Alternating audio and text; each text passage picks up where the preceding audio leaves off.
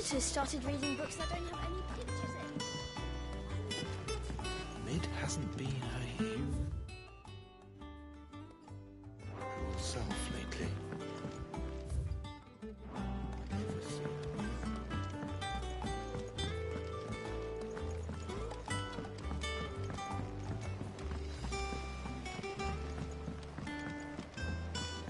I think Mid might need some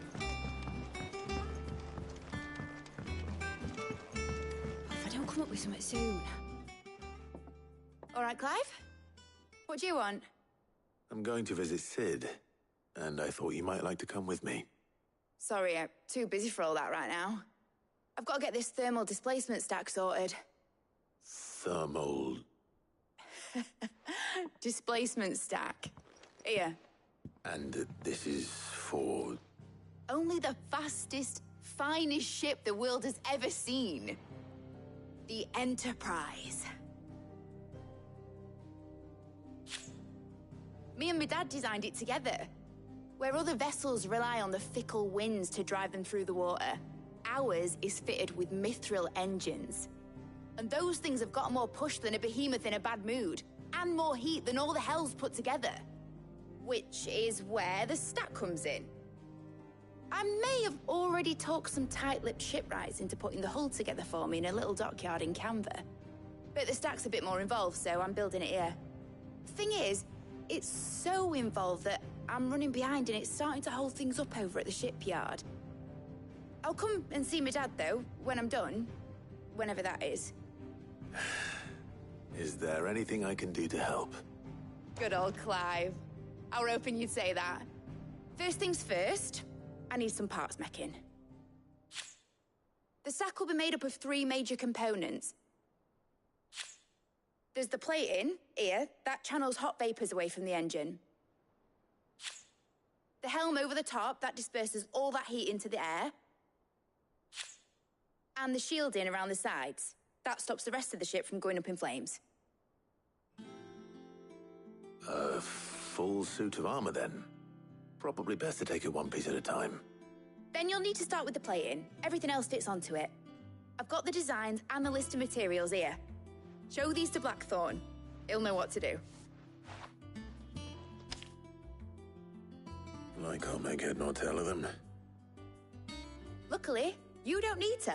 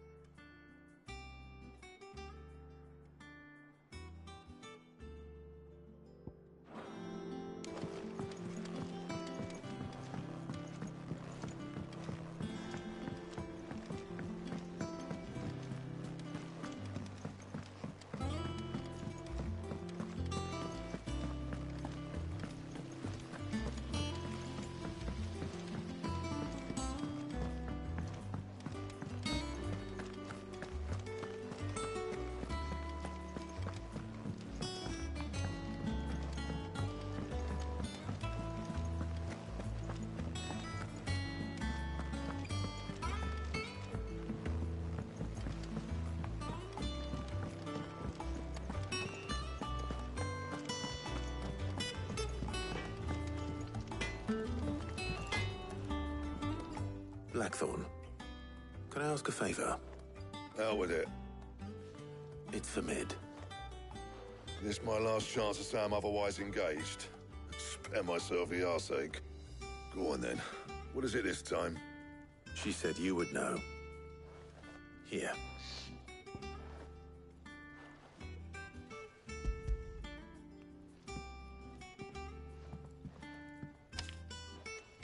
Krieger's teats. Well, I don't know what the hell you'd want this for, but I can make it. Won't be easy, though. And I'll need help. Get Gavin in here, will you? All right.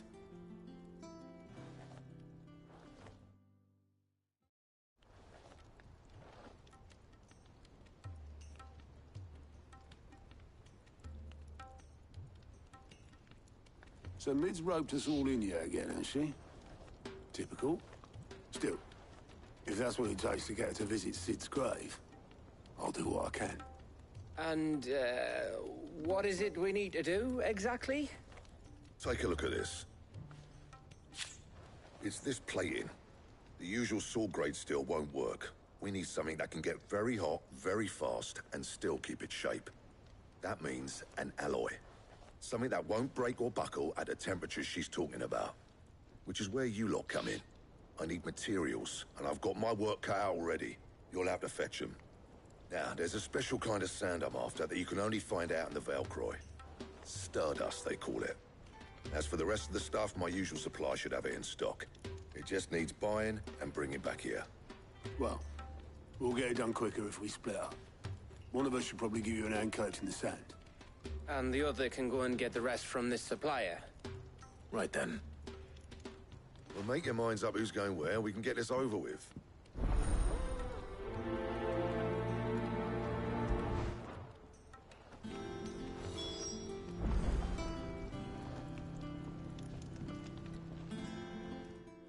You going after the Stardust then, are you?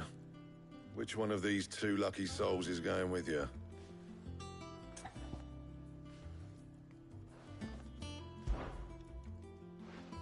Gav, you're with me. All right, then.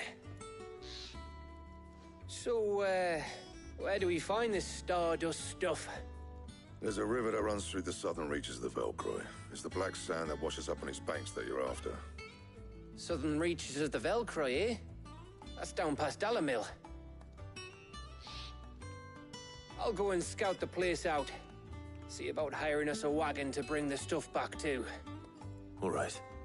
I'll meet you by the river. While you're off having a paddle, I'll pick up the rest of the stuff from Blackthorn's supplier.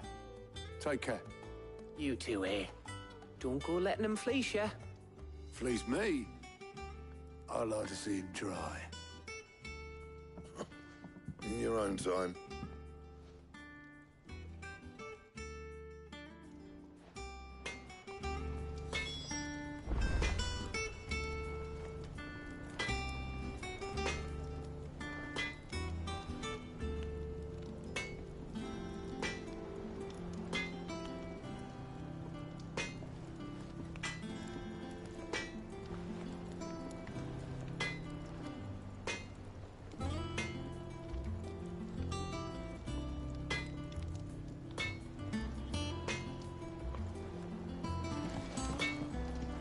Back, are ya? The river's down the south end of the Velcroy. Bring back as much Stardust as you can carry.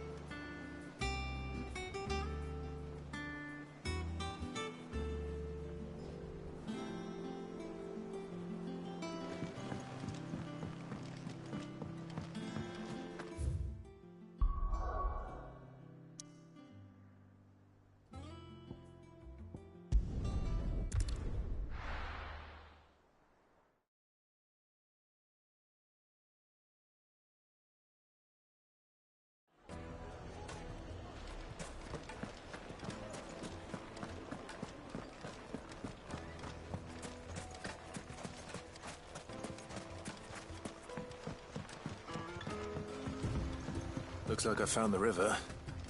Now, where's Gav?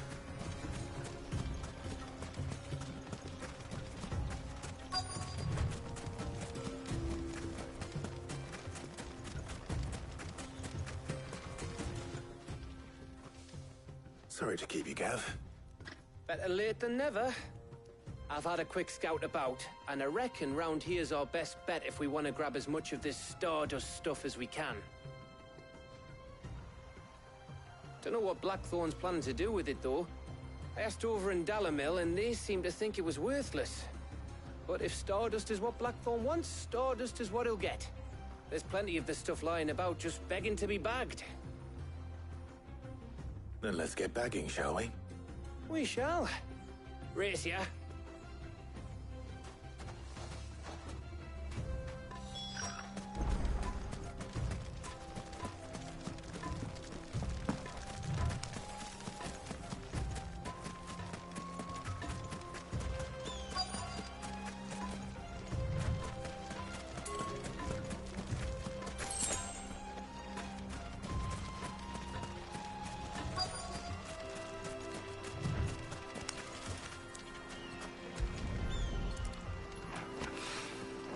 So this is Stardust.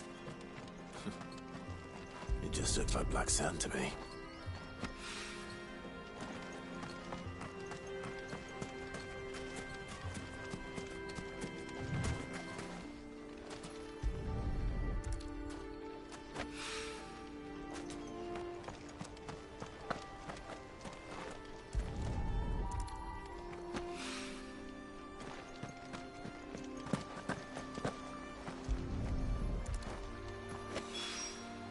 That should be enough for now. Let's see how Gav's getting on.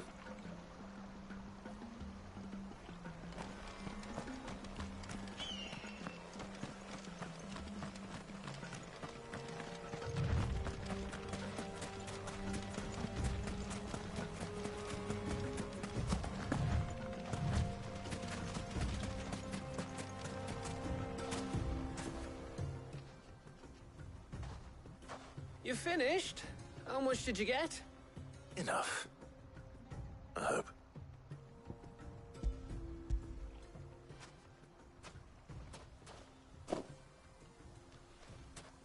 Oh, you win. That might even be enough for old Blackthorn. Hey, before we go, do you mind if we have a chat?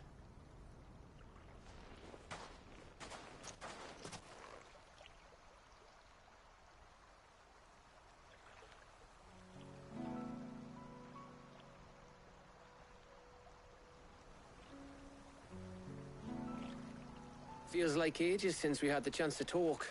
You know, man to man like. It does, doesn't it? Back when you first took Sid's name, we were talking all the time. Working out what to do in that. There was a lot to work out. And there still is. Those shoulders of yours starting to feel the strain. Hardly ever see you around the hideaway nowadays. Always on some errand or other. You can take a day off, you know. Says the man who spends most of his time behind enemy lines. Only 'cause you keep sending me there. I know I can count on you, Gav. Likewise.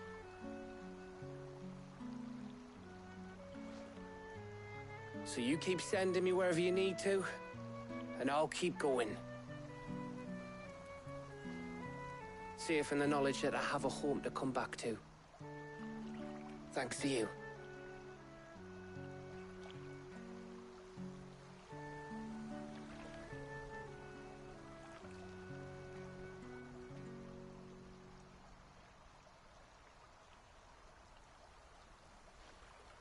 Right.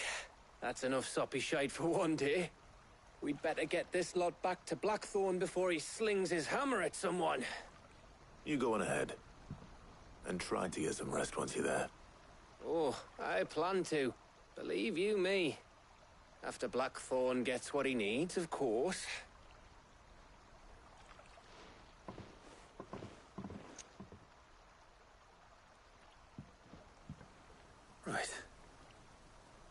to go home, boy?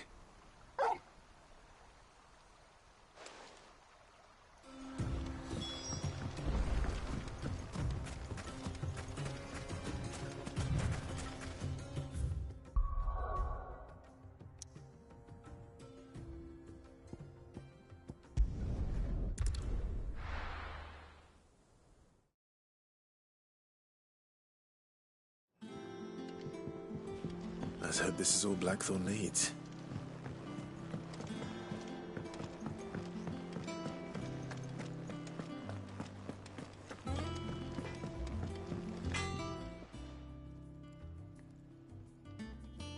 Blackthorn, got everything you need? Yeah. Yeah, I do. Cheers for the Stardust. Should be enough to be getting on with. We should go out on maneuvers together more often. You know, it beats sneaking around on your Todd all the time. I'll make a start on putting this thermal plating together then. It'll take some time, mind. So if you've got other things to be getting on with, I could do without you breathing down my neck. Thank you, Blackthorn. I'll let Mid know construction's underway.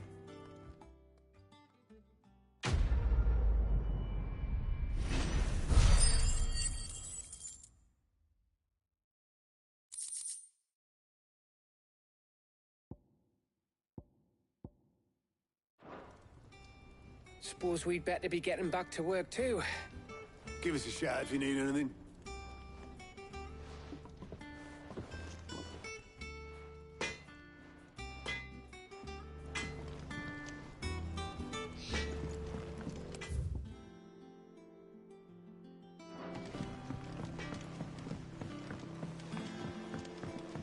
I went up to give some greens to the chocolate.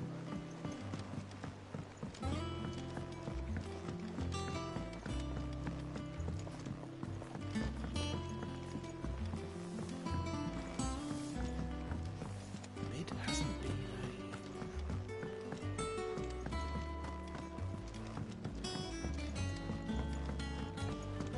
Editors started reading books that don't have any pictures in.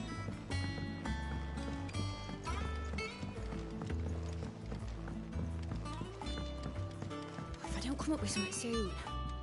You'll be pleased to hear that Blackthorn started work on the plating. Excellent. 1 down, 2 to go. So, what's next? The helm, of course. For this, we'll be repurposing fallen scrap. Salvage from the ruins? I thought that material was all but impossible to work. Ah, but we don't have to. I'm sorry. Just so happens there's one particular ruin that's broken into exactly the right shape and size pieces for what we need. What's the name back there? I'll give you all the details. What's her name? Right.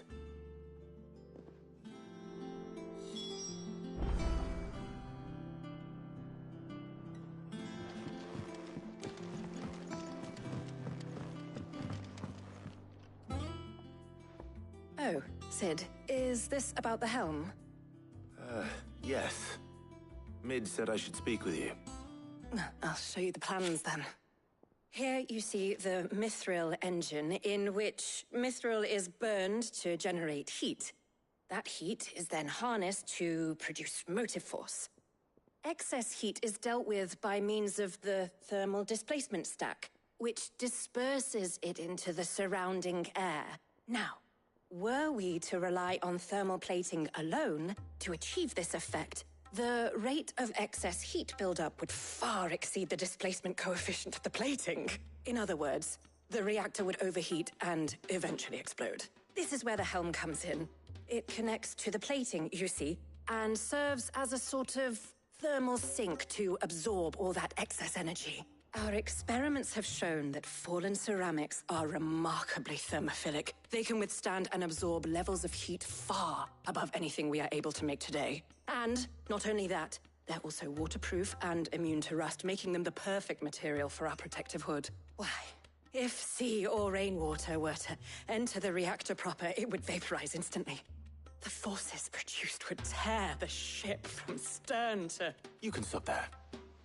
I understand. Mid said we might be able to use parts of a fallen ruin. Where would I find it? Ah, yes. It's in Lorbert's Pass, near Lostwing. The thing is, well, I probably should have arranged to have the pieces we need brought here sooner. You see, a certain unwanted visitor has taken up residence there. It's no longer a matter of just walking in and taking them. It's, going to be considerably more dangerous than that. I see. Then I suppose I'd better deal with this unwanted visitor for you. Would that help? Oh, very much. Thank you, Sid. I'll gather my team and head there right away. We'll meet you outside the ruins.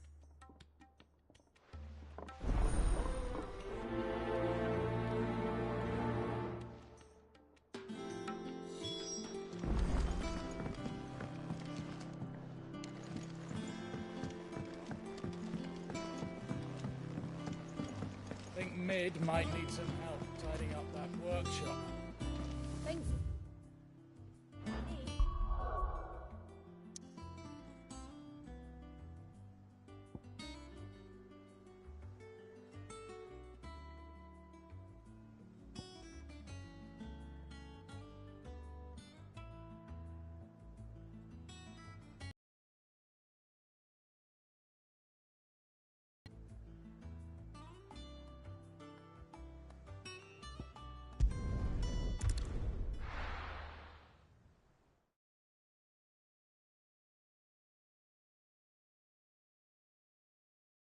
I'll be taking you all to a storehouse in the Bales.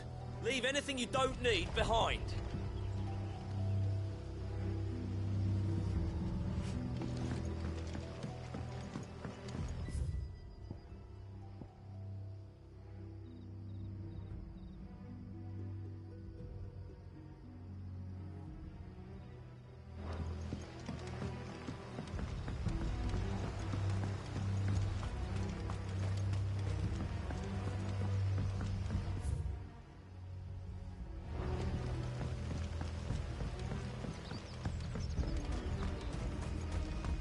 If you're ready, we leave at once.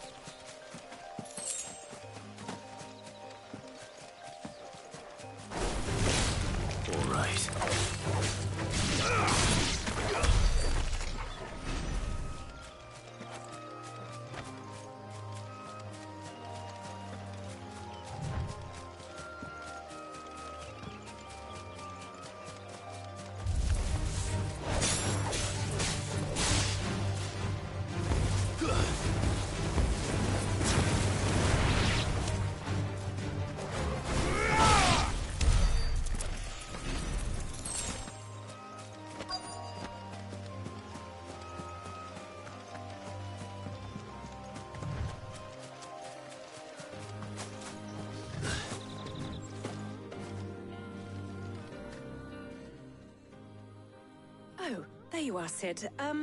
Thanks so much for coming. The, ruins are just over there, as is the creature I told you about, I'd imagine. Would you mind? Of course. I'll be right back.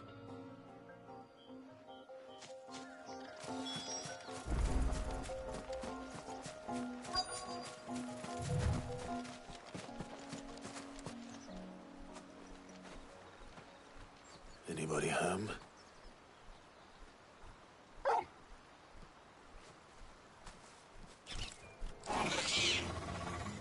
This must be our unwanted visitor. Time to go.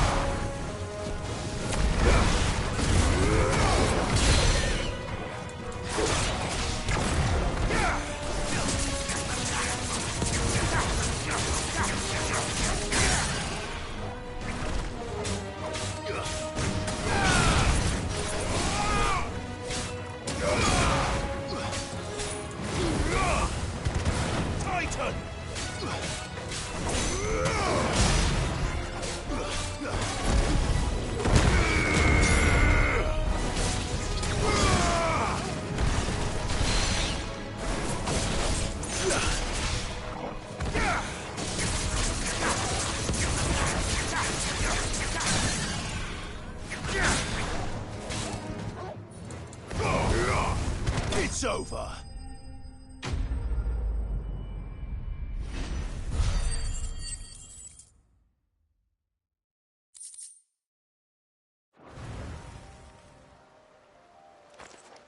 The things I do for you, Mid.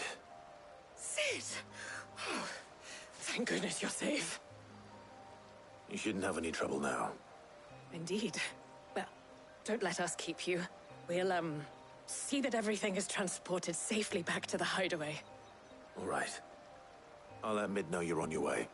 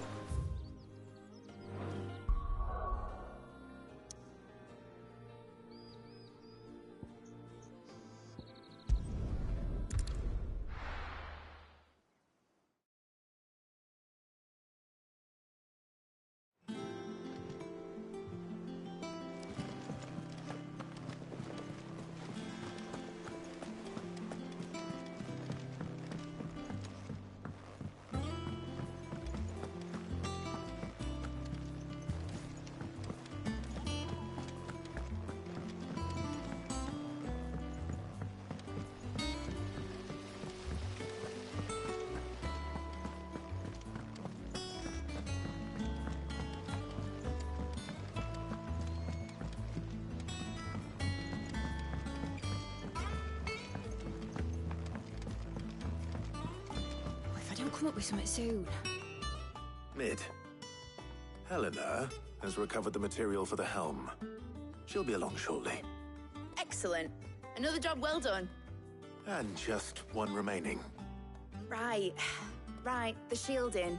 This one's a bit of a bugger. How so? The plating's enough to stop the engines going pop, but those things will still be spitting out enough fire to set the rest of the ship ablaze. Which is why you need proper shielding. A prison for the dragon's breath that's blazing away inside.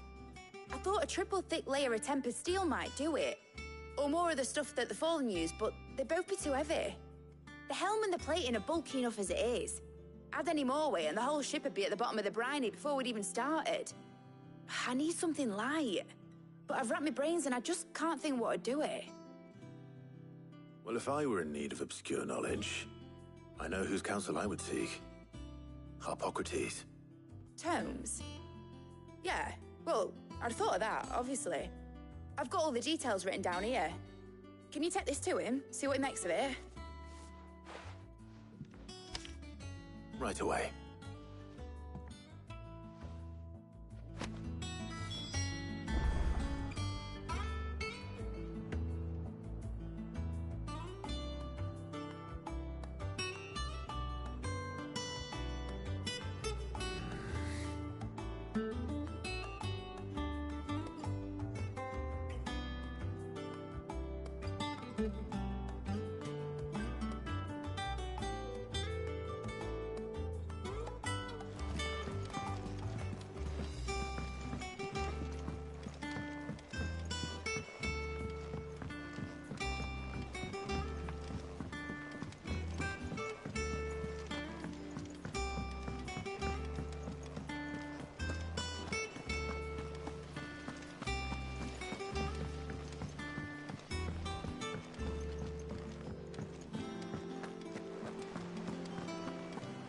We're seeing troops amassing at every border.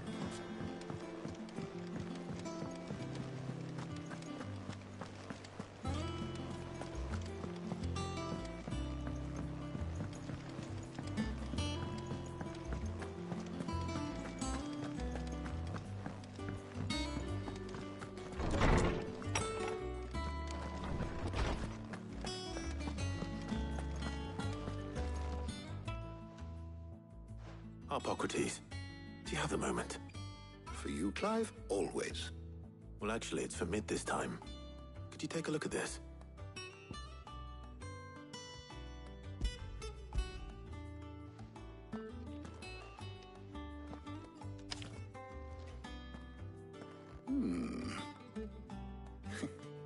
Shielding for a mithril engine. Whatever will that girl think of next? And what are these notes around the edges? She has some specific requirements for the materials. The shielding needs to be able to resist extreme heat on the inside, and yet remain cool enough on the outside not to set the ship alight, while also being light enough not to sink it. As you can imagine, she's struggling to find anything that meets her needs. I see. I wondered if you might know of a solution, or if you might be able to search the records for one. Perhaps it is not a different material she requires, but a different approach. What do you mean? Consider the lake we have made our home. Its blighted waters eat away far more quickly than fresh water or even brine, at timber and steel alike. And yet, we have made a home here from those very materials nonetheless. We have. But Bardolph must varnish every board twice over to keep it from rotting. And Obelus complains that without a constant supply of pitch. I see. Early Gregorian histories speak of a preparation known as moon dew. It is said to be able to resist even the most ferocious flames. Before the dragoons tamed the worms and wyverns of the realm, nobles would daub their castle walls with it in order to guard against dragon fire. So if we could recreate it... It might be applied to some material or other in order to provide the protection it requires. As to how best to apply it and to what material, perhaps Bardolph and Obelus might be of assistance. I shall speak to them and see what wisdom they might have to offer. If you would be so kind as to procure the necessary ingredients, I shall discuss the specifics of how it might be most effectively put to use with our two friends. The knowledge of the past may yet prove useful to we of the modern era. Thank you, Hippocrates. And since you're asking others to help you, perhaps I should too.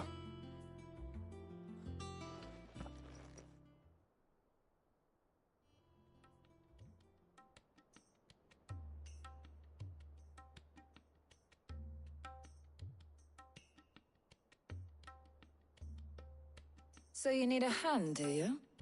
We do. I'll be heading to market for the ingredients we need. I could do with some help. And some company, too. The other can assist me in researching how best to prepare the shielding itself. Can we count on your aid? Always. Well, if Jill's game. Thank you. I am sure either of these fine young minds would prove indispensable in my research. I leave the decision as to who will go with whom in your capable hands, Clive.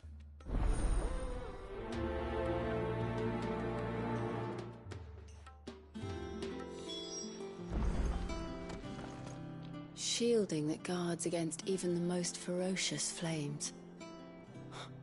We could have done with some of that on Drustinus.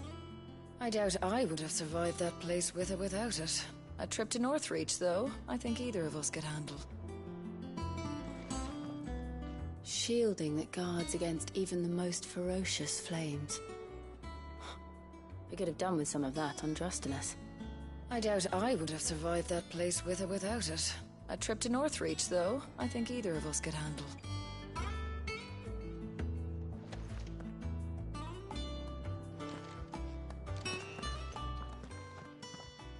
So, Clive, have you made your decision?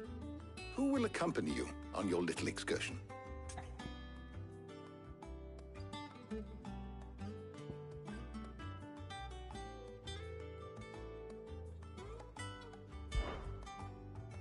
All right. So, what are we fetching? I have taken the liberty of preparing a list. Here. Garlic. Conch shells. Are you sure this is the right list? Looks like the ingredients for someone's supper. Though these items may seem mundane, They have potent effects that are rarely exploited, effects for which they were once highly prized. So much so, in fact, that they were harvested almost to extinction, hence moon dews having fallen from favor. Now, of course, they can be obtained with ease. You should be able to find everything you need at the market in Northreach. Well, isn't that convenient? I was hoping to be able to make a trip over that way sometime soon. Need to speak to an old acquaintance. I'll meet you there. All right. Stay safe. See you later, Clive. Good luck with your research.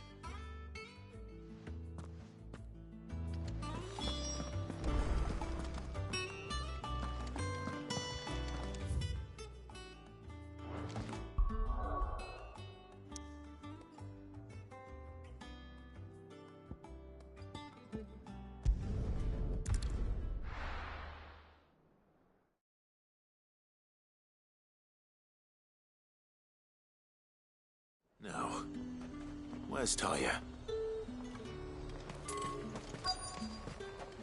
And what can I do for you?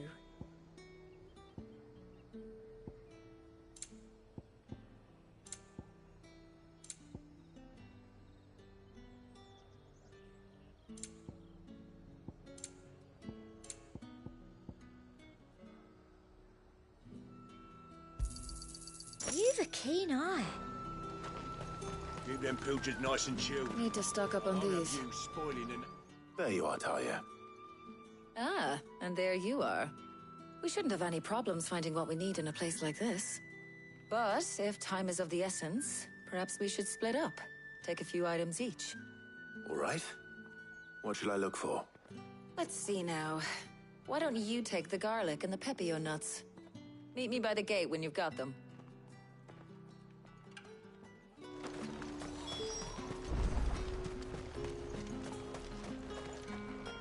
What do you want? If that's what you want. There's two.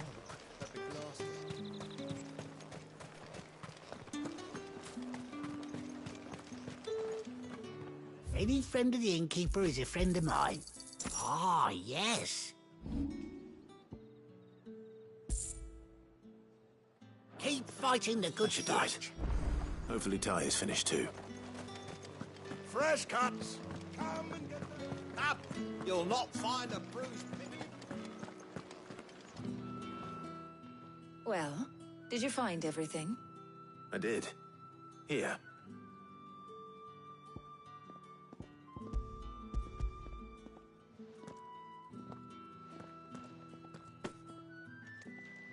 Garlic and pepio nuts. Job done. We should get this back to Tomes then. He'll be waiting.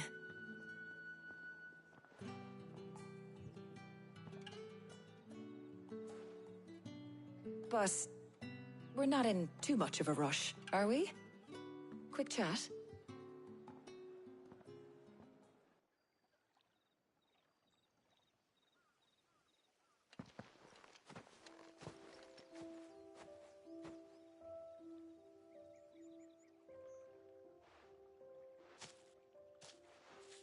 Do you know, I think this is the very first time we've been out on an errand together. I think you might be right. In all the years since you and that scowl of yours first appeared, you haven't invited me out once. For shame. Well, it seemed long overdue. And you did say you had some shopping to do. I was hoping to restock my supplies of herbs and liniment, yes. You and Jill alone burned through them like wildfire. No luck, though. My usual supplier's not here, and I refuse to pay the prices these gougers charge. I'll ask Karen when we get back. What is it? Oh, just memories. I came here with Sid once, shopping for supplies, just like today. And just like today, I came away empty-handed. Sid even said he'd speak to Karen for me when we got back. Has it really been 5 years? I remember it as if it was yesterday. Hold on. Does that mean it's been 5 years since we met? Feels a lot longer. It does. In a good way, of course. Thank you, Tyre. For what? For everything. I just want you to know that all you've done for us, all you still do, it's appreciated. Do you think I'd stick around if I thought it wasn't? But in the spirit of sharing and caring, you're appreciated too, by all of us.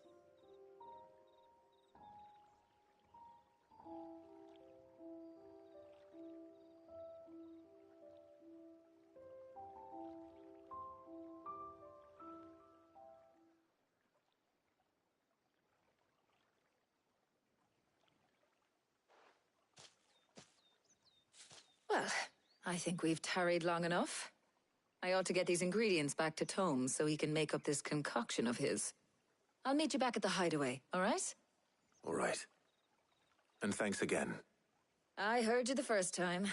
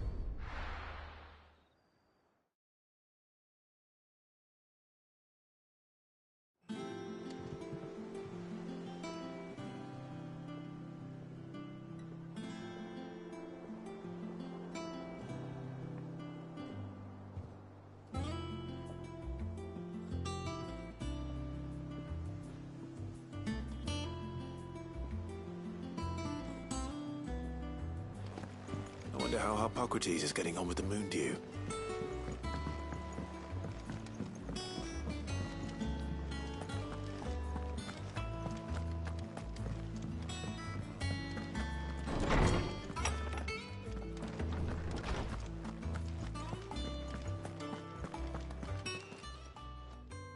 How's work on the shielding progressing, Hippocrates?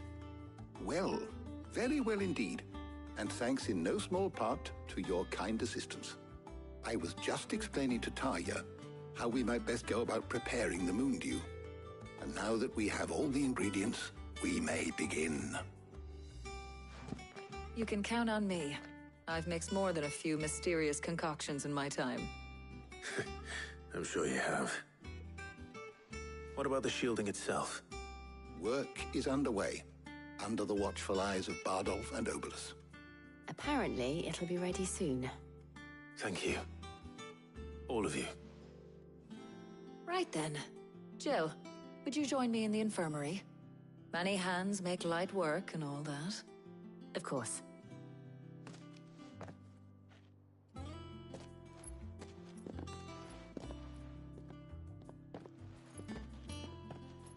Oh, and Clive. It was good to talk. We should do it again sometime. It appears our work here is almost at an end. A shame. I was enjoying playing the man of action for once. When both the shielding and the moon dew are ready, it will merely be a matter of applying the one to the other. Followed by a rigorous process of testing and retesting, of course. Perhaps someone ought to warn young Mid of that. Leave it to me. Thank you, Hippocrates.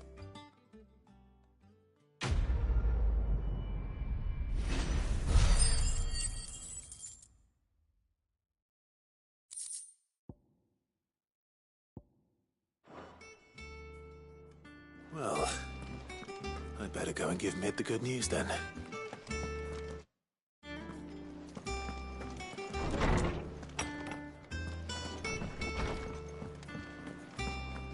Thanks to Sid.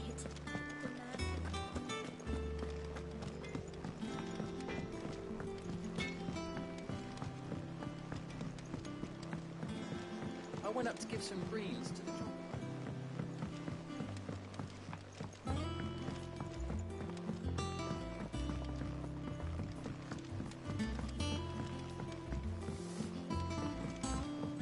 Mid hasn't been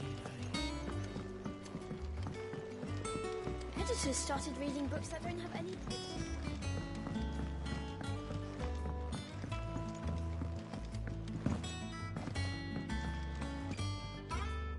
Sorry to keep you waiting, Mid. But you'll be pleased to know that work on the shielding is underway. You found something for it?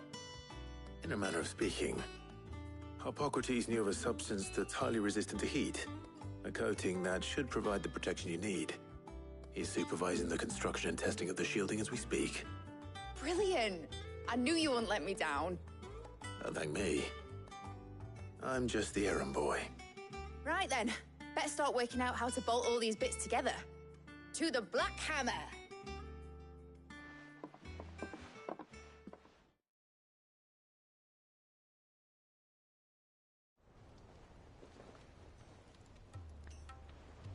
You know, when I got into the smithing game, I thought I'd be making swords and shields, not thermal bleeding didgeridoo-dahs. Displacement stacks. Same difference. Whatever you call it, I ain't putting it together in here. It's cramped enough as it is. Let's take this outside. Mid, you get all the parts lined up on the deck.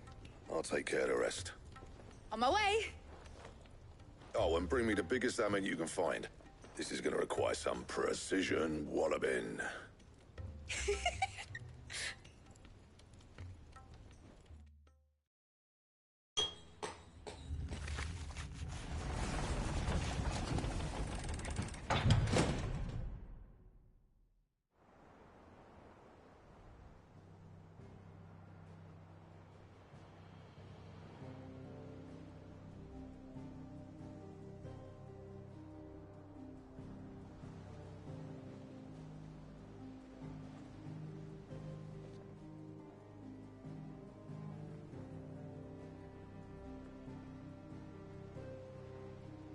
It's finished! It's finally finished! Thank fuck for that. I'll be feeling my hammer arm for weeks. Thank you, Clive, Blackthorn, everyone. That's one down and just 3 more to go. I'm sorry. Oh, didn't I tell you? The Enterprise has 4 mithril engines, and we'll be needing a displacement stack for each. You don't mean... Don't worry. Now they've got a finished one to work off, my gang in Canva can build the rest. Good luck to them, I say. Right, I'm off to get a sling for this elbow. Any other work comes in, keep it to yourselves, eh?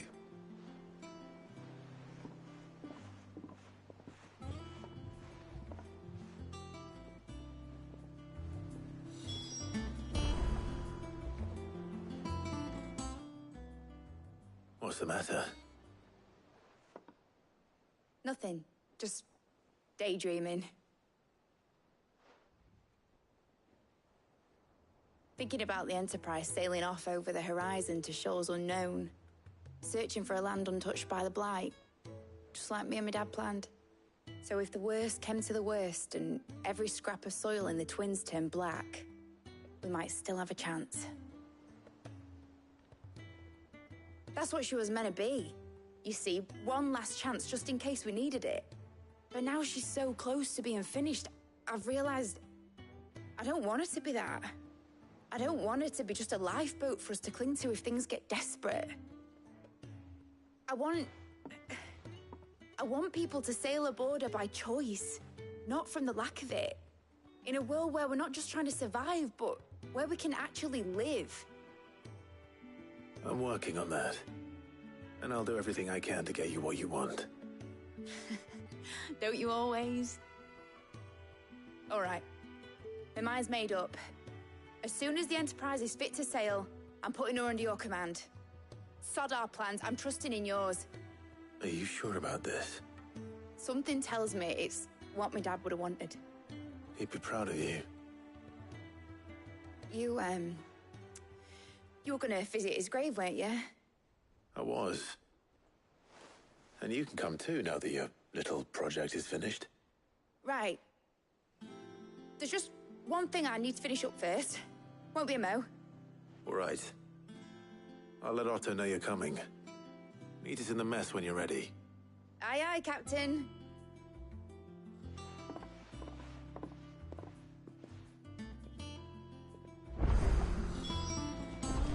Mid told me she was building a ship.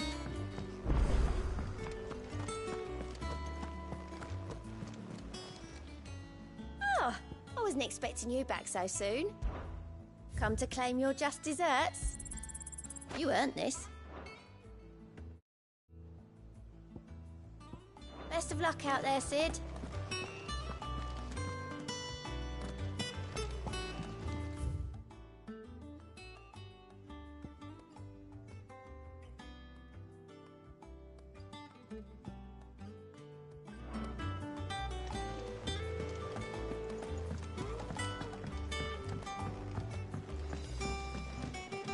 Is that the thing Toes helped?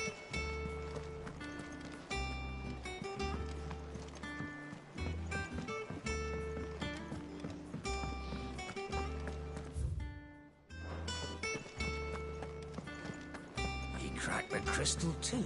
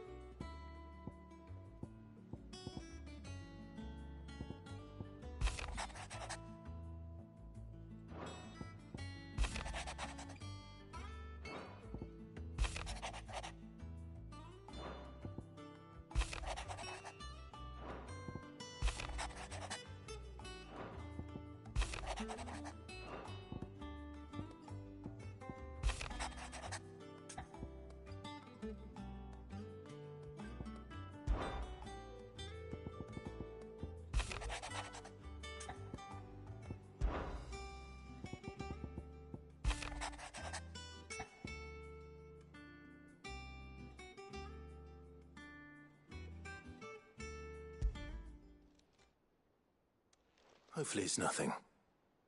But I should speak to Blackthorn just in case.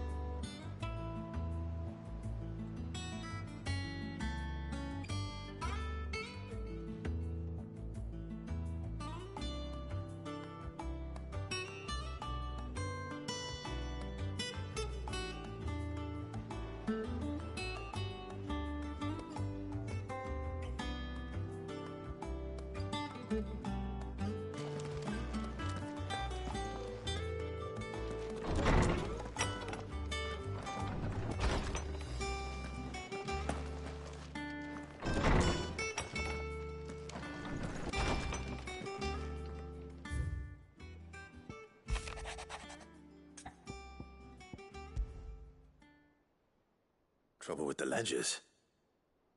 Shouldn't he be asking Otto for help?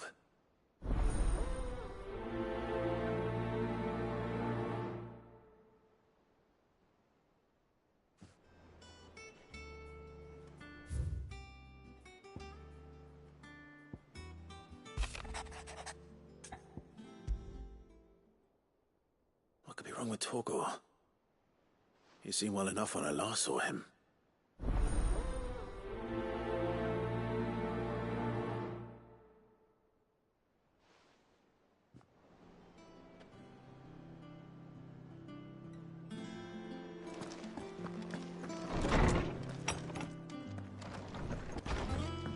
He cracked the crystal too. I got your note. You think something's wrong with Torgor? So you can read. Congratulations. But I didn't say I were wrong with him. I said something weren't right. He's not been eating me treats. He used to love cracking the bones from Molly's boiled brown, but now he won't so much as look at 'em. Didn't like him. Which is why I'm of a mind that his mind's on something else. You've not been working him too hard, have you? No harder than usual. Is that it, boy? Do you need a rest? What was it you said he was? A frost wolf? That's what the lawsman seems to think. Then maybe this all has something to do with whatever it is that's woken inside him. I suppose things have been different since Rosalith. Perhaps Hippocrates knows something. Instead of everything, you mean? Perhaps.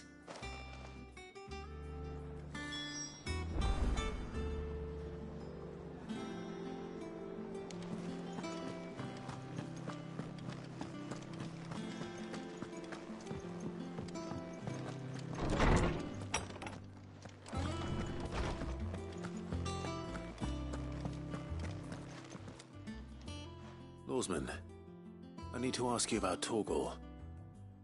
Something's not right with him. He isn't ill, is he? I don't think so.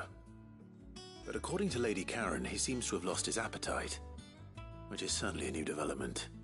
She says he's hardly been touching his bones of late, and she believes it may have something to do with what happened at Rosalith Castle. I rather think she might be right, though not about his appetite. All canids are instinctively inclined to crack open bones for the rich marrow that resides within, and I see no reason why a frost wolf should be any different. Accordingly, I suspect it is not a lack of appetite that afflicts Torgor, but a surfeit of it.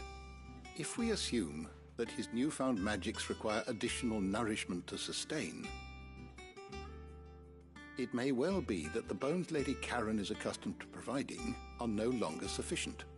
Frost wolves, after all, habitually prey upon far larger animals, whose bones may yield altogether different nutrients. As to where one might find a suitable substitute, some antelopes that graze the meadows of eastern Rosaria have been known to grow to a size more than double that of their lesser cousins. I don't recall ever seeing any that large. And little wonder. The oldest and largest such creatures rarely leave the safety of the highlands for fear of predators. The last elder antelope sighting I recall hearing about took place near Cressida, and that was long before the village was abandoned. Even so, it seems like a good place to start. Good hunting, Clive.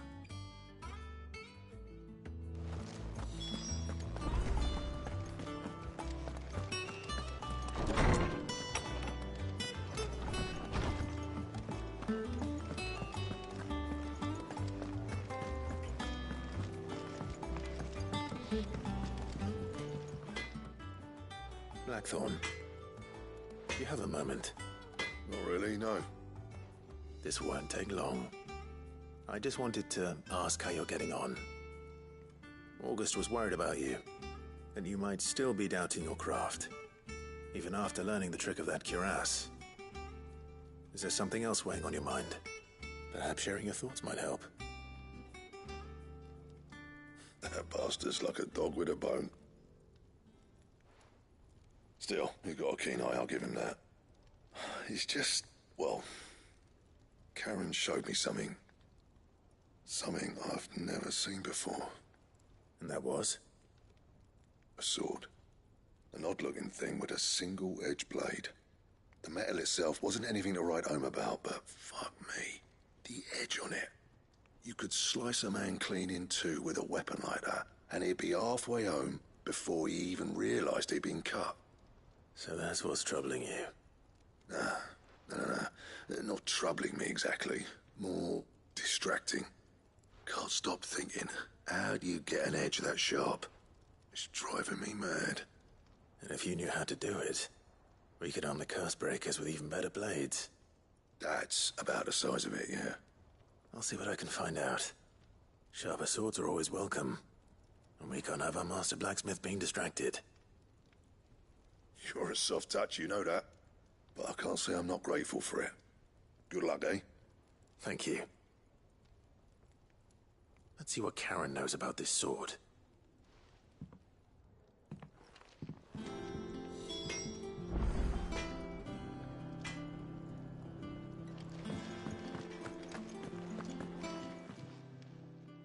You're looking well, Karen.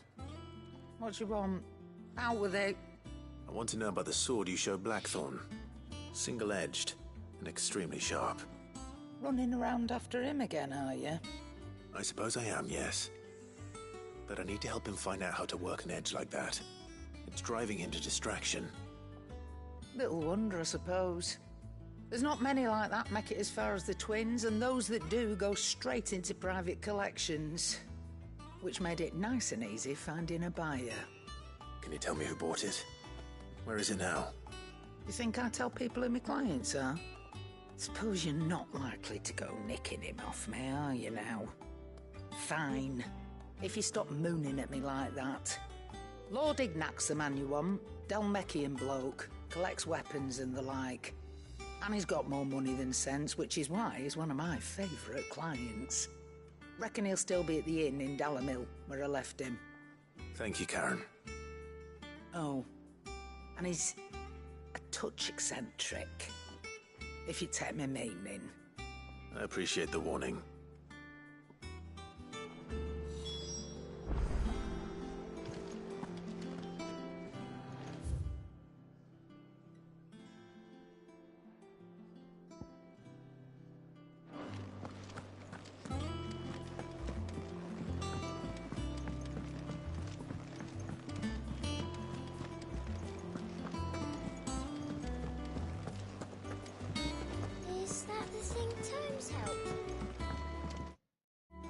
Mid told me she was building a ship.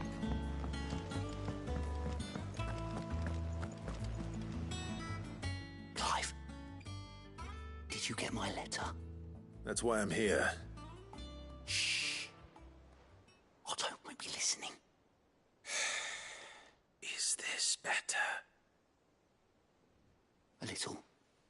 Listen, I've some bad news.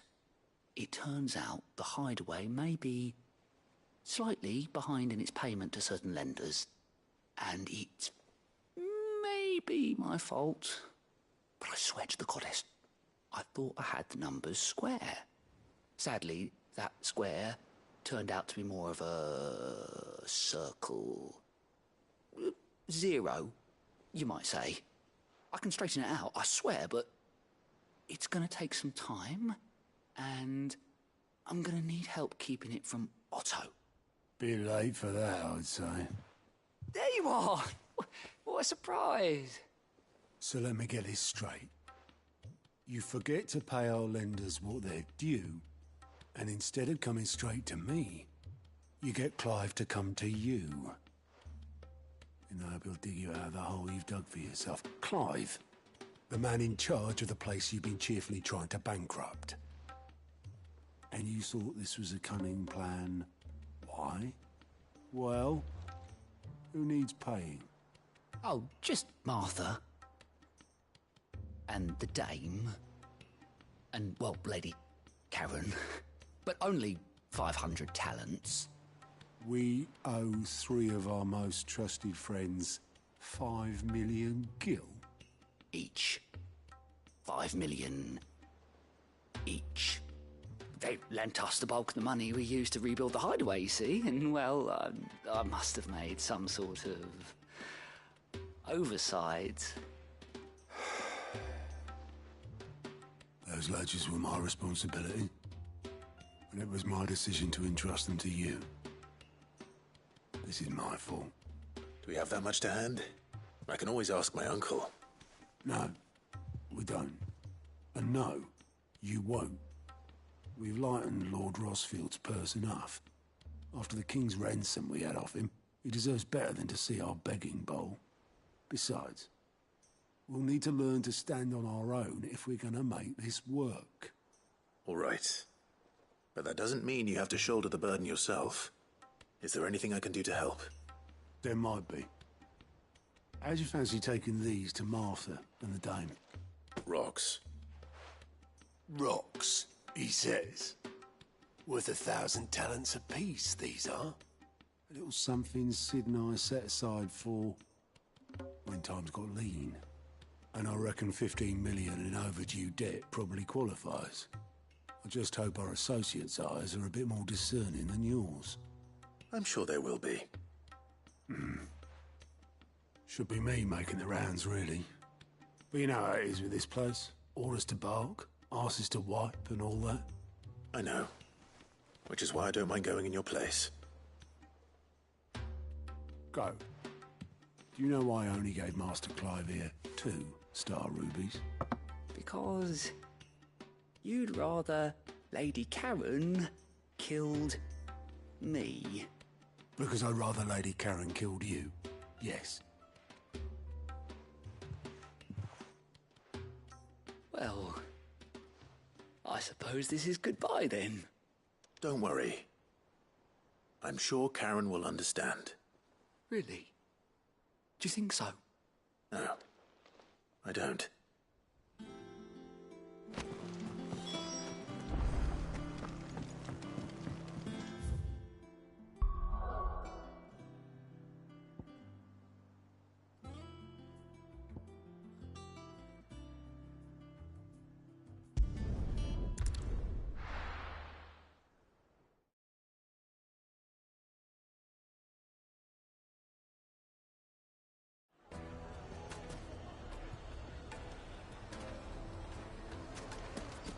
People take notice of wealthy men.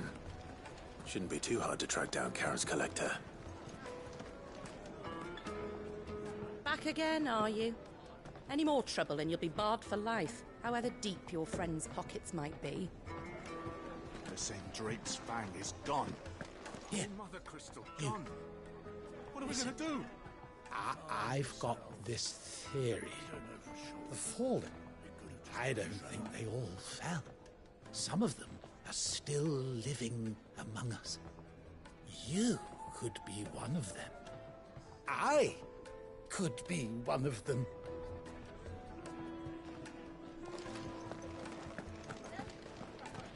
Welcome. If you're hoping for a bed, I'm afraid you'll have to look elsewhere. One of our wealthier patrons has purchased the use of every room, hoping to keep out the riffraff, as he puts it.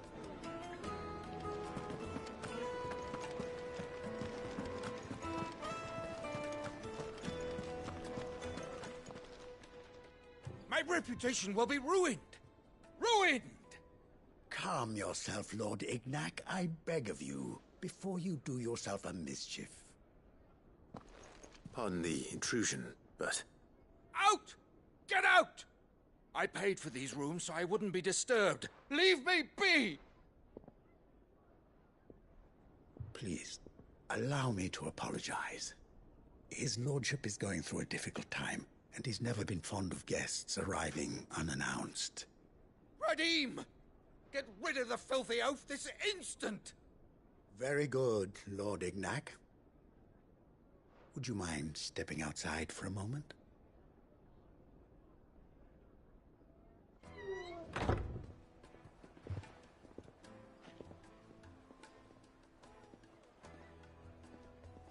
I'm sorry if I've caused you any trouble.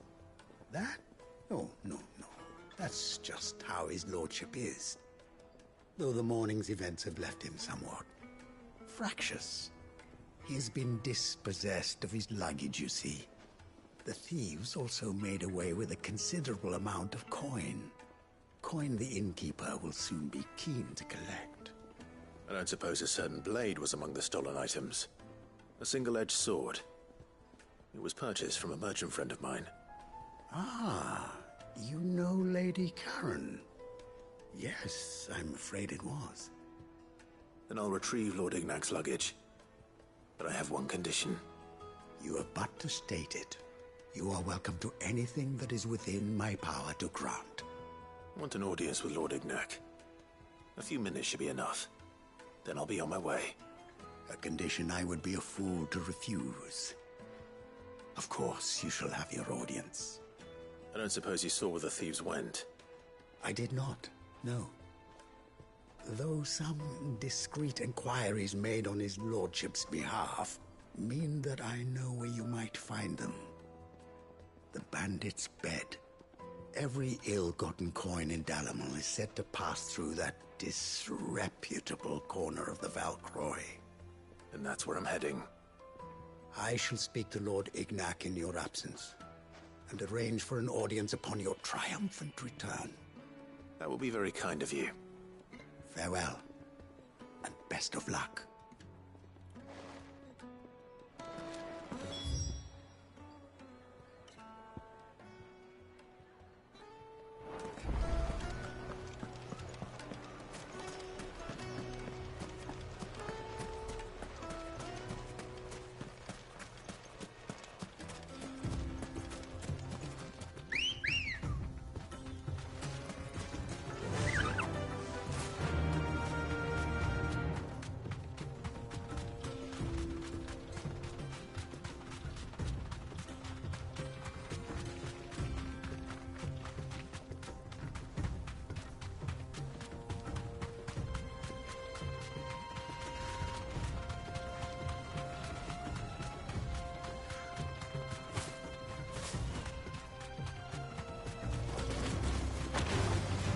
Right.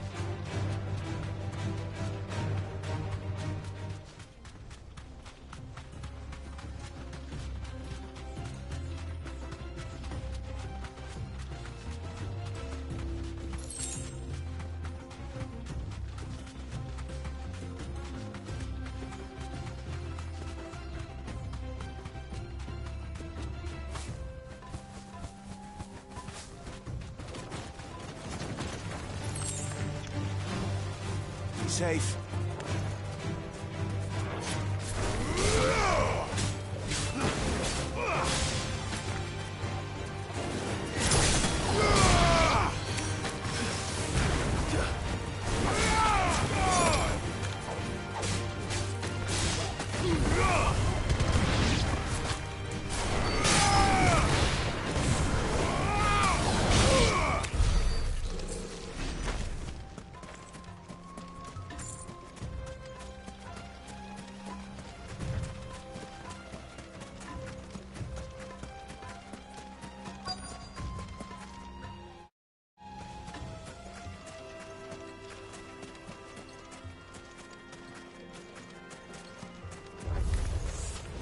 Got company!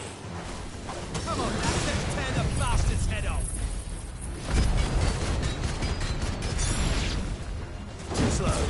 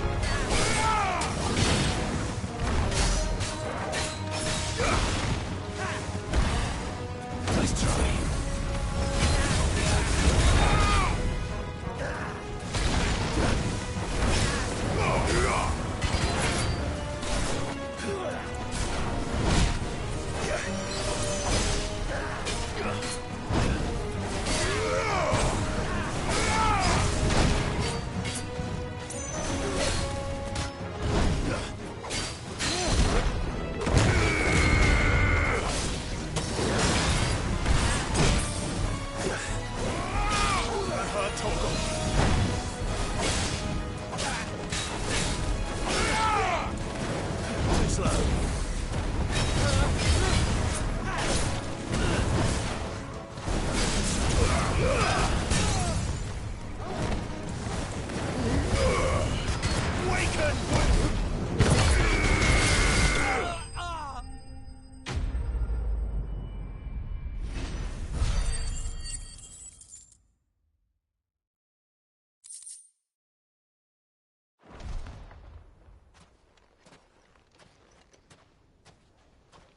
This must be Ignac's luggage. Nothing seems to be damaged. All right. Let's get it back to Dalamil.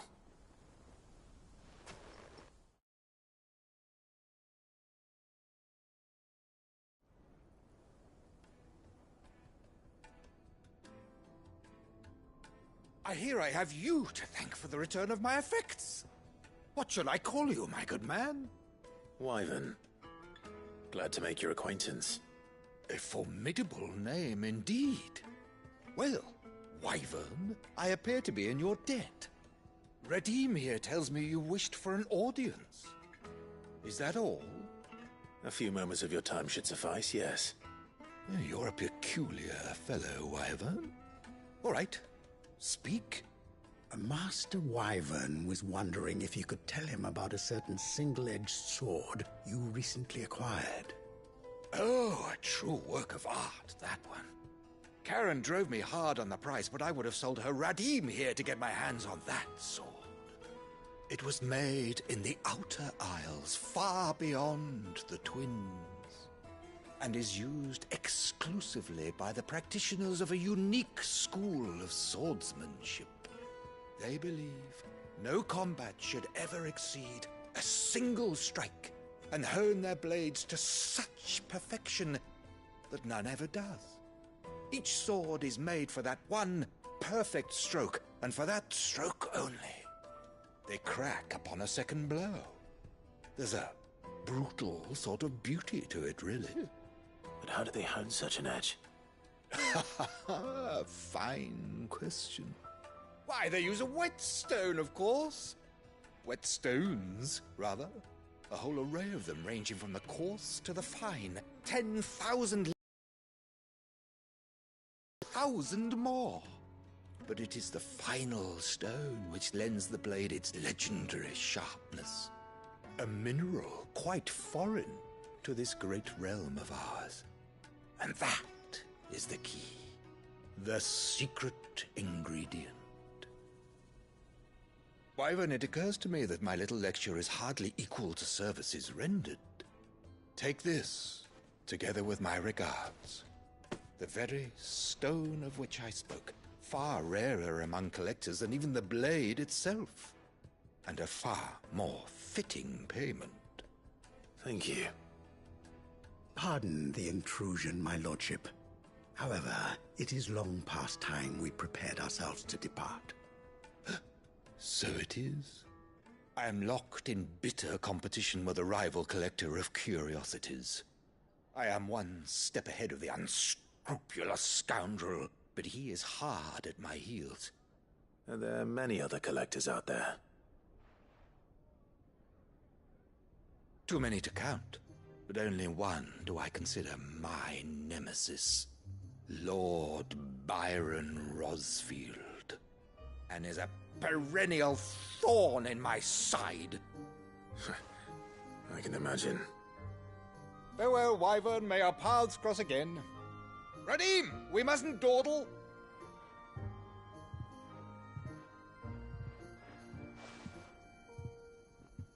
I think his lordship is rather taken with you, Master Wyvern. Thank you again for your assistance. Coming, my lordship. I'll be right there.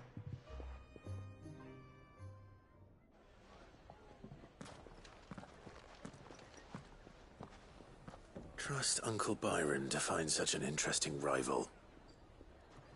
Now, let's see what Blackthorn makes of this whetstone, shall we?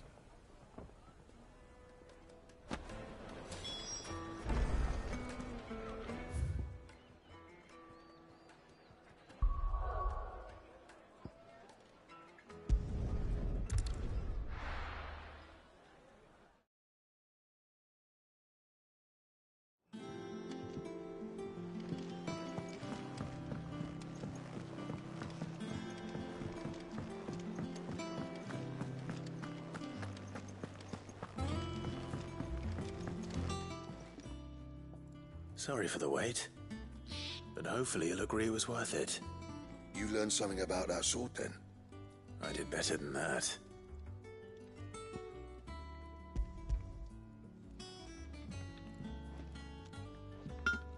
A whetstone?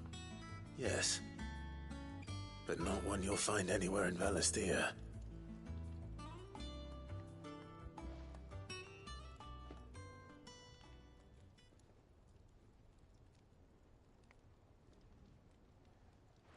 No wonder I couldn't get the same finish on the grinding wheel.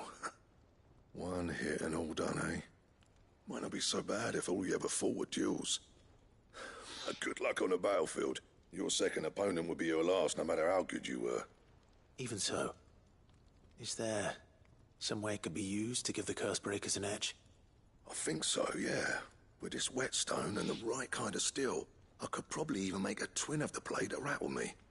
But there'd be no replacing this little rock once I worn it down to a sliver. I reckon we get a dozen swords from it, if that. Swords that the Curse Breakers wouldn't know how to wield properly, and that would see them through a single fire piece. Nah, no point trying to copy that thing. Be about as much use as a wax anvil. But finishing our blades with a whetstone this fine, now that's something to consider. And what's finer than fallen masonry, eh? Or more hard-wearing, for that matter. Just imagine it. Good Valisthean steel with an edge as sharp as any found in the Outer Isles. I won't make a copy, nah. I'll make something much better. I'm sure the Curse Breakers will be delighted. Just don't push yourself too hard. Don't you worry about me, sunshine. I've been working day and night since I was half your age, and I'll still be here when you're long gone. Hey, thanks, Clive. I mean it.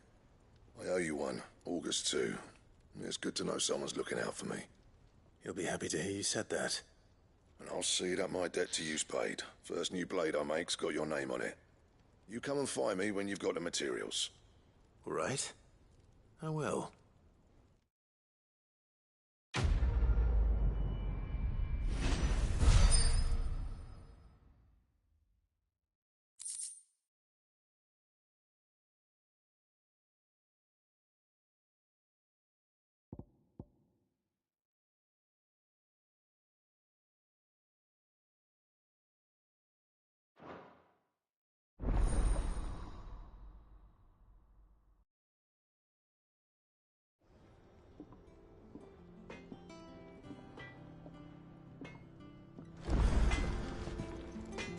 What do you need?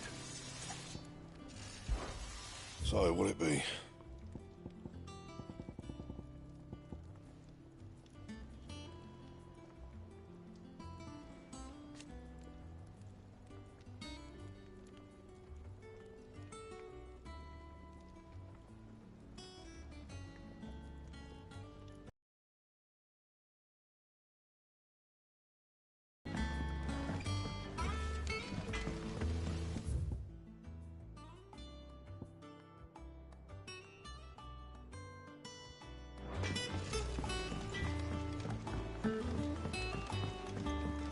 I went up to give some greens to the truck.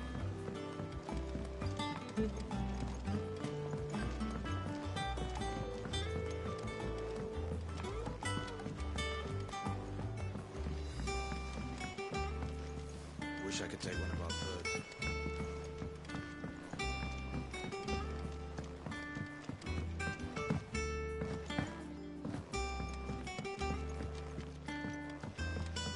Well, that's it then. Here, Sid. Reckon you might be just the man to help me out of a bit of bother, if you've a mind to. Let's hear it. Well, it's about this alembic the chief's got me making. Lovely bit of kit it is. Bung in a solution you want splitting, and it'll separate it out, just like that. Problem is, it won't always get rid of all the impurities. And with some of the stuff we need it for, that ain't good enough. Which is why I've been looking for something to filter the liquid we'll be cooking off. And that's where I was hoping you could help me out. I imagine Ty could get some use out of this alembic too. Distilling medicines and the like. All right. Why not? Proper job! So what exactly do you need for this filter? Nothing but bomb ash'll do, says the chief. Gave me a sample she'd obtained from the university stores. Couldn't believe my eyes. You pour the blackest blight water through it, and it comes out clear as a mountain stream. So, I did a bit of reading about where I might be able to get hold of some. And do you know what I found out? It's only the blimmin' bones of a bomb king. They leave them behind when they die, see? I take it that's where I come in.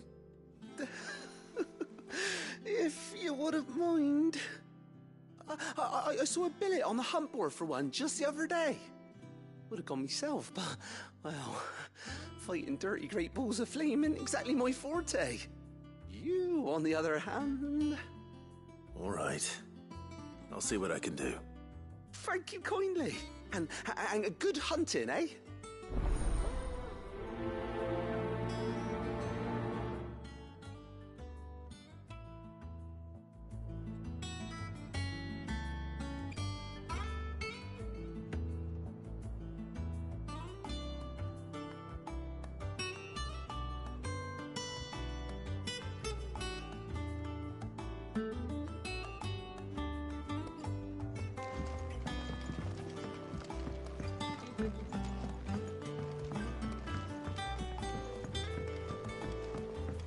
I think Mid might need some help.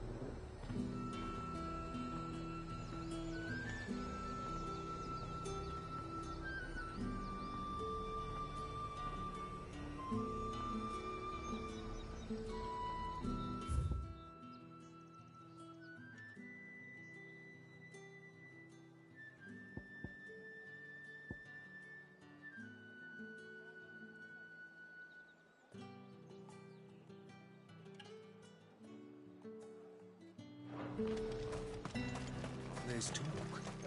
How the hell is anyone supposed to...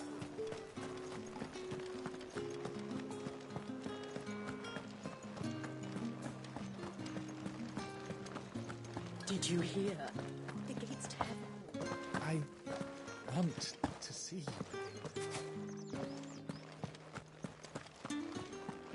What am I going to do without Sweetwater and Olive Talc? Milady, I come bearing gifts. Gifts? Whatever is the occasion.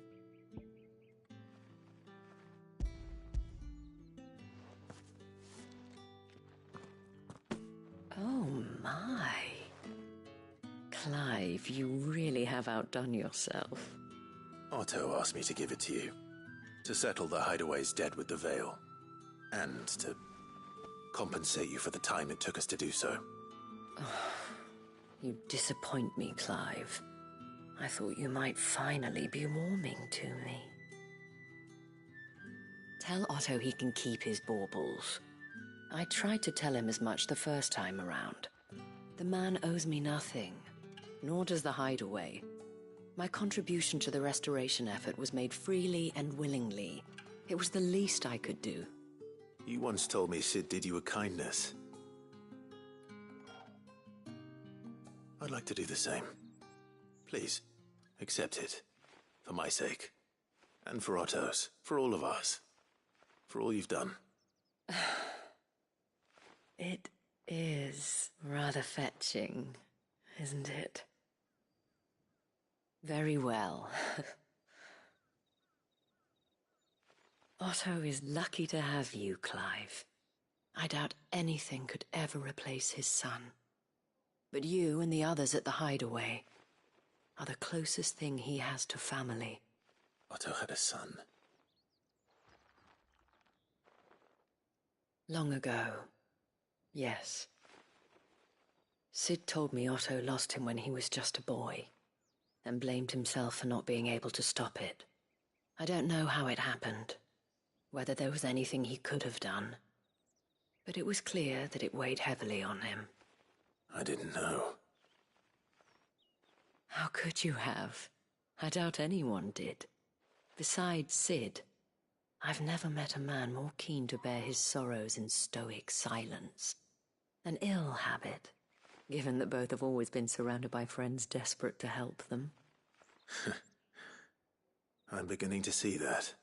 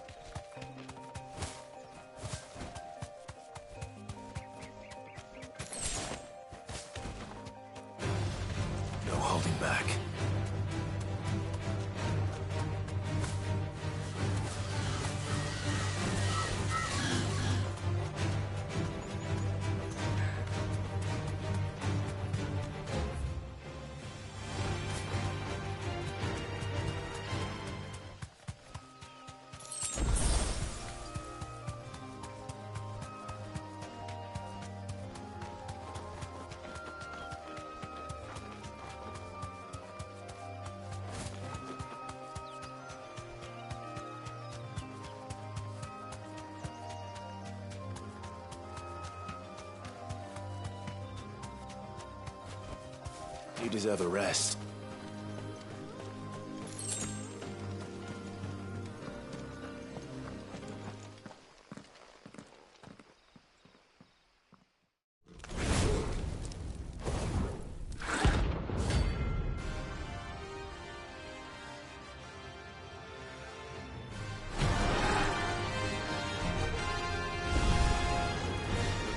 Here.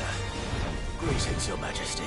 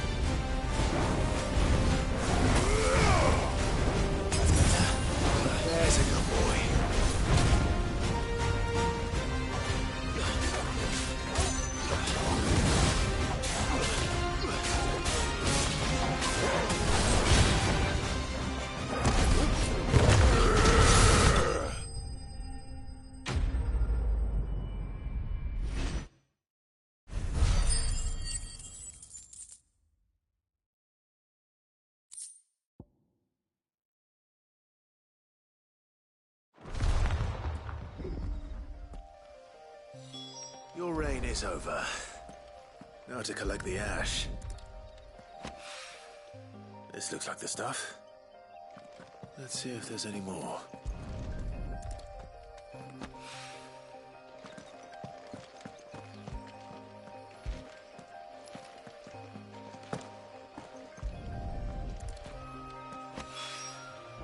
That should do it. If the wine needs more than this, he can fetch it himself.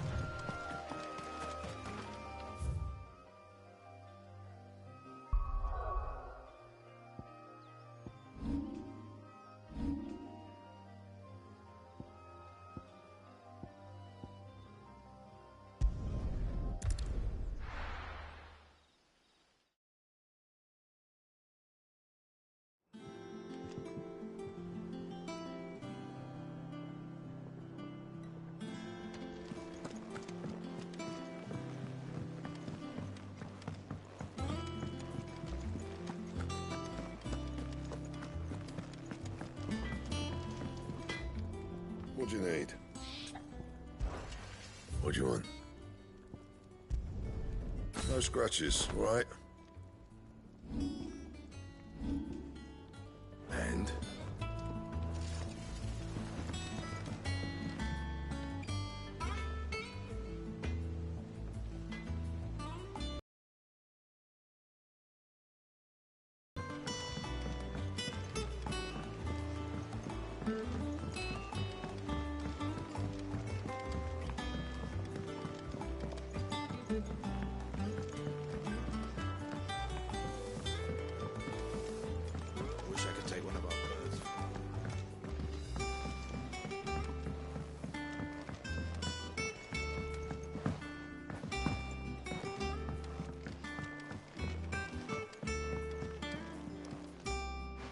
right there, Sid? How's that hunt for the bomb ash going? I have it here.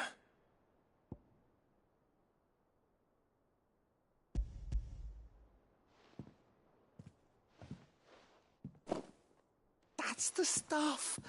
And plenty of it, too. Enough to keep the alembic bubbling away for a good old while. You're a gent, Sid. Let none say otherwise. Right then, let's get this contraption up and running.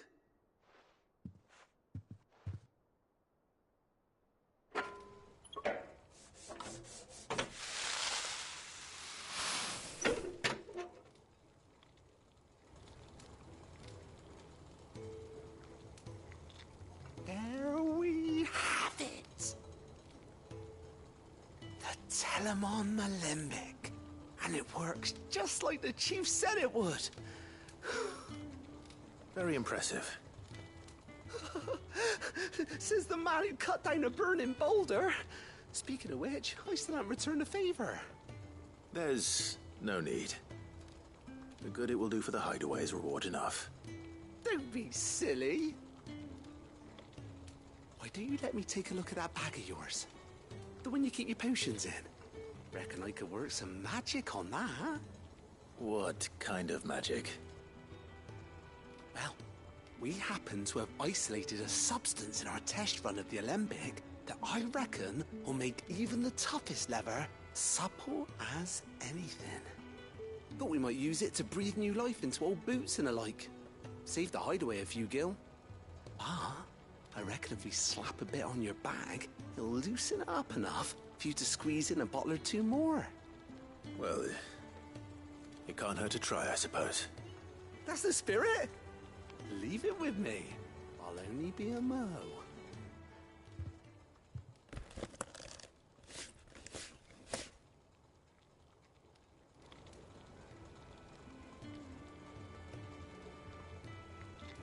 Well, what do you reckon? It certainly feels more flexible. Right? Told you. Thank you. I think. No. Thank you for supporting Mid and the rest of us in our endeavors.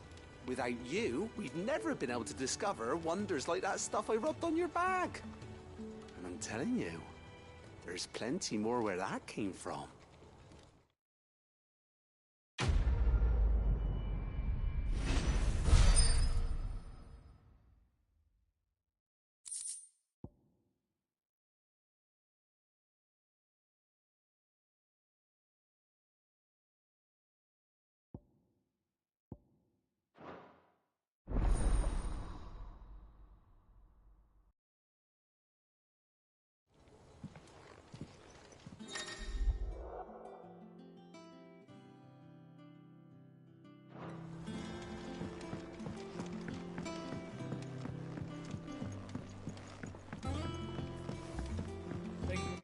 It might need some help tidying up that.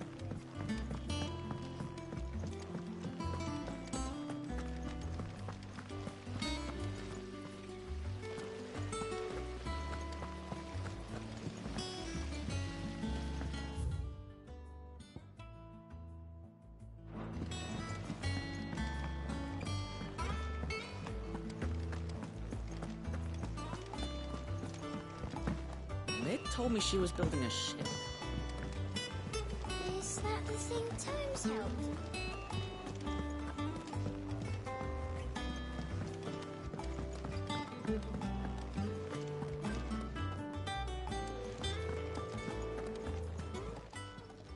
Is it business or pleasure? Coin purse weighing you down?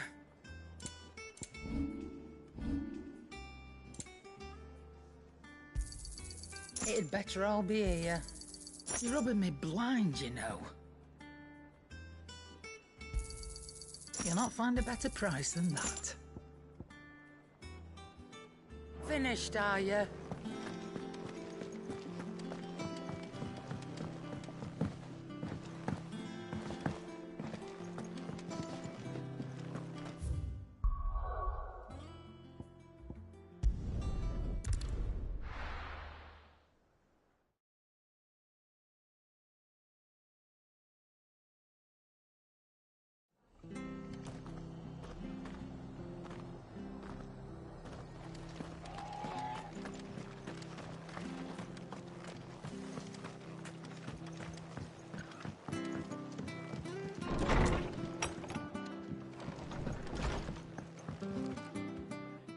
Clive, we weren't expecting you.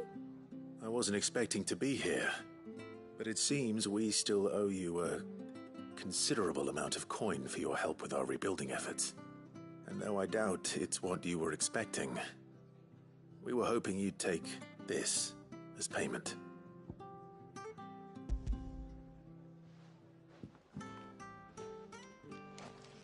A star ruby? I can't accept this. It's worth at least twice what you owe me. More if you can find yourself the right buyer. Think of the difference as interest. Interest?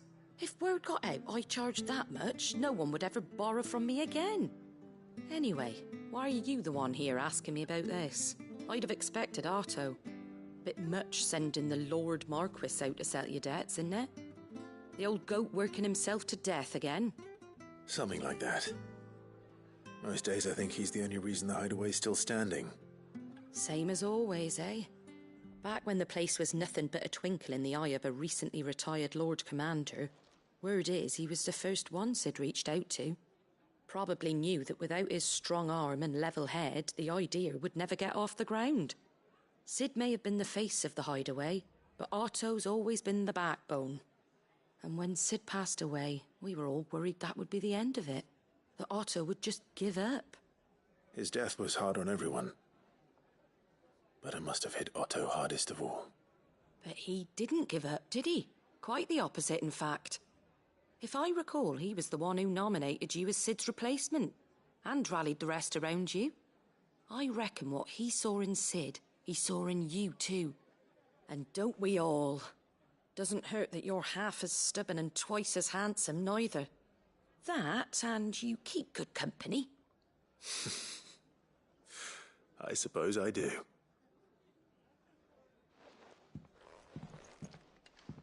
Goat will want to know the stones were delivered, if he's still with us.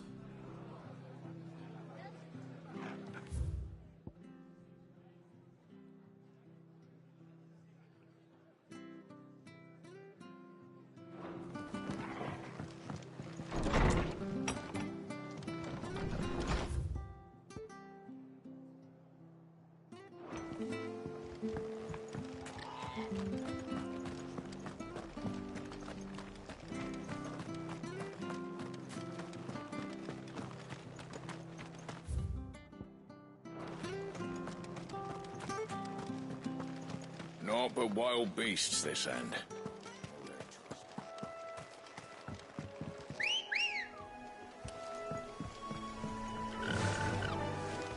Fly, Ambrosia.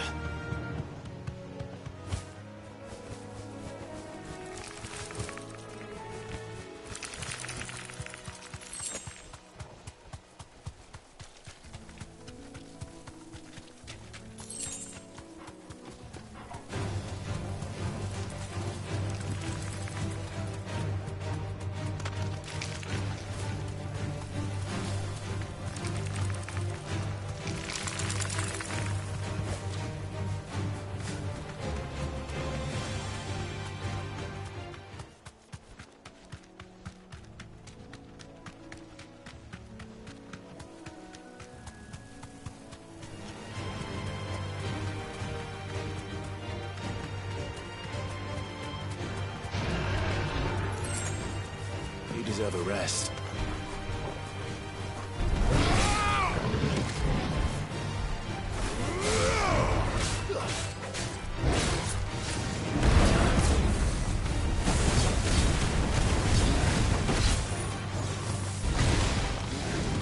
Nice try.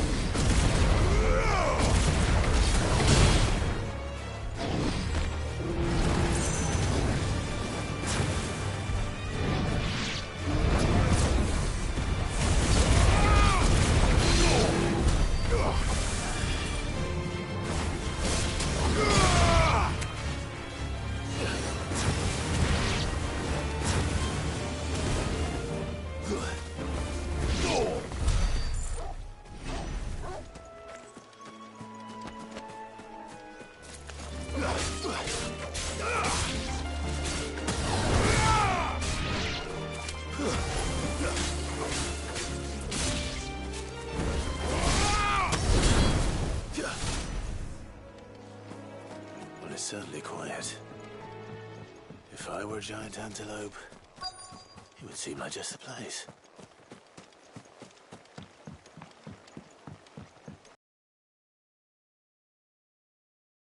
Bigger than that. You hungry, Torgal?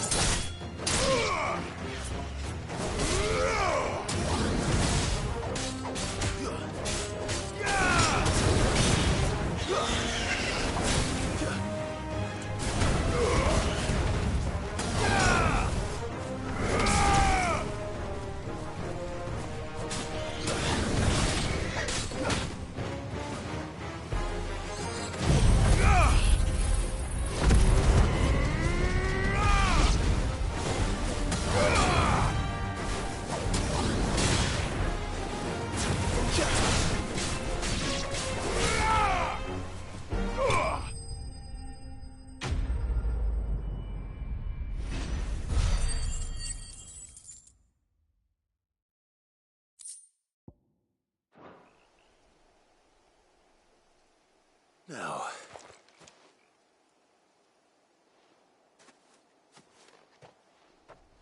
will it be enough, I wonder?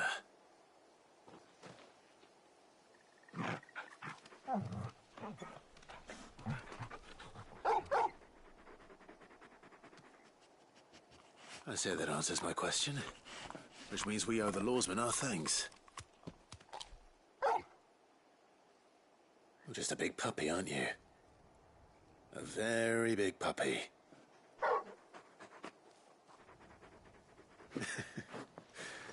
You do know you can take that with you, Torgal. Lady Karen will be relieved to hear you've got your appetite back. Come on, boy.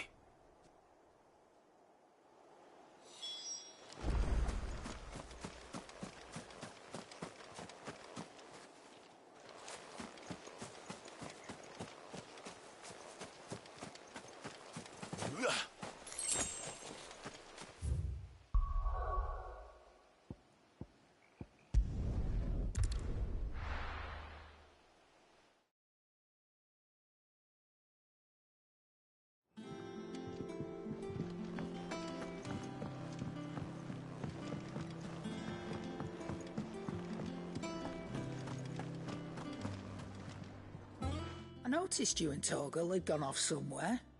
Take him for a walk, did you? You could say that.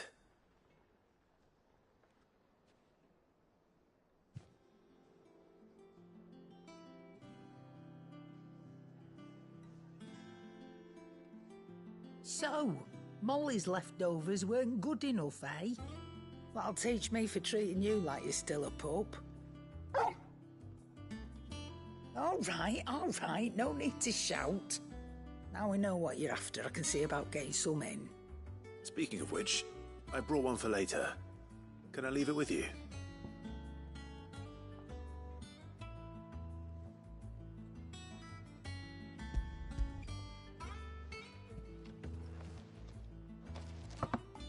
You can, eh? How nice like that. In return, you can thank Tomes for me. The bloody know-it-all. I was just on my way to see him.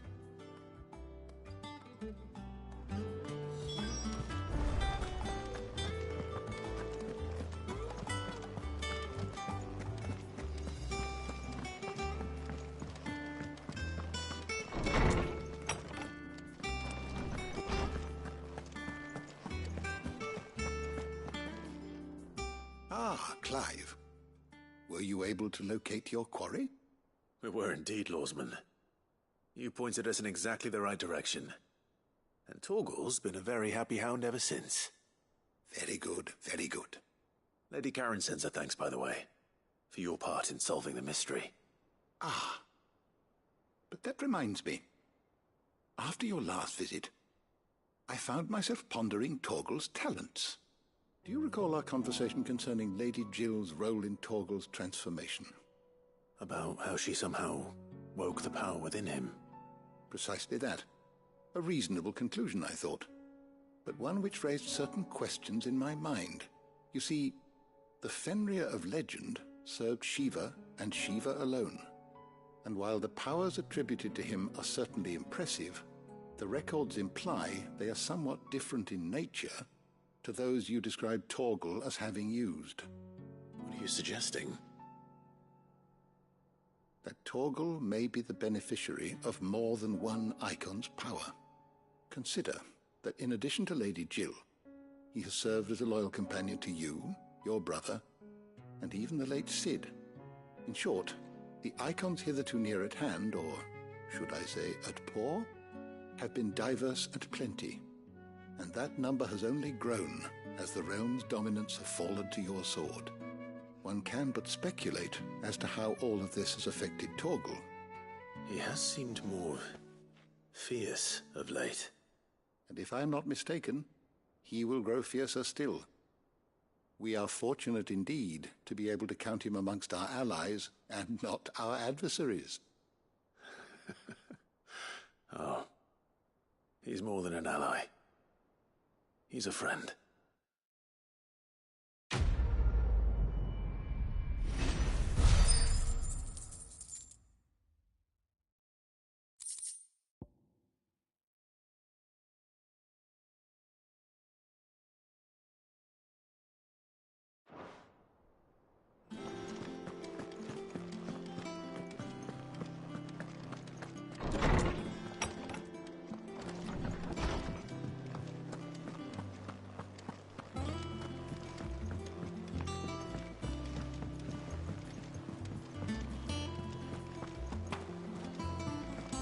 Is that the thing Toes helped? Mid told me she was building a ship.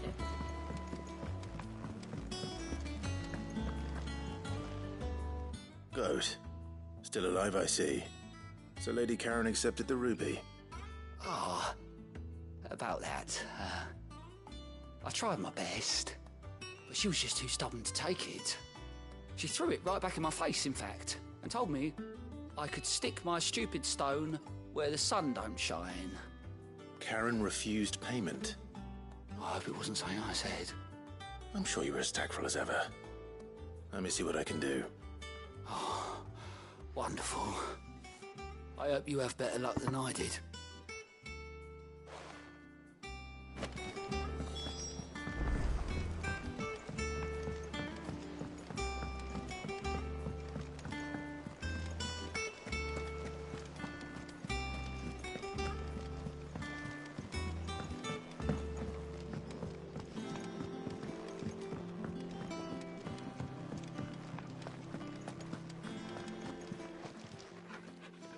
Lady Karen, Goat tells me you weren't happy with our offer. Would you prefer the debt was repaid in coin? What debt? I don't recall lending any of you lot me hard-earned gil. I may have tossed a talent or two in the Hideaway's coffers, but those were donations, and you can hardly call it charity if you go asking for it back. Of course not. But one good turn deserves another. And our circumstances have changed. Surely you wouldn't shun the gratitude of a pauper who happened to have become a prince. Oh, so you're a prince now, are you? Fine. But I'm selling it and taking what I'm owed, then you're getting the rest whether you like it or not.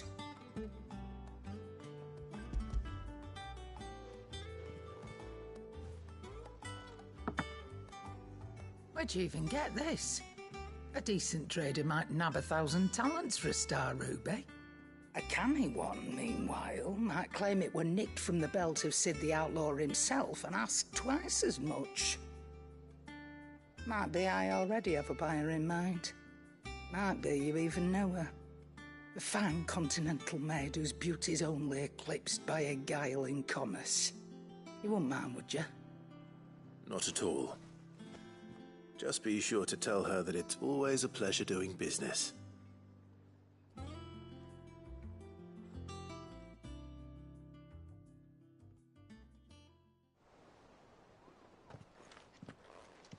I hear you ended up delivering all 3 stones. Thanks to this lump. I sometimes wonder what I pay you for. Speaking of which, I still haven't been paid last month's wages. Oh, So you remember what's owed to you, then? Get your ass beyond that disc of yours and don't get up before those ledgers are square. Right away.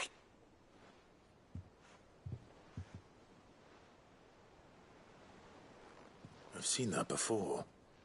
You have, yeah. Plenty of times. It was the only goblet Sid ever used. Either out of habit, or because the filthy sod couldn't be bothered to find a clean one. I knew so little about him. Like most people. Martha and the Dame both seem to have fond memories of him. Huh. I bet they do. How long did you know Sid before he... Before he died? 20 summers, give or take. Back in the day, I was a purser on a trade ship, which is where I met him. He bought passage to... I forget where. But having nothing better to do on the long nights, we set up drinking island rum till the morning bell dragged me back to my duties. Quit my post not long after that, on account of making a fine maiden's belly fat. But me and Sid stayed close, promising we'd one day sail the seas again. That was before fate stepped in and said she was having none of it. The magic woke inside my son soon after his first name day, and there was no hiding his knack. Couldn't you and your family have... My family were the ones who summoned the constable, wanted the monster taken away. I couldn't turn my back on him, forget what I felt, and I couldn't for the life of me understand how they could. Luckily, Sid was of the same mind as me. It was him who stood beside me when all I wanted was to tear the whole world down. Him who cried for me when I had no tears left of my own. Him who swore he'd do everything he could to stop it from happening again. And he was true to his word, too. Left the Royal Army once and for all. His ranks, his ribbons, gone. Just like that. Threw away everything he had. All to right a wrong that no one else had the courage to face. I knew then I'd follow that man to the ends of the earth.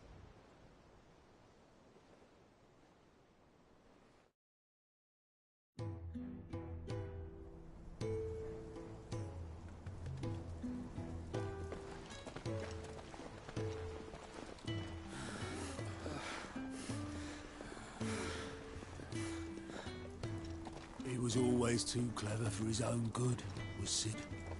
Saw the world for what it really was, while the rest of us were content to go along with the lie we were shown. And it can't have been easy, bearing that burden alone.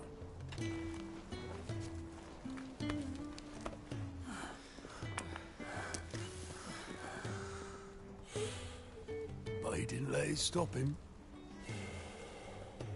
He never lost faith in what he believed was right. And that gave us faith in him. Faith he'd steer us true. So I swore to myself that I'd always be right behind him, ready to catch the stubborn sod, if ever he should fall.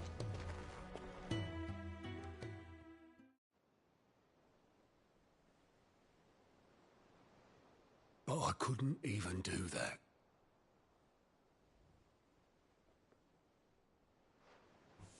Ignore me. Just the ramblings of a tired old man. Leave that lot. I'll tidy it up in a bit.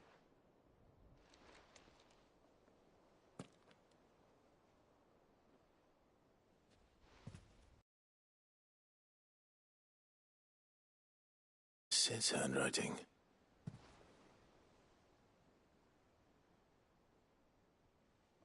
Dear Otto. I may be drunk, but I wanted you to know this place would be fucked without you.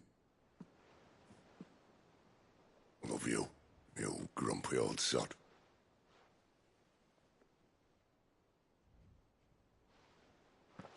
This note.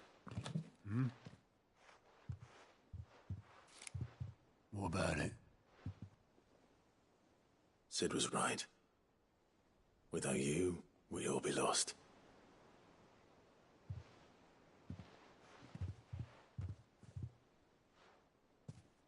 He should have bloody well said so then. Just once. Before he went. But then, why would he? Him, or anyone? I'd only have told him to piss off.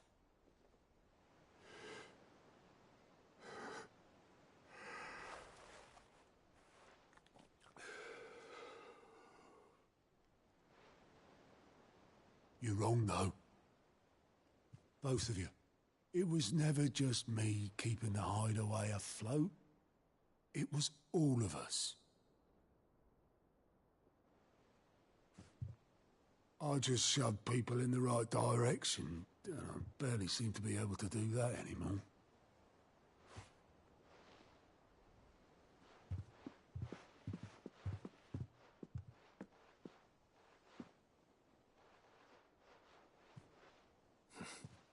Would you rather Goat were at the helm?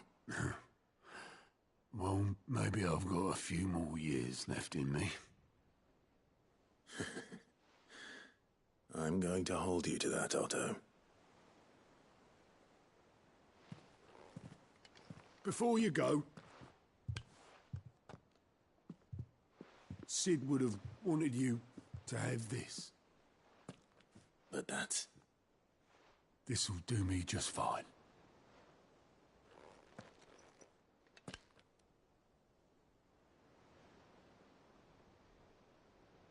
Thanks for the ray of sunshine.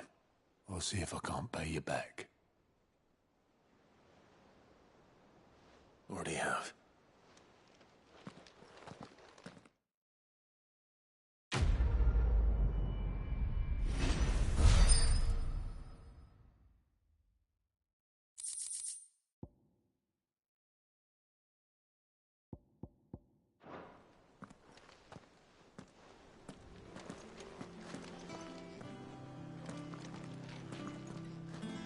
All right, Clive.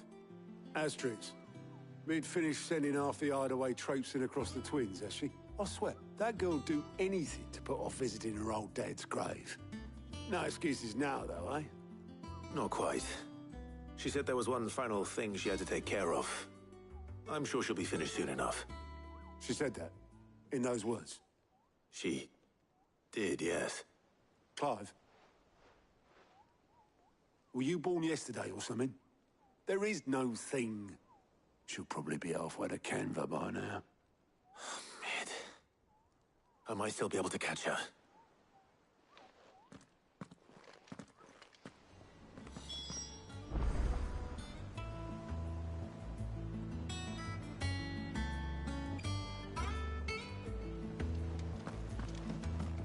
Ned told me she was building a ship. Is that the thing Toes helped to build? Obolus, have you seen Mid? Yep. In a boat, going that way. Then I'm too late. You in a hurry and all, are you? Oh, I offered to take her across, but she wouldn't wait. Just paid for a dinghy and rowed off. Oars going like the clappers.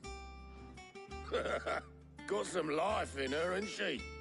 But anyway, I was on my way up to see you, as it happens. Got a letter for you. Urgent, by the sound of it. One of your uncle's men said I was to hand it to you in person, post-bleeding haste. And you're here now. Thank you, Obolus. Don't mention it. What tidings, Uncle?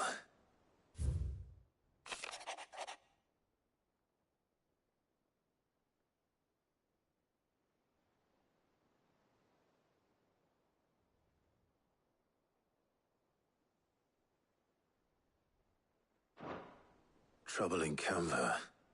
Well, I'll need someone to keep an eye on Mid.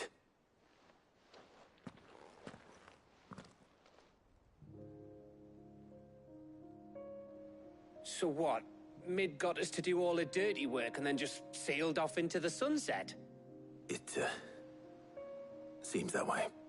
Well, nothing we can do about it now. But next time you plan on visiting Sid, you might want to tie her to something before you suggest it. Ah, don't be so hard on her. Gotta admit, the dirty work was kind of fun. Everyone pitching in, all that bollocks. Just like when we built this place. You're right.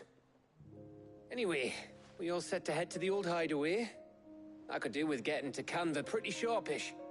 Wouldn't do to keep Lord Rosfield of the Seven High Houses waiting now, would it? Not after he asked for me personally. Gav will be leaving with me. Will you mind the place while we're gone?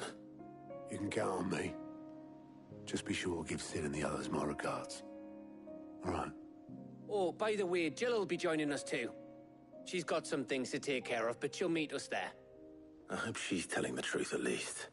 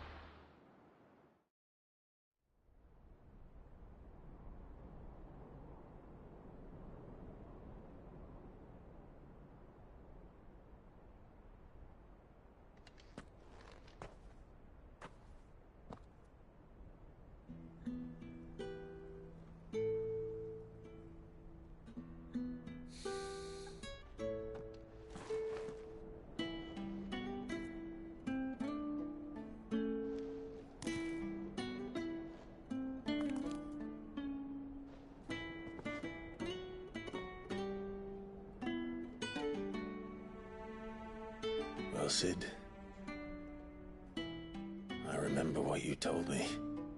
That if no one is listening to what you have to say, you may as well not say it.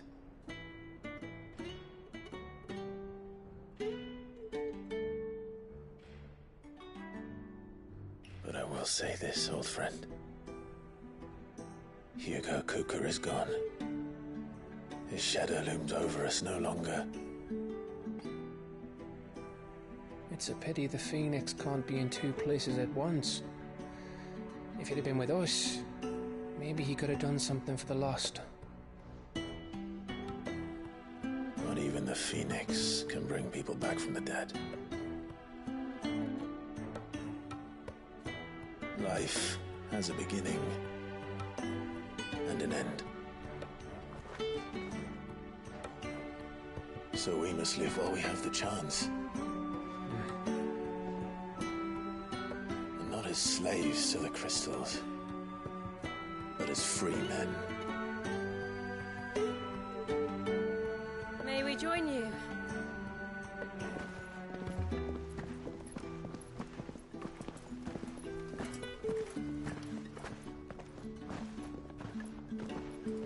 Lady Karen, what a pleasant surprise. I thought I'd drop by and see how you were all doing before heading off to restock my supplies.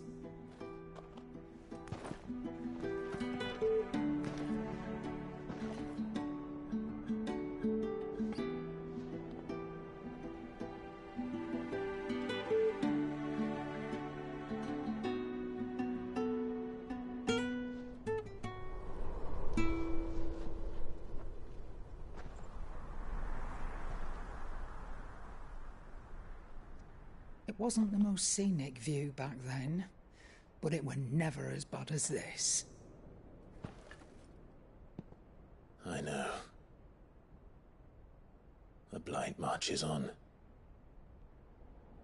And soon, there will be no escaping sights like these.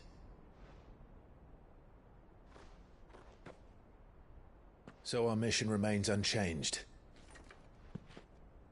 We cannot stop until every Mother Crystal is gone, and their thirst for ether with them. The only one that remains in Storm is Drake's Tail in the Crystalline Dominion. Our next target. We're going to Twinside. It's the capital of the Empire these days.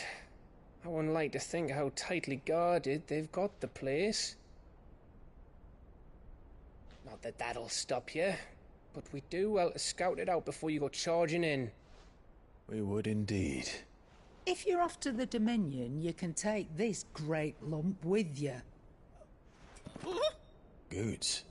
Oh, I am sorry. Have you forgotten you're the most wanted man in the Twins? I thought you might like to disguise yourselves as the attendants of a travelling trader, assuming you've no better ideas. You wanted to buy yourself some tools, didn't you? Well, now's your chance. You're letting me go? With them? Oh, thanks, Nan! Stop that! You'll break me bones, you great galoot!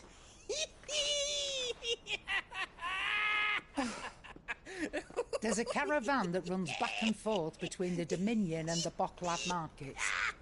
It's managed by the Merchants Guild. Just show them Goots' traders pass and you'll be on your way. It'll be a damn sight less risky than footing it the length of the Crystal Road. That's for sure. Thank you, Karen. And glad to have you with us, Goots. Okay then. I'll get me things and I'll meet yous there. See yous down in Bocklad. Get off! Me poor fingers! Jill, you're with me. Understood. And Gav? Already on my way, Captain. Be careful. Aren't I always?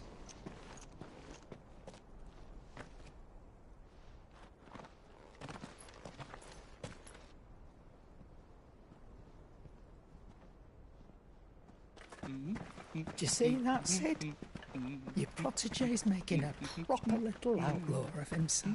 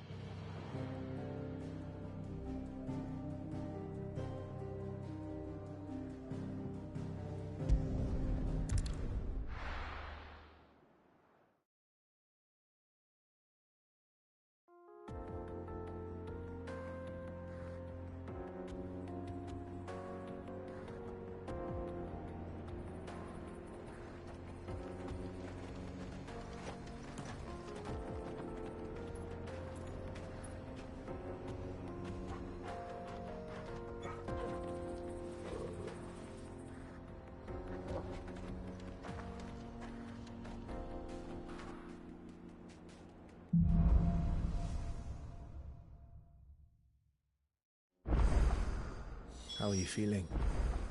Better. Thanks to Taya. I'm glad to hear it. And Torgal helped too. Think me boy.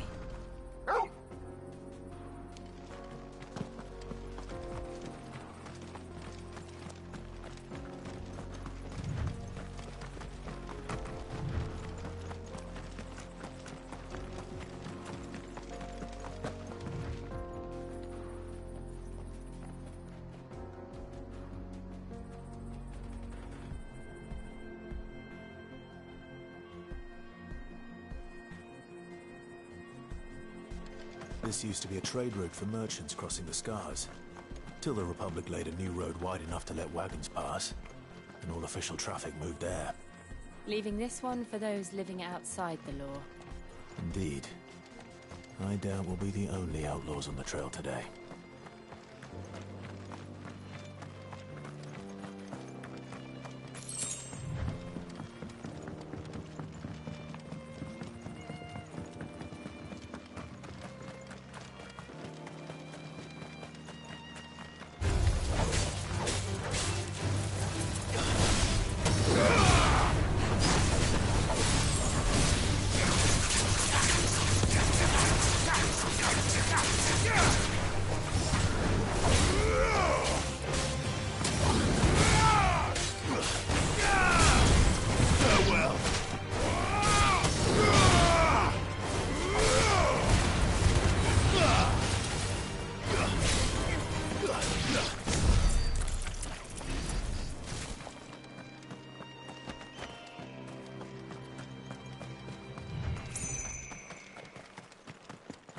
So what do you think? That we'd be lucky to make it out alive. Really? It's as bad as that? Oh, aye. There's trouble up ahead. And too much of it for us to handle. I take it there's danger on the road. Oh, what about this fearsome-looking fellow? You think he'd be equal to the task? Oh, no doubt. Assuming he's willing to hear us out. Well met, friend. My brother and I have been tasked with finding a merchant's missing cart. You seen it by any chance? How does a merchant misplace his cart? Oh, the man's a coward. When he thought goblins might come a-snarling, he ran, leaving his livelihood abandoned in the pass. He sent the two of us to fetch it, but it's gone. Now, I'm not much of a thinker, but I know the work of thieves when I see it. My brother's right on all accounts. And by my estimation, the bastards are lying in wait just down the road. We may have seen our share of action, true, but we've not got the skill in arms to boldly brave an ambush. You, however, have the look of a man who needn't fear a band of backwater ruffians. What do you say? Will you help us out? Chances are they'll come for you either way. But if you promise to lend us a hand, at least you'll pocket a reward for your troubles. Well, if I'm going to have to deal with them anyway. You've clearly got a fine head on those broad shoulders. We're lucky you came along. Now, hoping to make a heavy purse in Bocklad, our merchant friend loaded his cart with as much as it would carry. Reckon he won't be forking over the rest of our fee if we don't find those goods. So, while you're seeing to those bandits, you keep your eyes open. All right. Just don't expect me to drag the cart out of there myself. Nope. You can leave the cart to us. You just put an end to those bandits and point us in the right direction. You do that, we'll take care of the rest.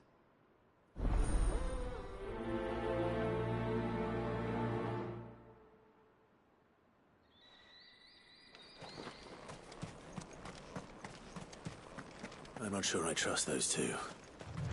But if there are bandits lying in wait, I should probably take care of... Look lively, you lot. We've got guests. These must be our bandits. Nice try.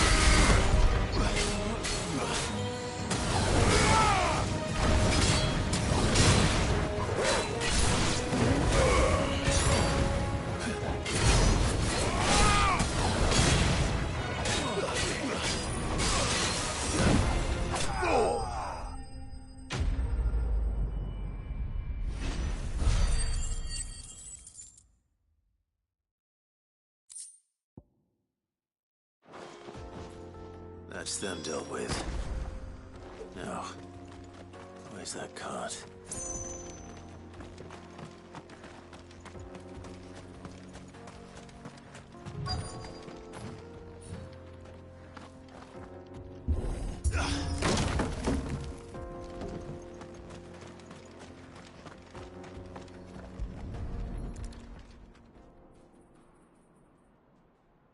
this out of here will be a nightmare. Seems we've found ourselves the right man for the job, wouldn't you say? Found the cart and didn't leave a single bastard breathing. Our merchant friend will be delighted. And how exactly will he be getting his goods out of here? You leave that to us. After all, it'd be wrong to make such a fine warrior haul cabbages to market. You've done your part. And that's all you need to worry about. Here.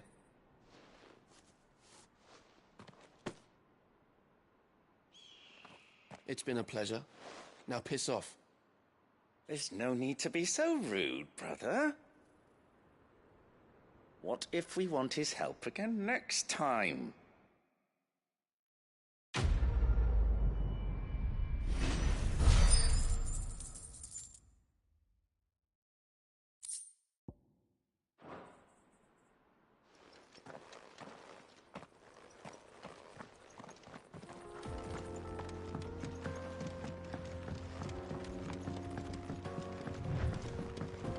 I see the Dalmex lag behind Rosaria when it comes to bridge building.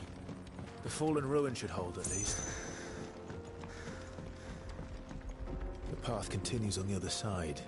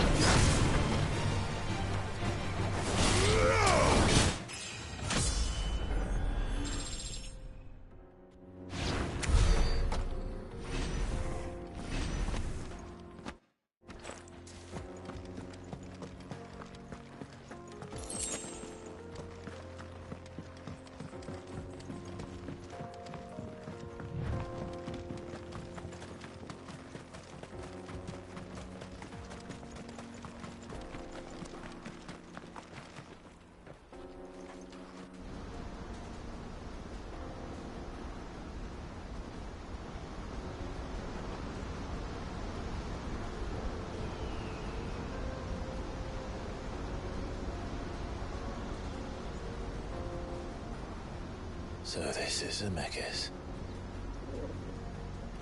The land of the gods. It's even more impressive than I imagined. I remember being captivated by the story as a child. Long, long ago, man was overcome by avarice and challenged the gods in a bid to win their power. The final battle took place here, at these falls. Or so the legend goes. If anyone ever manages to plumb those depths, perhaps we'll learn if there's any truth to the tale. That the gods emerged victorious and punished man for his defiance by visiting upon him 2 curses. Dominance in bearers. To tell the truth, I always thought it strange that the dominant and their icons were deemed a curse. Back home, the dominant inherited the throne. They were admired and exalted, not spurned. Whenever I got to that part of the story, I always assumed there must be something I'd misunderstood. You had a lot of storybooks, didn't you? In your room, I mean. When we were young. The old legends were always my favorites.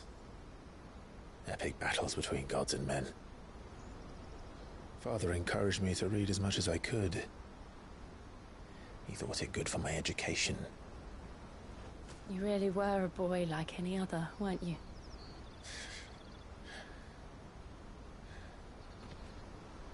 Just look at this place. It's enough to make you believe the legends are true. I know.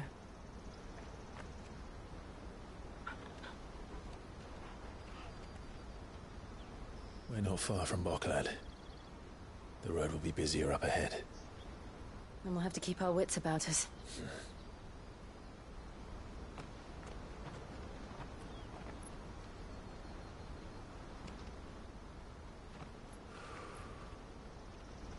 Clive? Something wrong?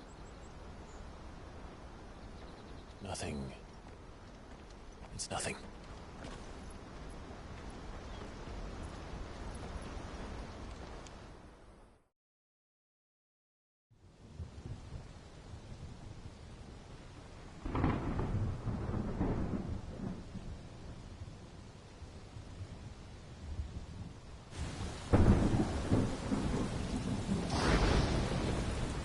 I see the reports are true, Father. You have surrendered the throne to Olivier. I have. Emperor Olivier shall rebuild the Holy Empire of Sambrec.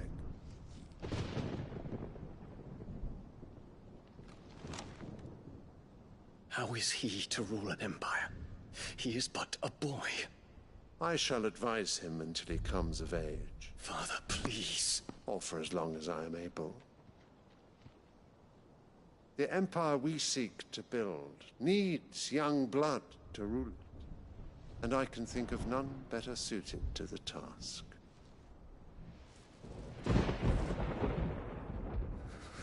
There is other news, Dion. Hugo Kupka is dead, and Drake's Fang destroyed. The pillars of the Republic have fallen. Ere long, the Imperial banner shall fly over every city in Storm. And then Valisthea. All shall bow before their Emperor. Father, these are the words of a tyrant. They are the words of a god. The Emperor whom I gladly serve. Great Grieger, made flesh.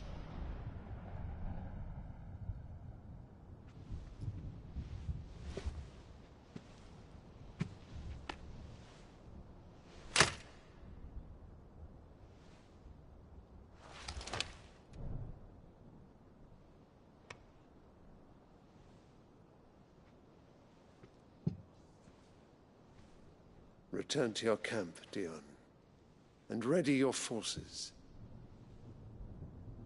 It is time to show the world the true power of Sambrec.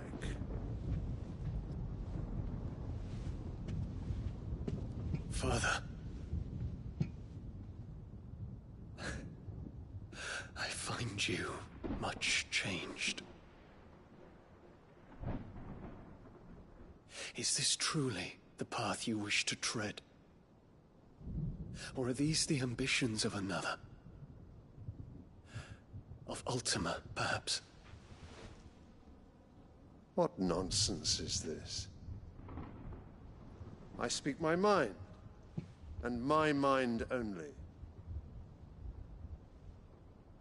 Though I do owe Annabella thanks for reminding me of certain truths regarding the nature of nations, of rulers,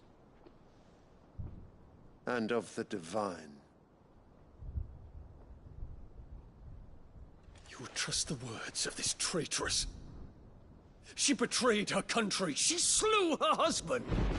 You have ever been an invaluable servant to Sambrec, Prince Dion. I trust you will continue to serve your Emperor in the wars to come. The canker! Silence! Insolent wretch! You will bend the knee. All else is heresy. Sire, Forgive me. This audience is over. Come, Your Radiance. The Rowena Syndicate awaits your pleasure. Oh, not another meeting with silly old men.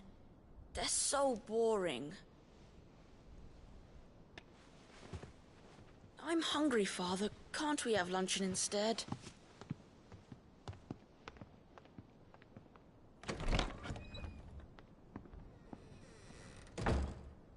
Does it pain you that you will not inherit your father's throne? I have suffered worse.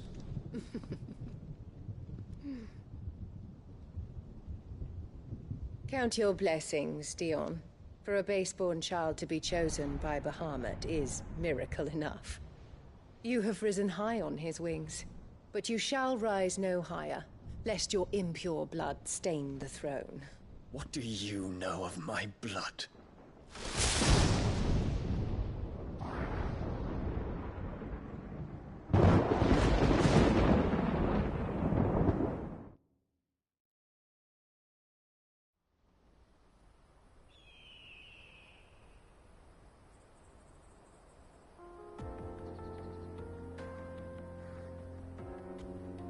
The Boklab markets are to the north.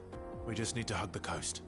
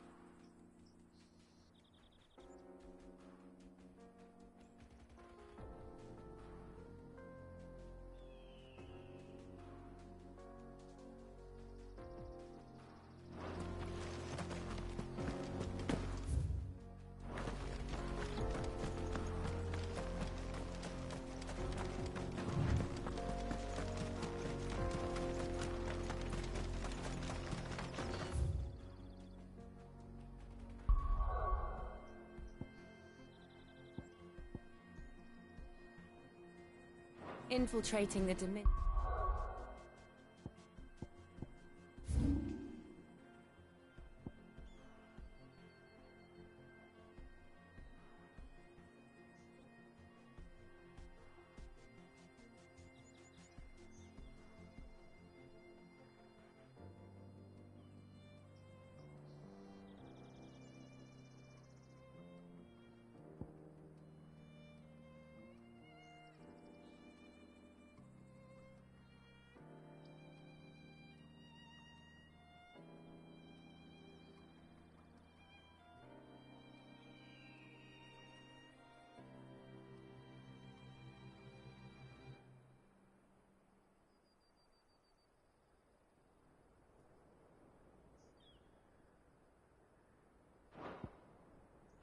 It won't be easy with the Imperials on high alert. No. His Radiance has lost one capital already. We can be sure Sylvester will do everything in his power to hold on to Twinside. His troops are well-trained and increasingly battle-hardened. But it's not as if we can wait for the siege to end.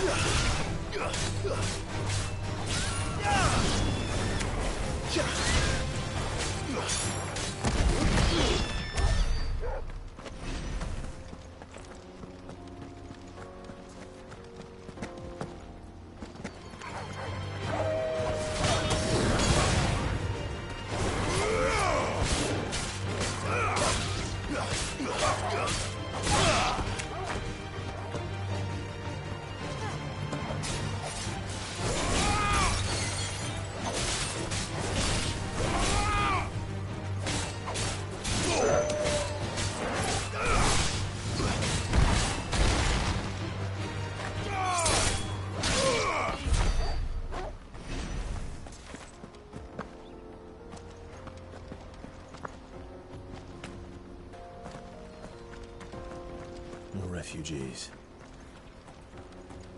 And they're all making for the crystalline dominion. Because they don't know how to live without the crystal's blessing.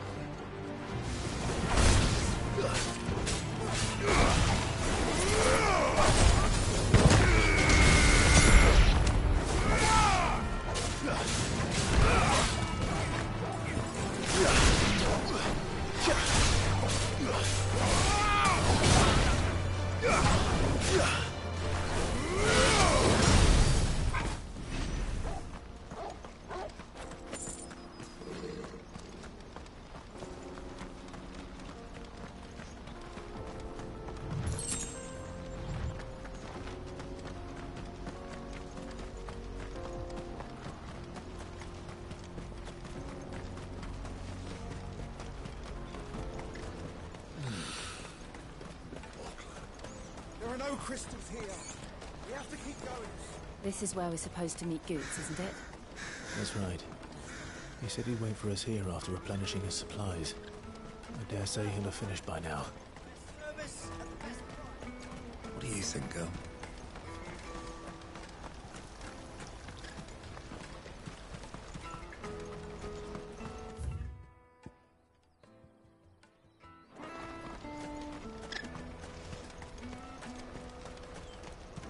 This is everything. Let me carry your goods. I'm cheap. And nasty. Let me.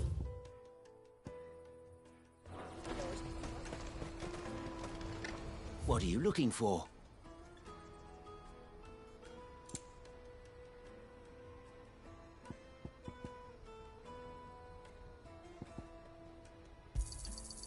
Many thanks. You're welcome anytime. Out of my sight, wretch.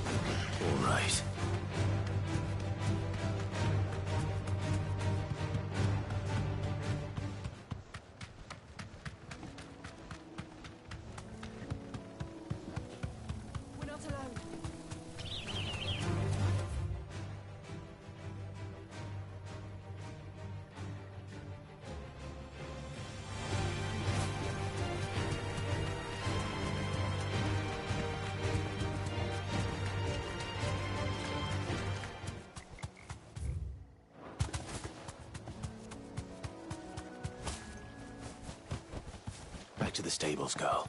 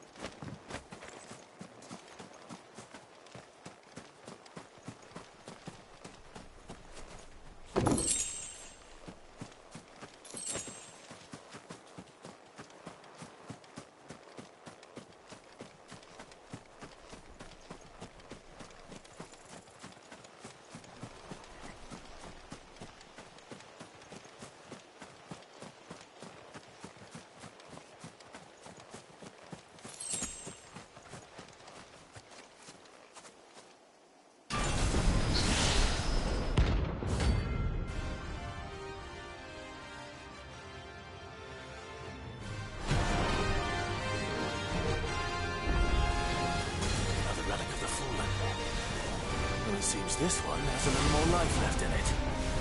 All right, then.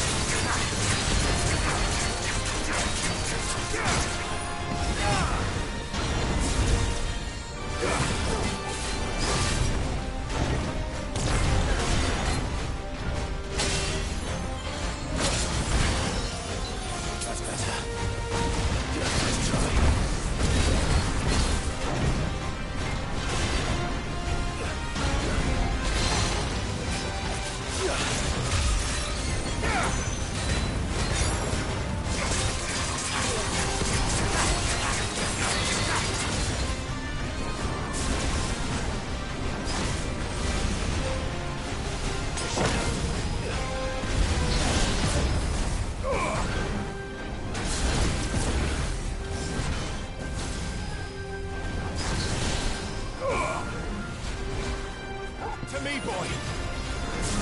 Slow. Well done, Tom.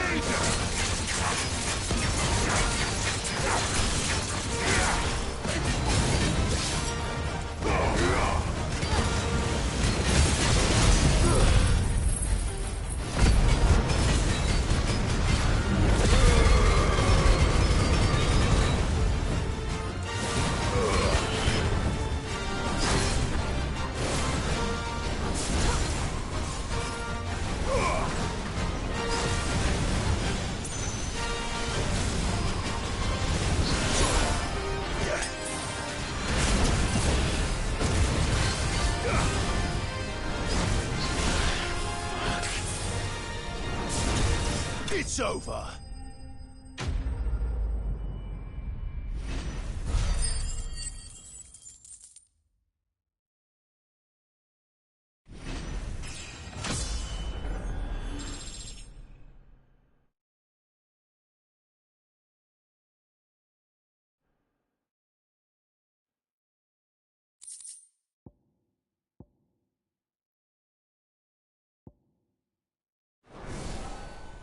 Back to sleep with you.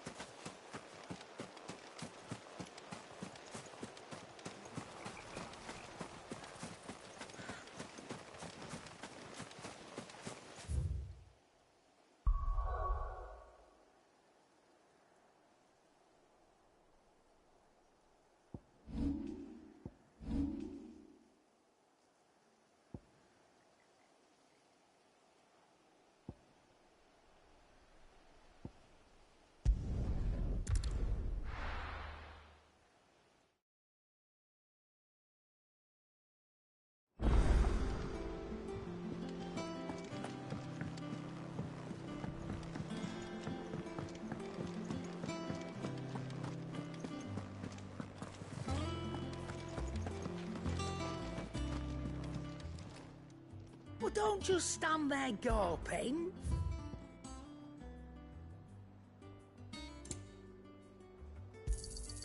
You're rubbing me blind, you know.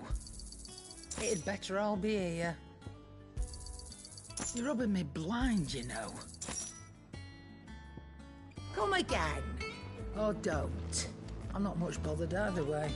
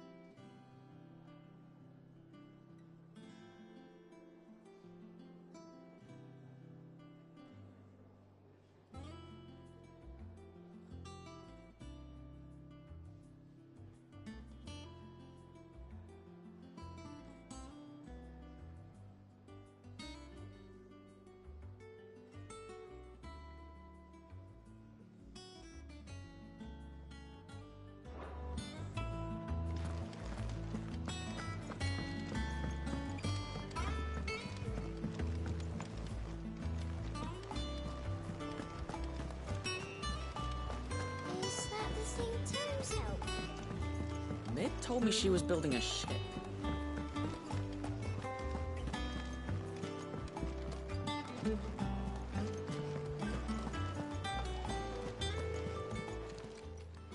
Oh, I wasn't expecting you back so soon.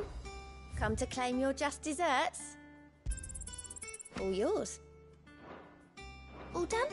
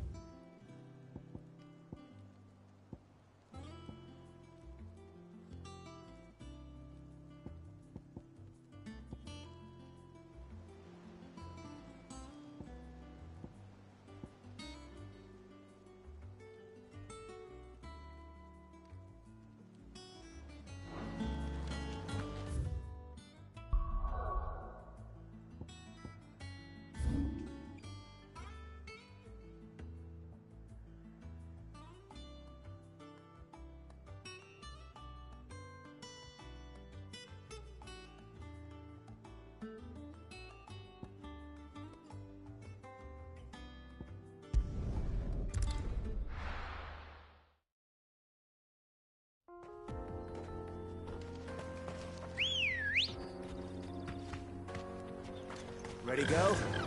Yeah!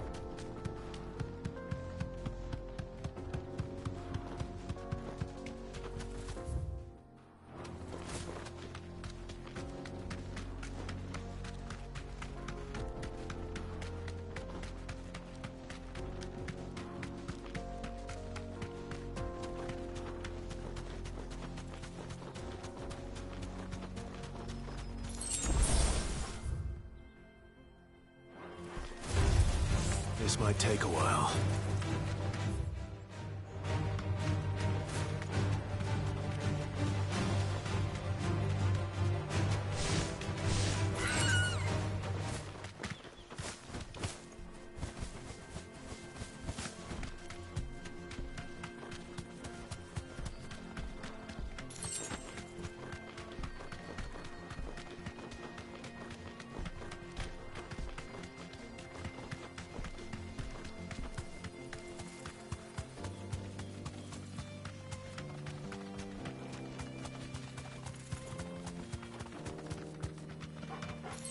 You deserve a rest. This won't be easy.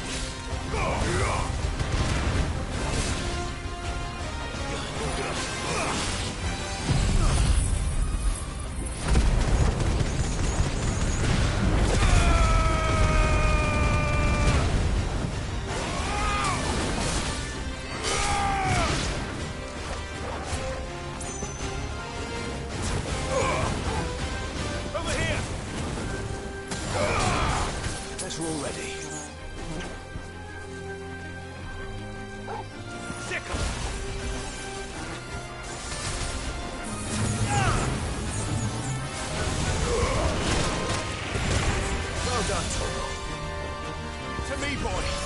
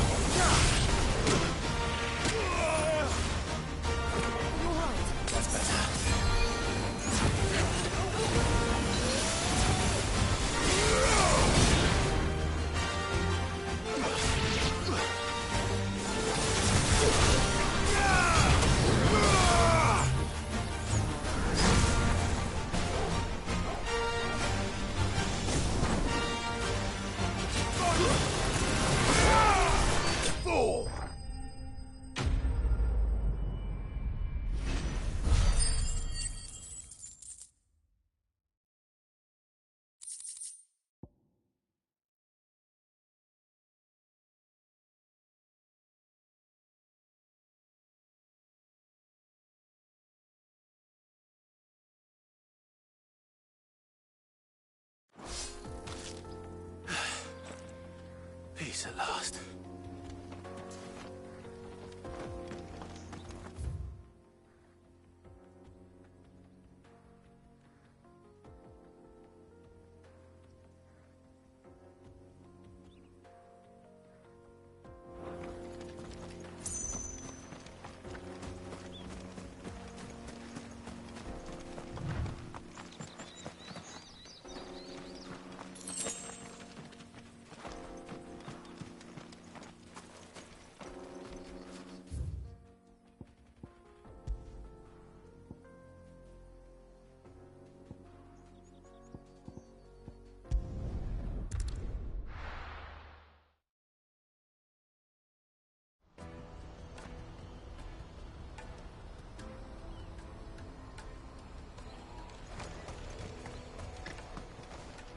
What are you looking for? Many thanks. You're welcome anytime.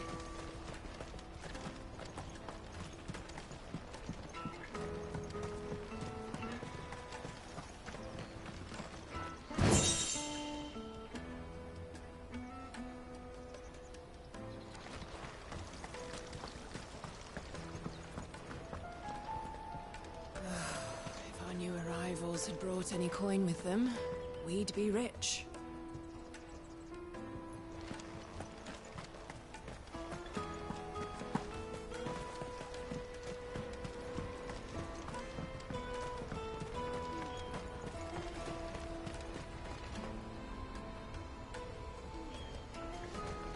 Out of my sight, wretch! Peaches and pears, beets and beans.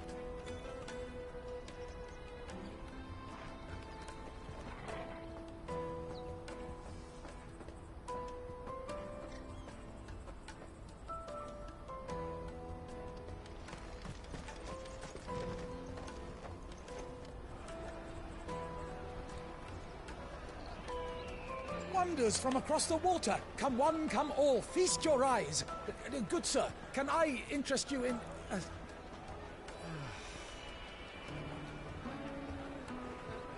How much? For a measly crust of bread? You won't find any cheaper. Not nowadays. But you're more than welcome to look.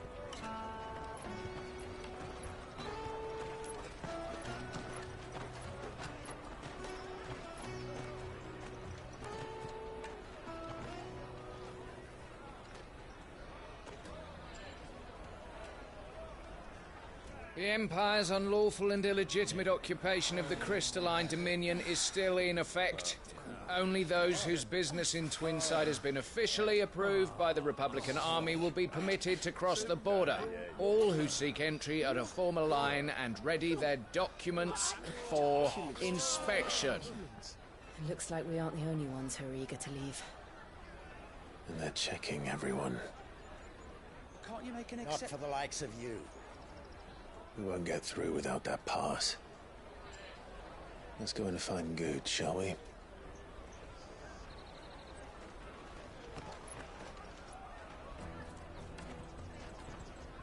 He must be around here somewhere. Come, taste my peaches. They're sweet as nectar.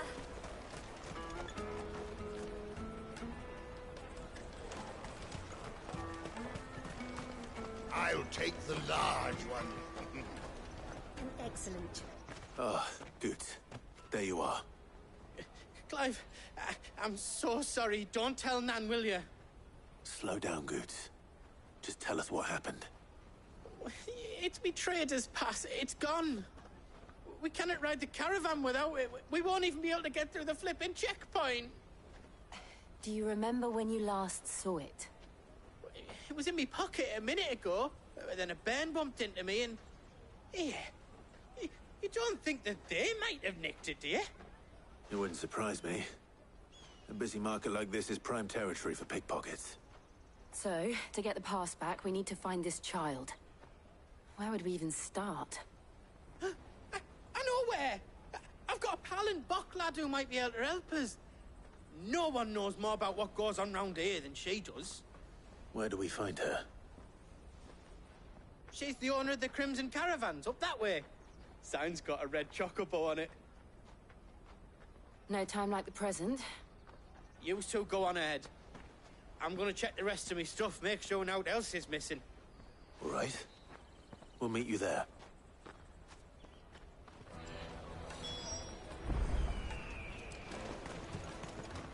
Let's keep an eye out for this red chocobo, then. And the other on our purses. Juicy pears! Slake your thirst without... Caravan stops next to the check.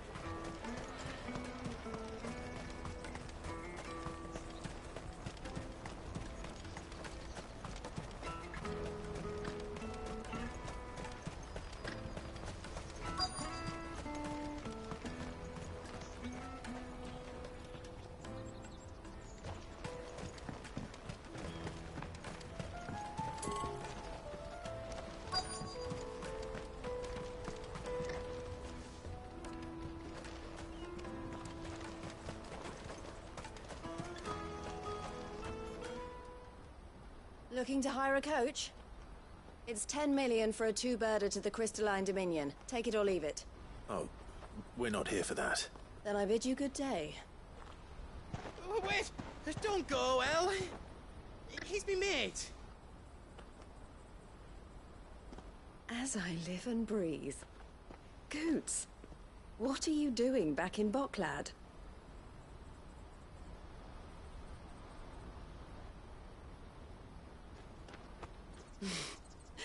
I gather Lady Karen didn't send you.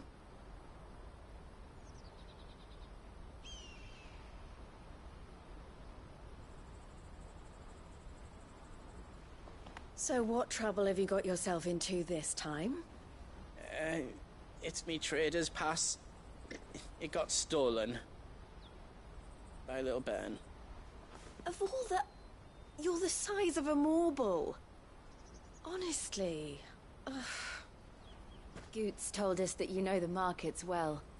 Might you have an idea which little bairn could have done this? We don't intend to punish them. We just need our pass back. Then, we can be on our way. I see. So neither of you has a trader's pass either. Not that anyone would take you for traders, but I suppose that's why you came to me, correct? Now, I can't say for sure who took your pass, but I suspect I know why they did it. Let me explain.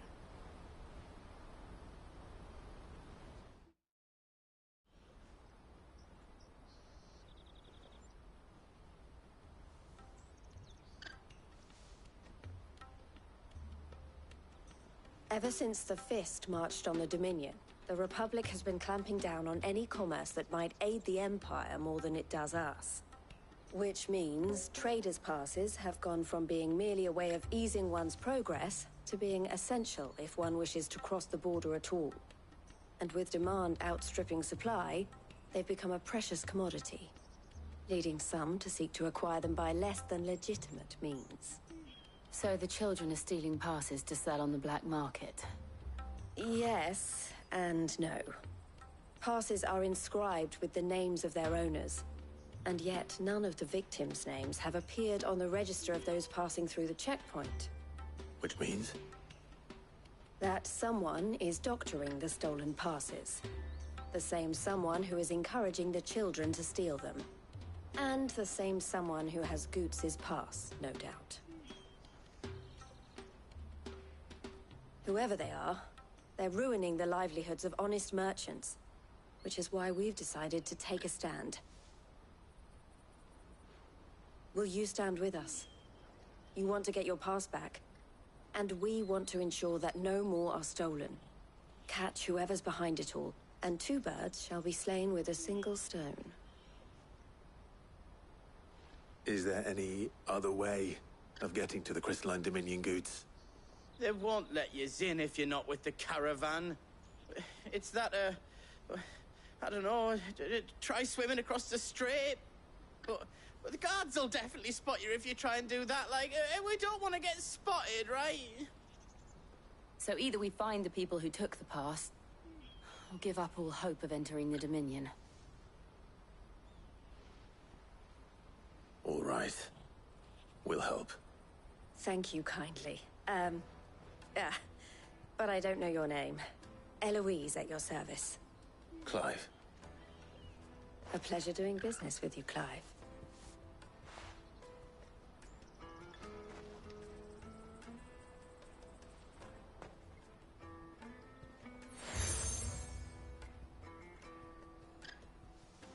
The proprietor of the furniture makers by the coach stop is spearheading the search. Wear that, and he will know you for a friend. I suggest that you speak with him first. The furniture makers. Understood.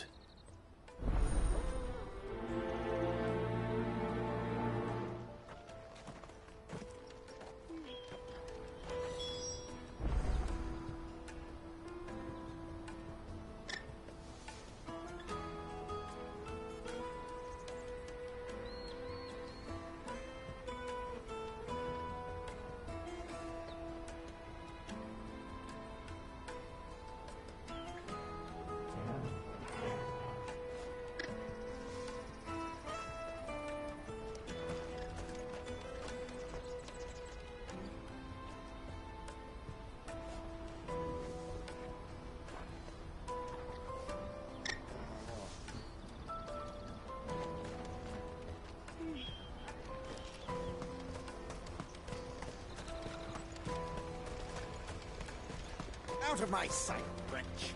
I've no use for a branded who can't even fill my cup.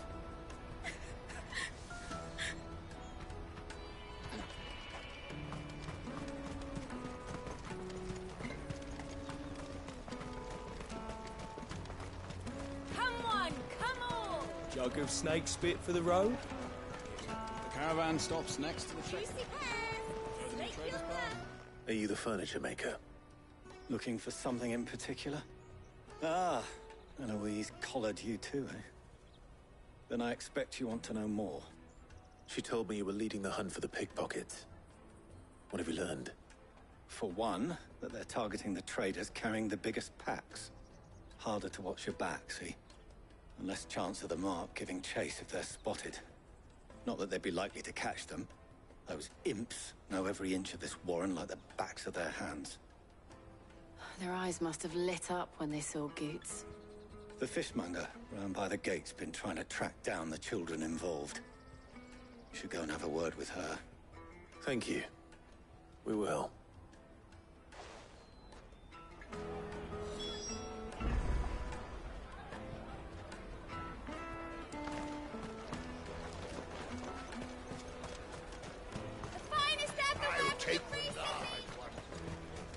Come, taste my peaches!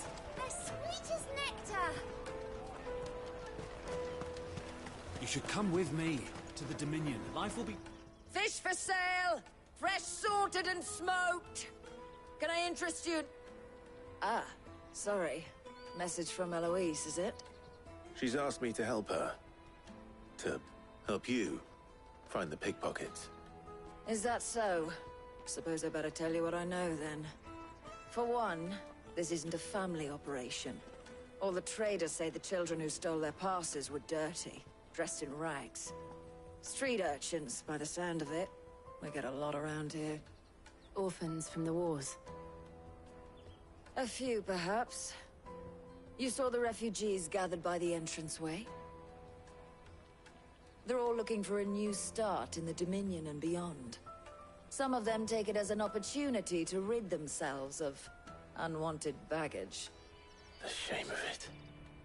Whoever's behind this would have to have made themselves known to the children at some point. And so should we. You should start with the children around here, then. I doubt they're the ones involved, but they might have heard something. It's worth a try. All right, then. Questioning children. How hard can that be? Remember when half the people coming through here were traders?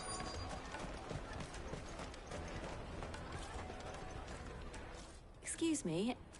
Do you mind if I ask you something? Can't stop you.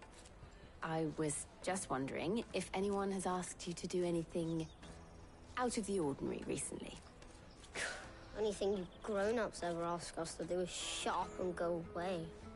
So guess what I'm about to tell you to do? Sorry. I'll leave you alone.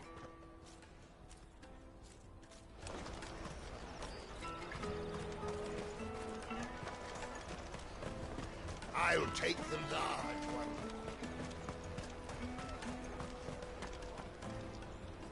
Do you have a moment? What do you want? What I want is to know who's asking children like you to pick pockets. I don't know. Nobody's asked me. What's picking pockets? To get paid for it? No, you get in trouble for it. So if they come calling, you know what to tell them. The caravan stops next to the checkpoint. Jug of snake spit for the rub. Excuse me? What do you want? I don't have any money. It's all right. We're not going to hurt you. We just want to talk. What about? We've heard that some very bad people are making children like you steal from travelers. We need to know who's behind it so we can stop them. I don't know much about it, really. But my friend, Honza, he said he got a job doing something dangerous. Sounds promising. We need to find him and ask. Do you know where your friend might be? He's usually by the tents outside town. Thank you. You've been very helpful.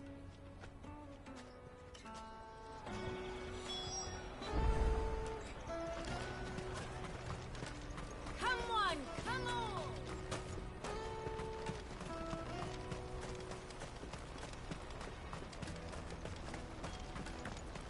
Let me carry your goods. I'm cheap. Porter for hire. Best service. That's that then. She must have meant the refugee camp.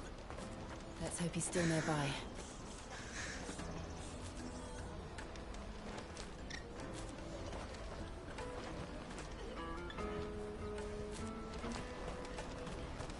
There are no crystals here. We have to keep going. The crystalline dominion is our only chance. I know.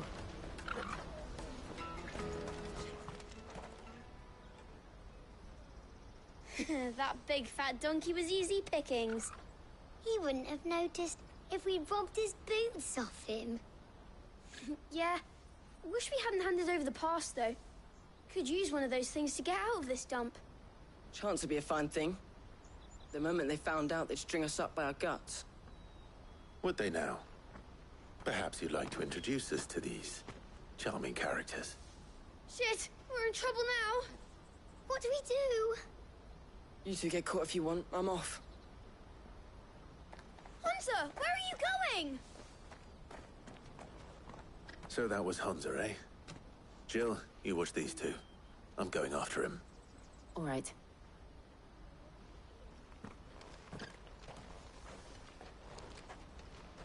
He can't have gone far. I need to find him before his employers do. Daddy. That's that then. Did you see a boy run past? He stole something from a friend of mine. There was a boy ran back there towards the chocobo pen, but... Thank you.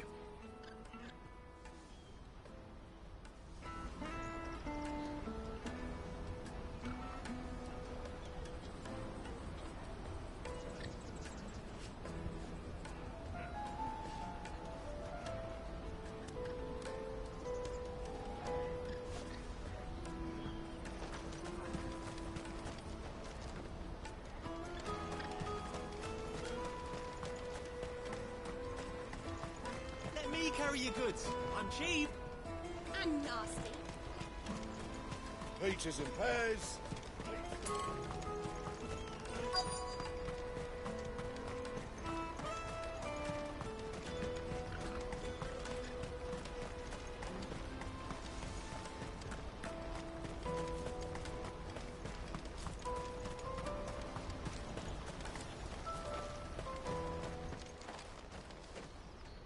Shit. Cornered. It's all right, Hansa. I'm not going to hurt you. I just want to ask you some questions. Fine. Not like I've got a choice. I'm looking for the people who are making you steal for them. Who are they? Called themselves the Carstones.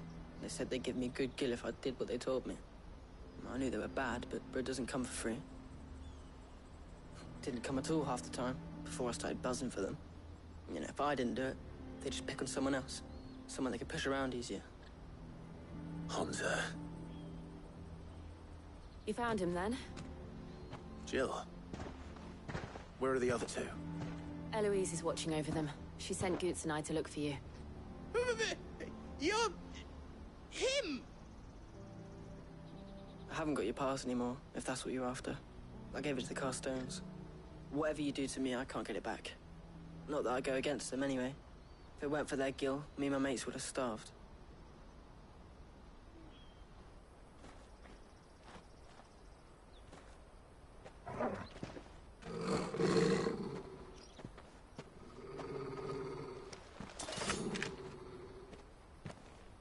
Cowards. You will not force another child to do your bidding. Wait, we're not... Don't hurt him!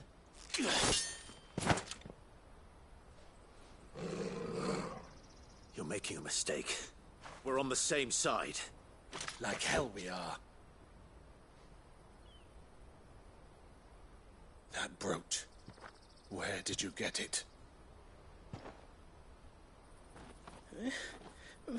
Master Theo? Goots. What are you doing with these people? Unless you're the ones my sister was talking about. Your sister?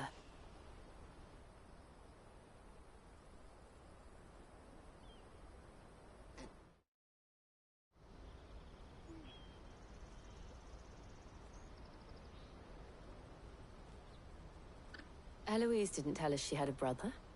And why would she? I'm just her back and a blade.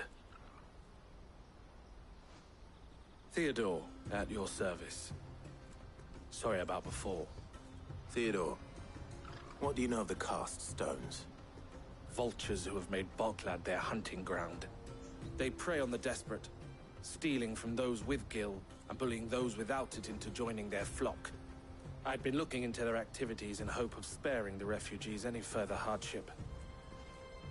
But it seems they've already stooped even lower than I'd feared. Hansa's a good lad. Don't blame him for what they've made him do. If he and his friends hadn't agreed to work for the Stones, some other poor souls would have. On pain of death, most likely. Clive, was it? And my sisters asked you to help put an end to the pickpocketing. Then we all want the same thing.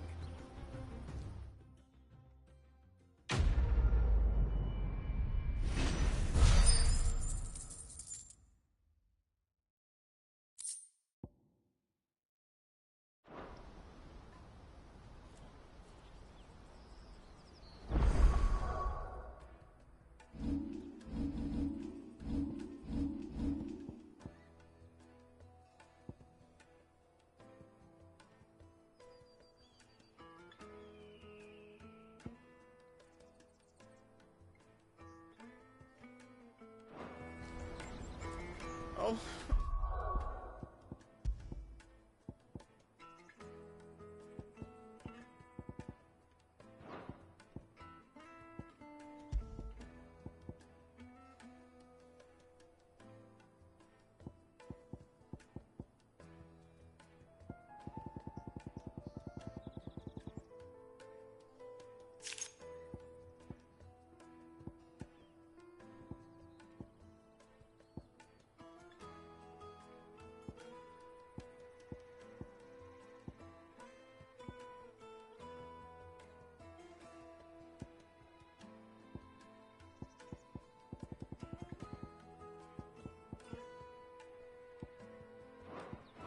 Where is it?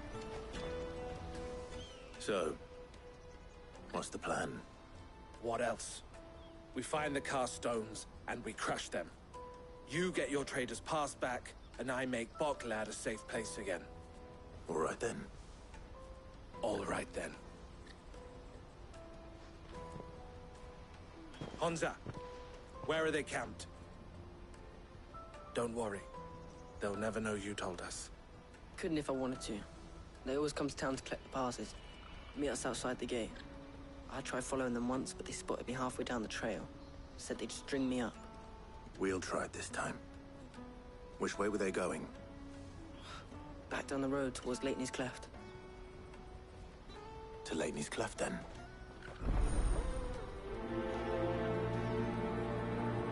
Lateney's Cleft is to the south, past the camp.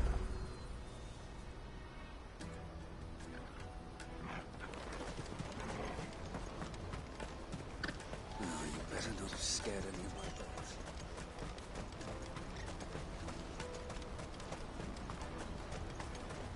That's that then.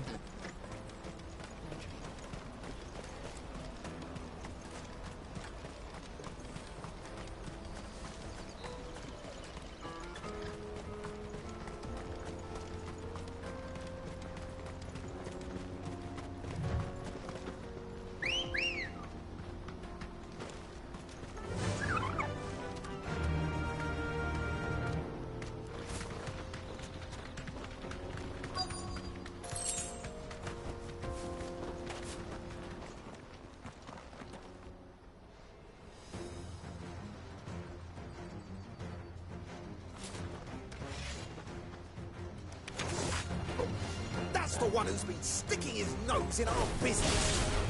You should have minded your own.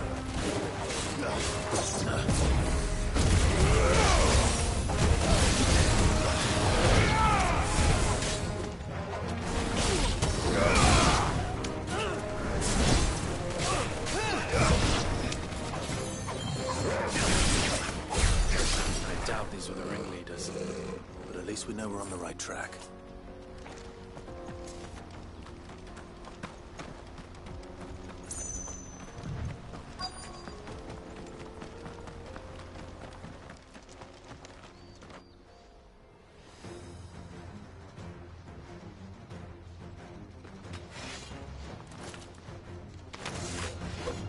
We got company!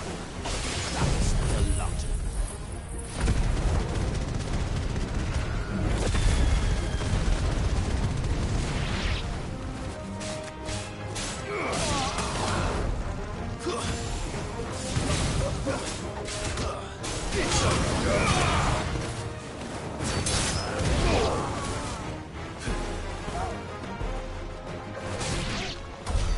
More foot soldiers. Fewer now.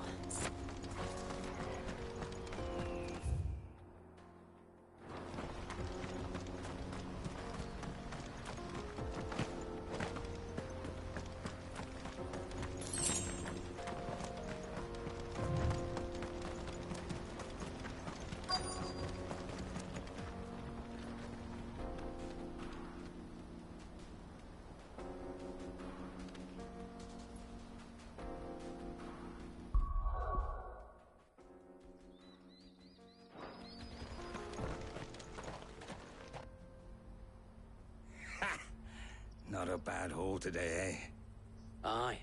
Some of our new recruits are natural-born ne'er-do-wells. Especially the little ones. And Hans has got nimble fingers, all right. It will be a shame when they chop them off. But till then, let's make the most of it. Scum. The leaders of the cast stones, I take it. They don't deserve any mercy, Clive. I wasn't planning on showing them any. We're ready when you are, Theodore. Oh, I'm ready.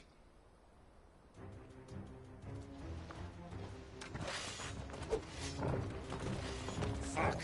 It's that guard from Bokland! Kill him! Kill them all!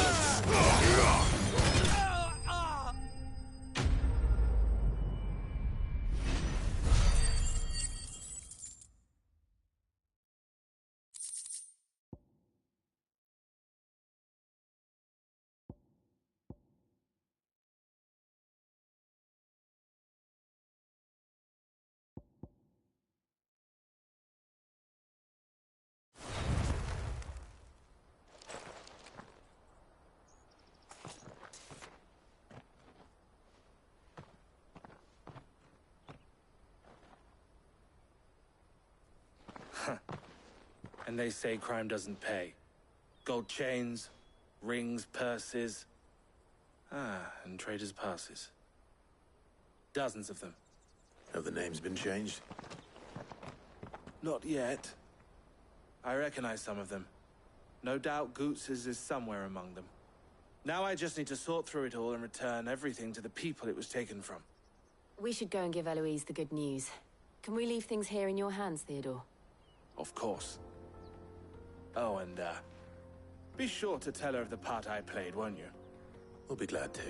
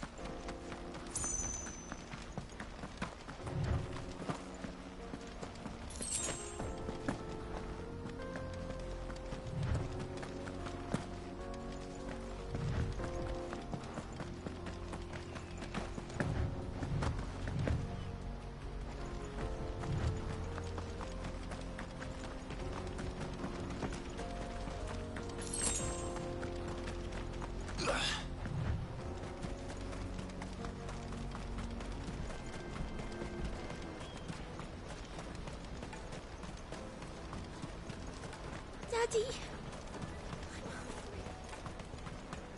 That's that then.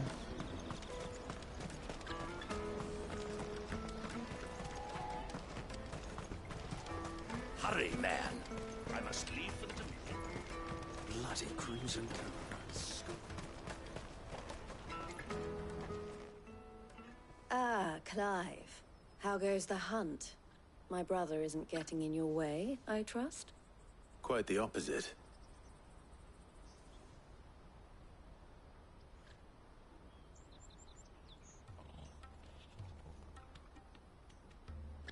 So it was the cast stones who were behind it all.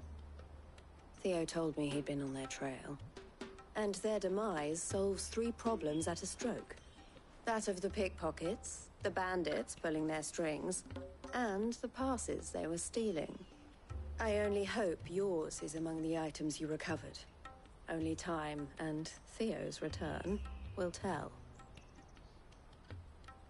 Speaking of whom, welcome home, dear brother.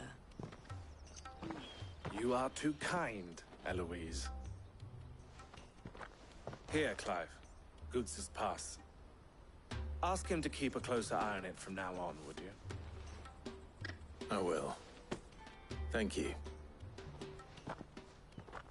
El, I've asked our boys to carry the rest of the goods back.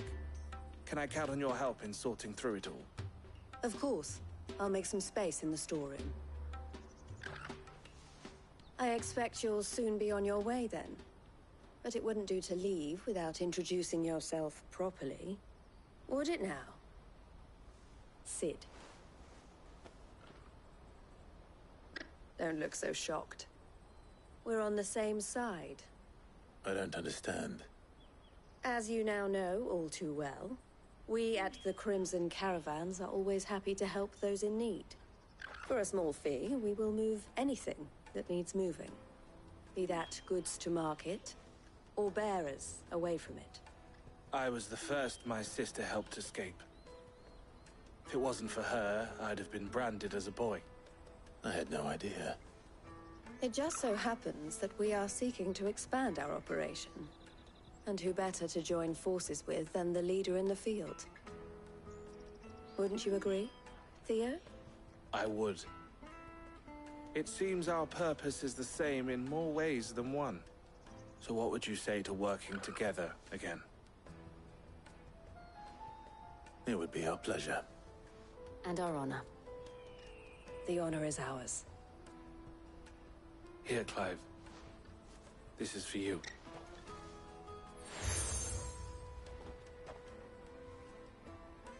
What is it? El has friends in high places, while I have associates in, lower ones. That mark is proof that you're a friend to us both.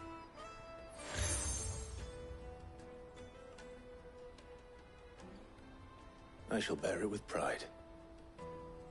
Well, all that remains is to wish you a safe onward journey. Goots' pass should secure you a place on the caravan, but if you encounter any difficulties, we would be delighted to provide you with a coach of our own. For a discounted price, of course. Say, 9 million? We'll try the caravan.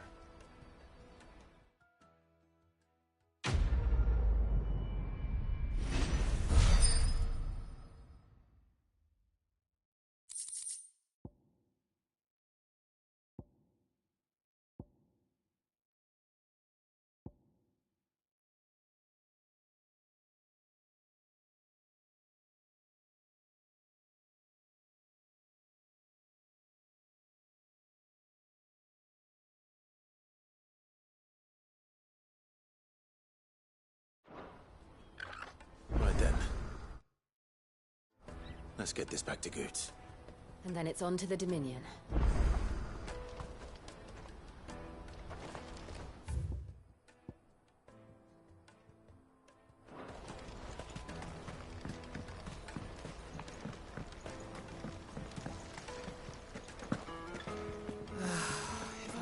Now I just need to see about getting the word out.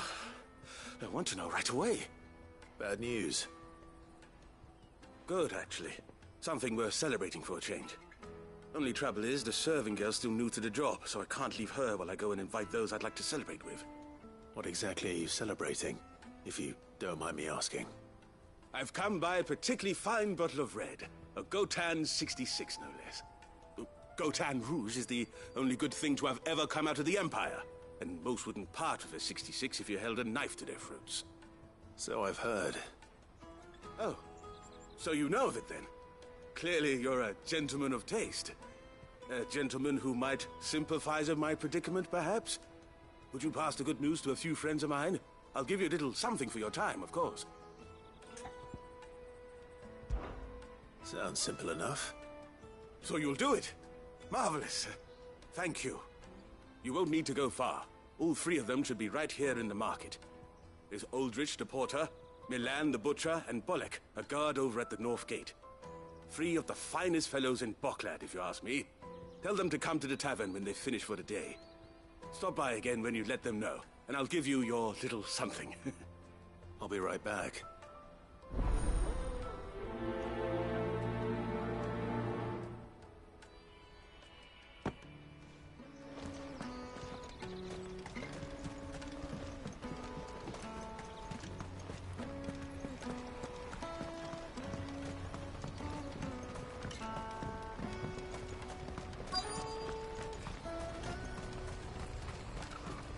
Let me carry your goods. Pardon me, but would you have that well-notched steel and impressive physique? I have need of a sword for hire, and yours looks to be a weapon well worth the coin. Might you be convinced to offer me the use of those formidable arms? How exactly do you intend to use them? Well, being something of a scholar of Zemeckis history, I wish to investigate the ruins near the city. And I require a rugged companion, lest I find myself waylaid by ne'er-do-wells or the beasts said to roam the area. Should you accept, you will not only earn yourself material wealth, but partake of the true treasure that awaits us there. The rich and storied history of Zemeckis. Well, were you ever party to a finer proposition? My arms are yours. Wonderful! Then come. We must away. But where are we going? Along the old Zemeckis Road, and from there, onward to discovery. Quickly! There is not a moment to lose. Wait. Good luck with your ne'er-do-wells.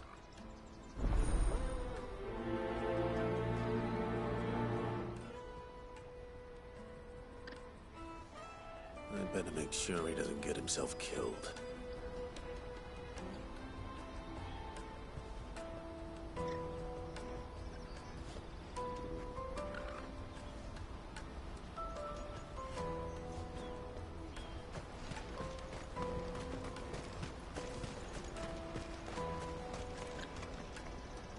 I see you've been of some assistance to Eloise.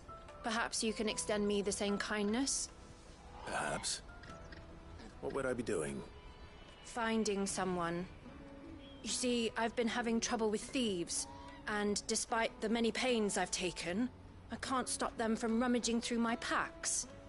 I was griping about my lot to a friend of mine a few days back, and he offered to track the culprits down. Now, Joseph's a sellsword, and a good one at that. But he's been gone days, and I'm beginning to fear the worst. Any idea where his search for the thieves might have taken him? The old Zemeckis Road, perhaps? He doubted they would be fool enough to linger here in Boklad. Joseph's lived a hard life. Made him grey long before his time. I just pray he hasn't been killed over a few sacks of grain. I can't imagine there are too many grey-haired sellswords around. Hopefully someone will have seen him.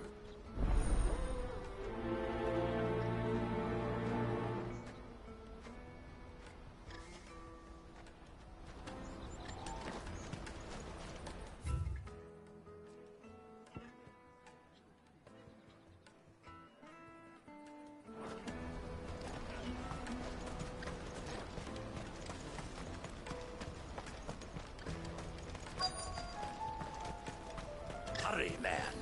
I must leave for the Dominion. I've been asked to find Aldrich, the porter. I don't suppose that's you, is it? That's me right enough. You need something delivered? The innkeeper sent me. He said there's a cup of Gotown 66 with your name on it when you're done for the day. A 66? Bugger me. If he's just got hold of it now, it must have been in the crates he had me carry down from Sambrek. From the Empire to Boklad. You must be a braver man than most. That's a treacherous route at the best of times. Such is the porter's lot. There's not a patch of storm these feet haven't traipsed across. It's Oriflamme one day, then off to Canva the next. The farther you're willing to go, the fatter the purse. which is why there's no shortage of competition for some of the longer routes.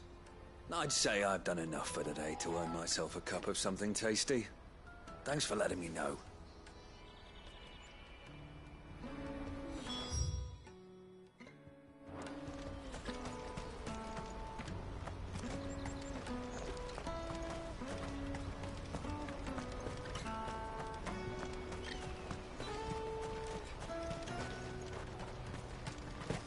Let me carry your goods. I'm cheap. Peaches and pears. Plates Come on, come on! Jug of snake spit for the road? The caravan stops next to the checkpoint.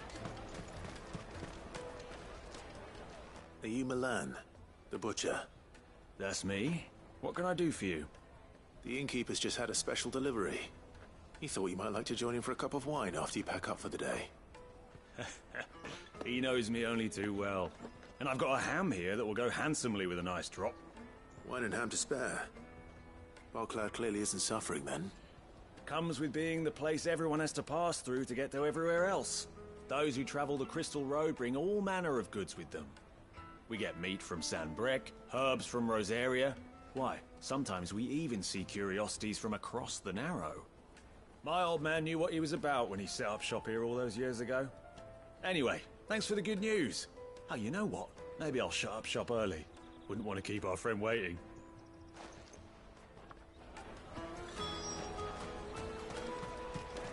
You won't find anything of this quality in Twinside.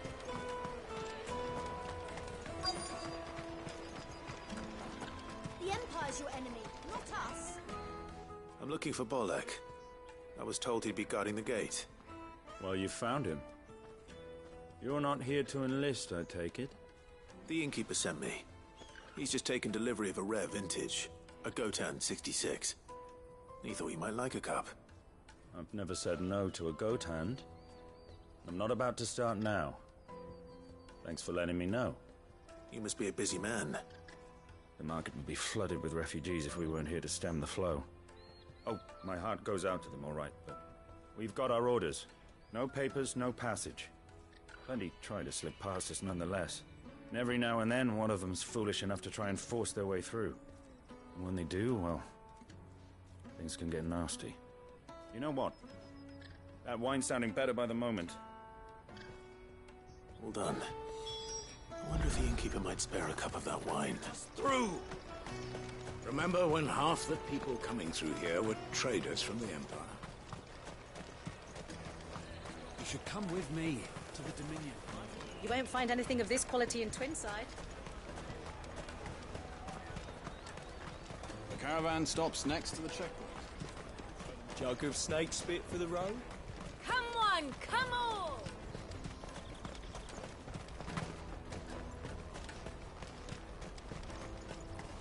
Out of my sight, wretch!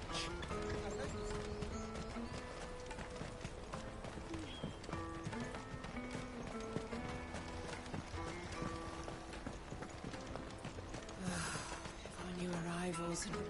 I spoke to your friends. They'll be along soon. That's fantastic news. Thank you kindly. It's been a while since we all sat down together. And the way I see it, that wine is as much theirs as it is my own. How so? Well, I wouldn't be serving anything but slops without Aldrich to go and fetch the good stuff for me. And then there's Milan, who always sends customers my way. And Bolek, an even-handed keeper of the peace, if ever there was one. Those three are the backbone of Barclad. Lose any one of them, and the market would soon fall apart. And without the market, I wouldn't have a single customer. I'd say that's worth a bottle of 66, wouldn't you? And more besides. Everyone needs a shoulder to lean on. Be they world-weary innkeepers or brooding swordsmen. Right. I'd better prepare for my guest's arrival. I hear you had me carrying a bottle of Gotan 66. If I'd have known, I would have sold the thing and lived like a lord. I'll settle for a cup, though, if you're in a sharing mood. A Gotan 66. Just as well I had something special of my own set aside. A bottle between the four of us might not be enough to drown our sorrows, but it can't hurt. Here they are, the free pillars of Boklad. Sit yourselves down, gentlemen. The woes of the world may be monstrous in many, but there's nothing like a few good friends to keep the misery at bay. Never a truer word spoken.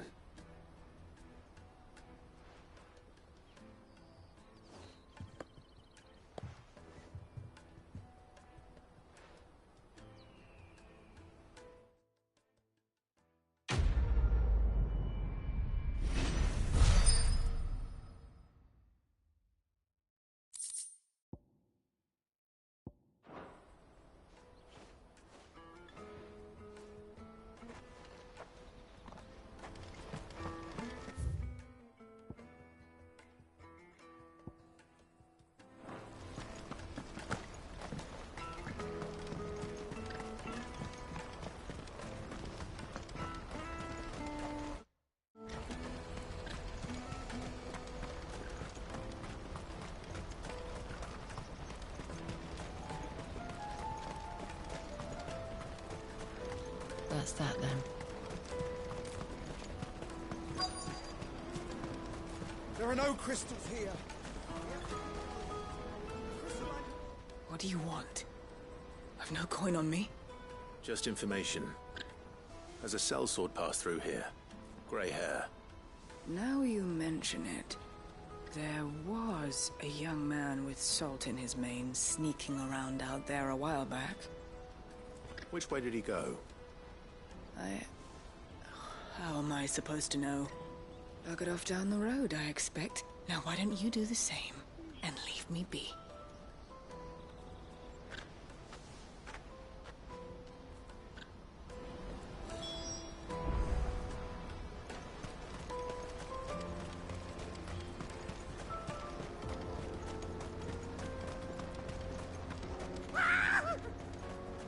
Why am I not surprised?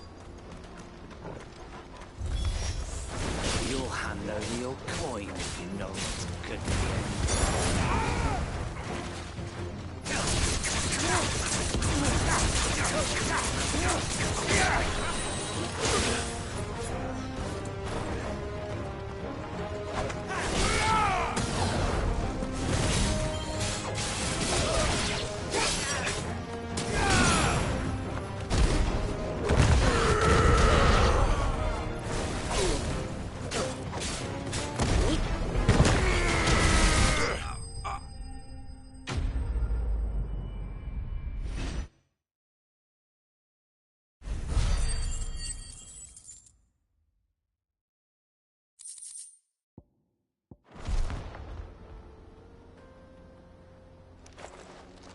Are you hurt?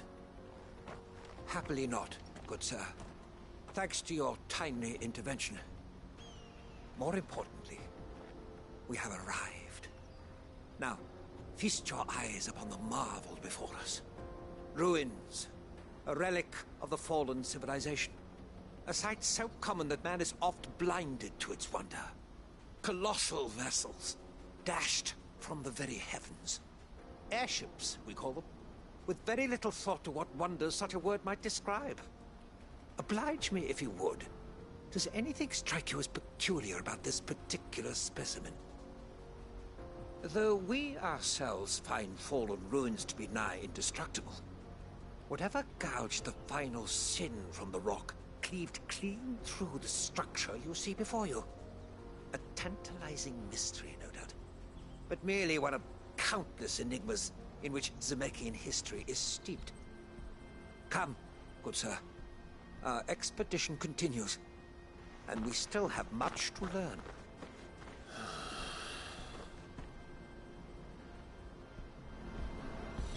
He's passionate. I'll give him that.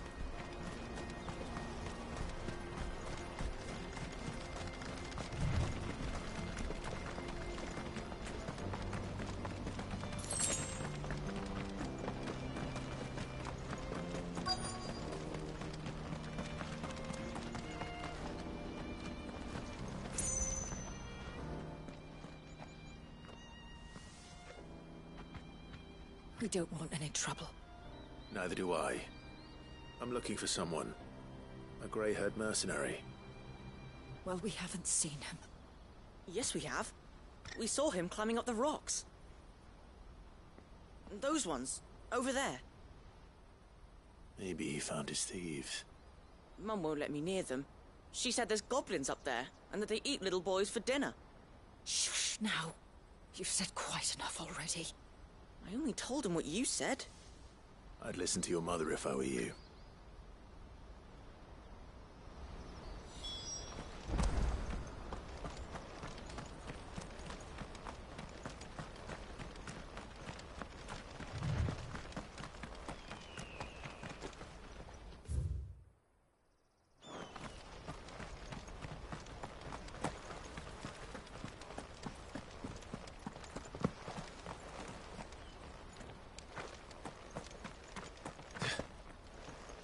Joseph's thieves really lug their stolen wares all the way out here?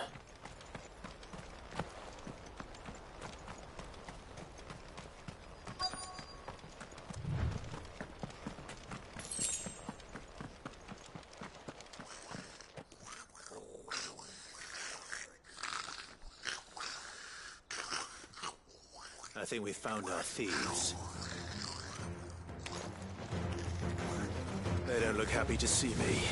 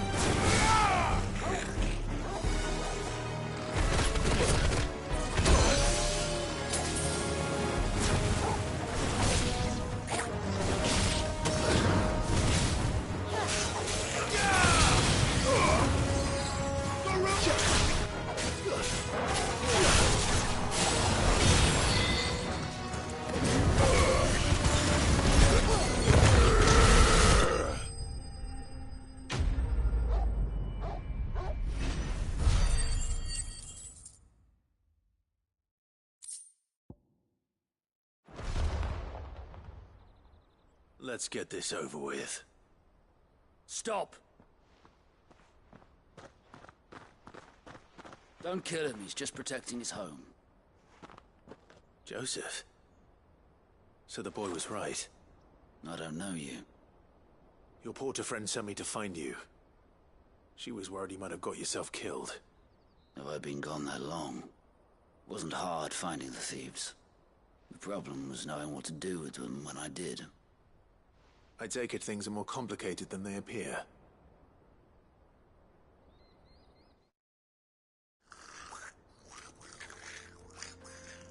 I'd all but ruled out bandits before I even left the market. You know why that is? Because our thieves had no interest in gold or gems, or anything they couldn't eat for that matter. Add to that the rumors of goblins in the area, and the mystery practically solved itself. I soon found their cozy little homestead and all the missing food. I launched myself at them, full of righteous fury, but their leader was the only one who moved to meet me. The others, they huddled around that food, ready to die protecting it. They stole because it was that or starvation. I've been there myself, back when times were hard. So you spared them? And earned their trust into the bargain by the look of it. These goblins aren't native to the area. They don't know how to survive such barren lands, so I've been teaching them. And once they've learned to hunt and forage, they won't be fool enough to risk their necks in Boklad. I'm impressed. I didn't know goblins could be reasoned with. Do me a favor. Let the porter know I'm safe. I'll head back to the market once my work here is done. Oh, and don't mention the goblins. I don't want people coming here brandishing pitchforks. Not now this lot have sworn off thieving. Your secret's safe with me. I appreciate it. Thank you.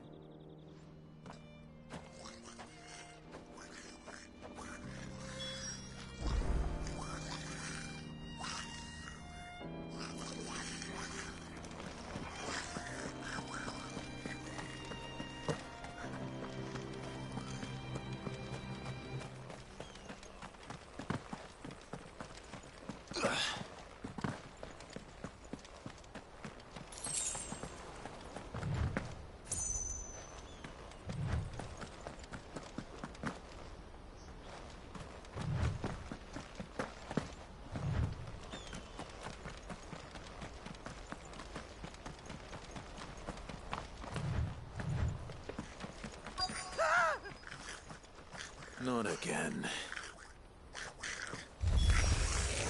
All right then. Who's first?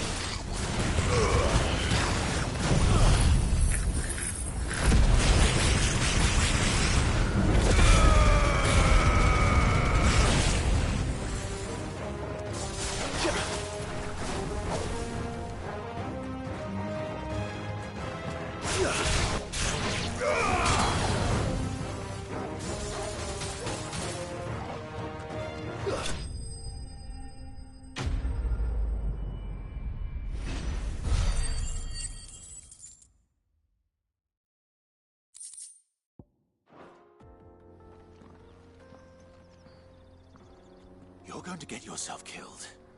Oh, that would not do. That would not do at all. Not when such majesty stretches out before us. Behold, the final sin in all its glory. As Moss tells us, a battle was fought here in ancient times. A battle of such ferocity that it tore a great crater in the very land upon which it was waged. In reaching for their holy sanctum, did man enrage the gods, and great was the vengeance that was rained down upon him. Alas, the full truth of the matter is lost to time, though I live in hope that I might see it discovered. But we must not dwell upon such things. There is more yet to see. Onward! History awaits!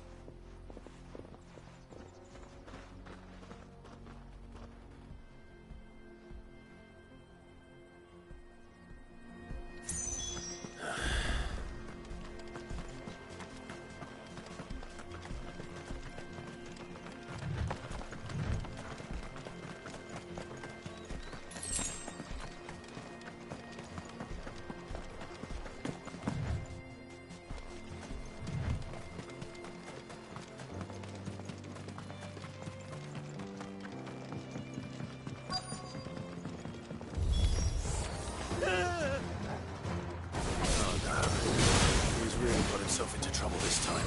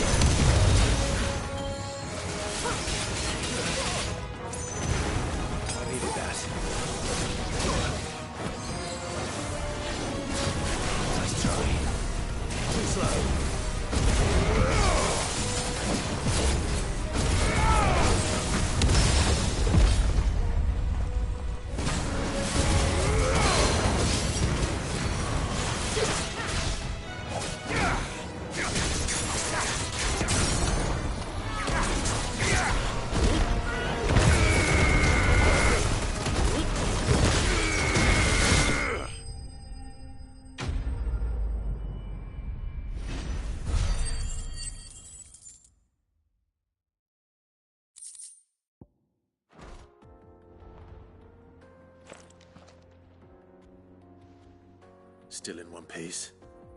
It would seem so. Once more I am in your debt. And once more you impress me with your prowess. These were no ordinary foes, but ones we in the field call echoes. Though Moss the Chronicler concurs with the legends in attributing the fall of Zemeckis to a wrath wrought upon mankind by the gods, he offers little in the way of explanation. Could the ruins we see before us here, in all their elaborate beauty, perhaps suggest an answer? Could the construction of such miraculous edifices have been considered an encroachment upon the province of the divine? Alas, all is mere speculation. But one day, perhaps, I will learn the truth. Not if you keep running headfirst into trouble. You are right, of course. And not only have you plucked me repeatedly from the jaws of death, you have proven yourself a willing audience to my ramblings. Glad to help, but didn't you say you came here to investigate something? I fear I may have rather overstated the case on that front. In truth, a captive ear was all I really desired. You see, even my fellow scholars have grown somewhat weary of my musings of late. And so I came upon the idea of purchasing a companion. A captive audience, if you will. That's what this was all about. I am afraid so. And now, my good man, it is high time we returned whence we came. Fine. Just don't go running off this time.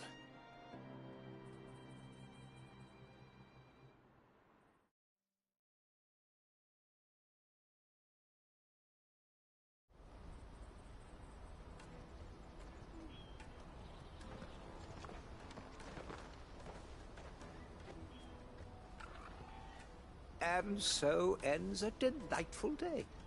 Here, your reward for humoring my selfish whims, plus a little extra for the trouble I have put you to.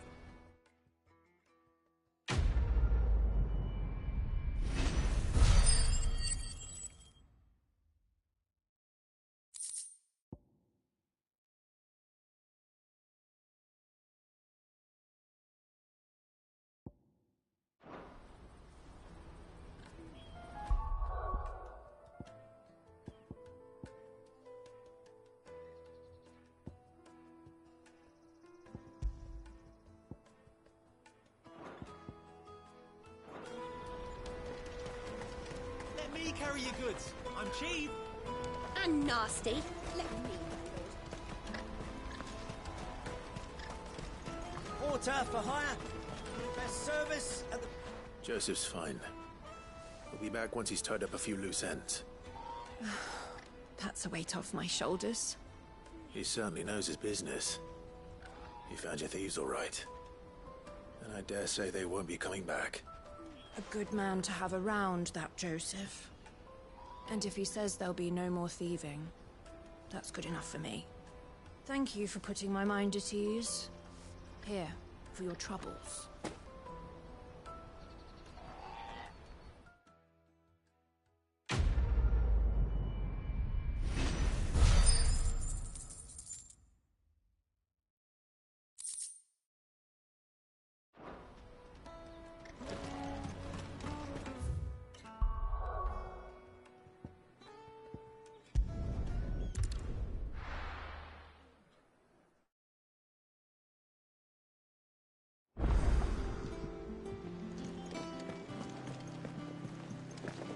Is that the thing Tomes helped to build?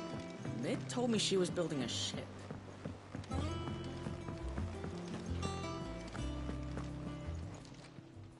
How may I help you today, Clive?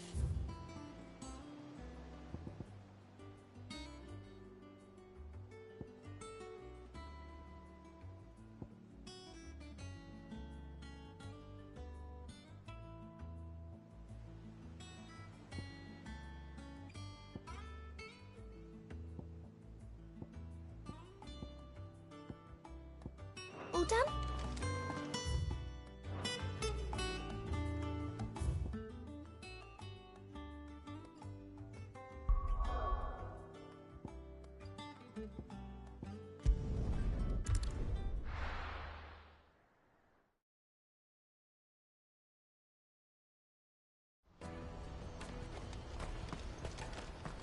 Out of my sight, wretch! Peaches and pears. Come on, come on! The caravan stops next. Juicy pears! What I really want to be is a blacksmith. Here you are, Goods. Try not to lose it again. Me pass! You found it! Oh, thank you so much. Nan would have killed me if I'd come back without it. I'll have to say thanks to Elle and Theo, too. So should you, Honza. You and your friends don't have to steal anymore. If anyone threatens you again, you know who to turn to. We do. And we already have. Miss Elle's given us a job shifting the chocobo shit out the stables. It's hard work, and the pay isn't half what we got from the Stones. But if we stick at it, we'll keep ourselves fit. You stick at it, then. And Goots, I'm sorry for stealing your pass. That's all right. I've got it back now. And all's well that ends well, eh? You said you're trained to be a blacksmith, right? Well, I'm gonna be your first customer. I'm gonna save up all my gil and get you to make me a massive sword.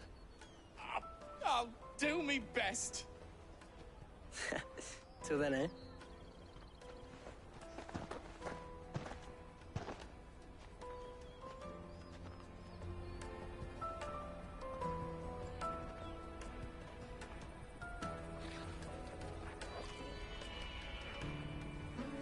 All right.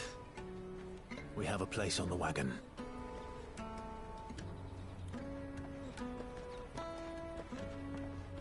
Remember, Goots, we're mercenaries. You hired us to protect you. Mercenaries. And you remember the plan? You're to ride all the way to Twinside. Jill and I will go with you as far as the outskirts, then find our own way in. I'll buy that stuff I need. Right. And we'll scout out the Imperial's defenses. There's a square with a big bell tower right in the middle of town. If you get lost, or out goes wrong, we can meet up there. All right. Let's go.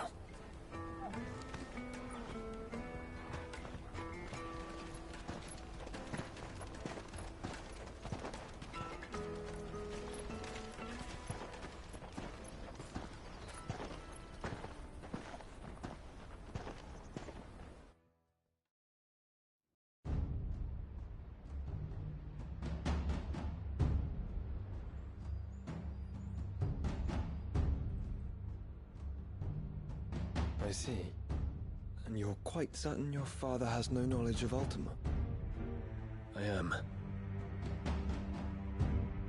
I have no difficulty believing a sinister force has come to exert an influence on Sanbreque. But be that as it may, it is yet to claim my father. For better or worse, his radiance speaks his own mind. Then the fiend works from the shadows.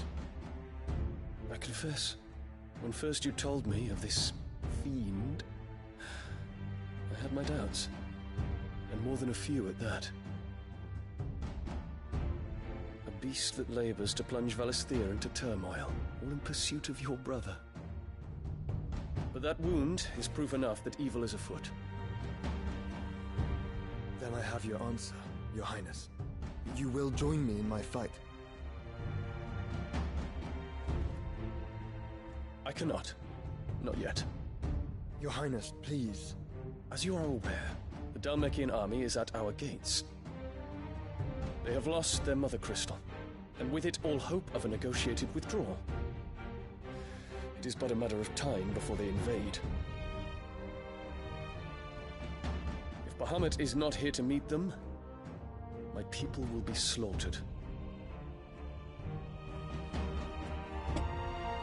Though not by Hugo Kupka, thanks to Ultima's machinations.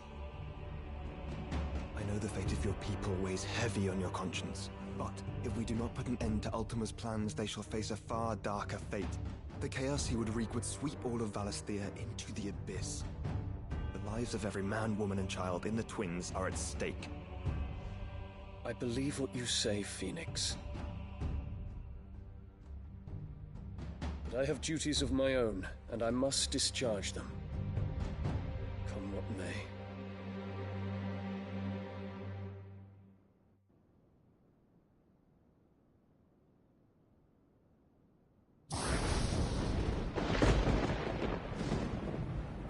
What do you know of my blood?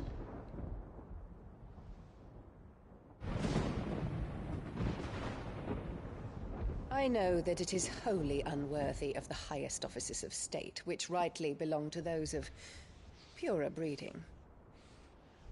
Alas. Your bloodline runs through the Oriflamme gutter, from a whore who weighed her child's worth in gil. Have you threatened my father? Of course not. I merely whispered in his ear that his mongrel son is plotting a rebellion. What? Sylvester listens to the words of his astrologers. And they have ears too. You have been feeding them your lies! Should you remain loyal to Emperor Olivier, his radiance may yet crown your head with laurel, and not with tar. Fork-tongued witch!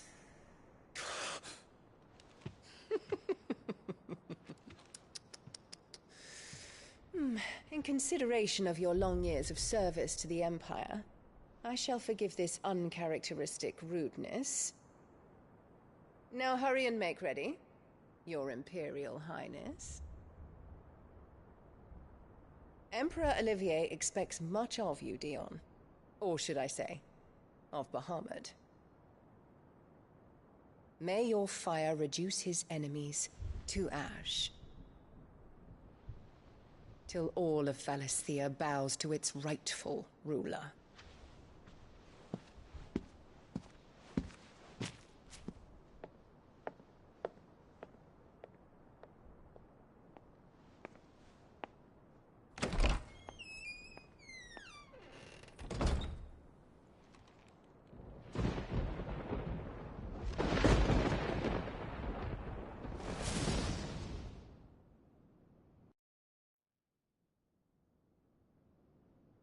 There is another darkness that has taken hold of Sanbreque. And until its grip is released, the flames of war shall spread ever wider, just as Ultima wishes. Forgive me. My family has caused you much grief. You are not her keeper, Phoenix. This is a matter for the Imperial household now, and as a member of that household, it falls to me to resolve it. At such time as that is done, what strength I have shall be yours.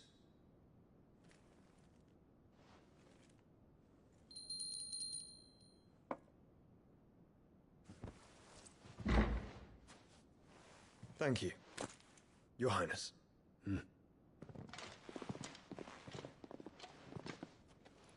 Let us take to the skies together, and bring a new dawn to Valisthea.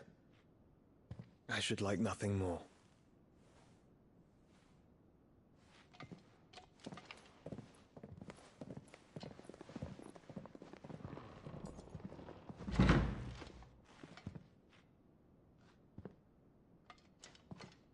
Terence. My prince. Tell me true. Do you believe what I'm about to do is wrong? We dragoons have but one leader, Your Highness. And we shall follow him unto the very end.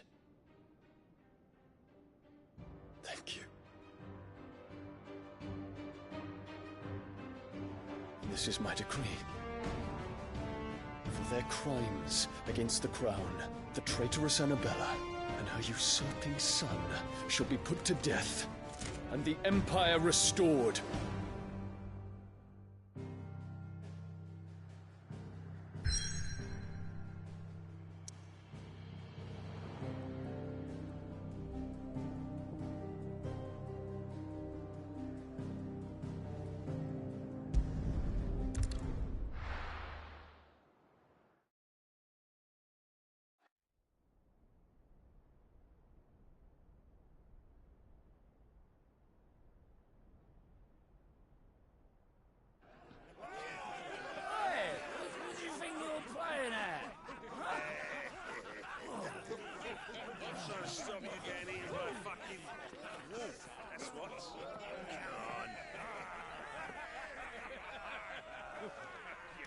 One would never guess that these people stood on the brink of war.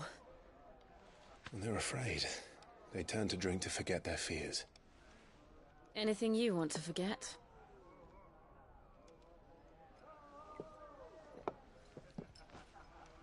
The harbor is empty, and half the market stalls too.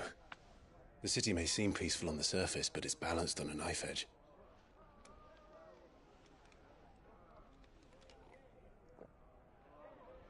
Were we to give it a nudge, it might be just the distraction we need to reach the Mother Crystal. I thought you might say that. We should send for Gav. We'll need someone to keep the fires we start from going out. And we can busy ourselves scheming until he gets here. I'll send a Stolas then.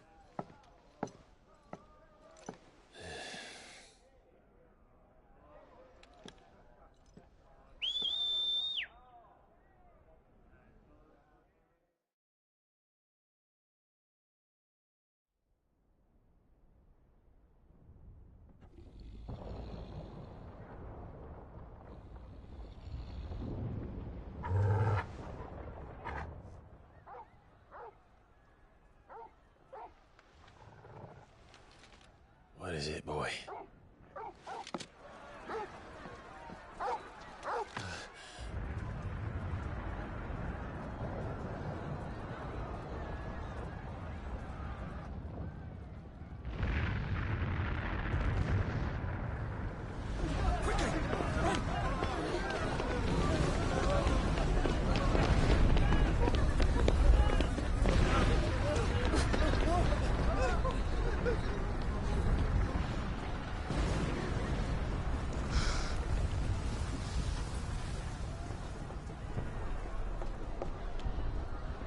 What's happening? I don't know. Torgal!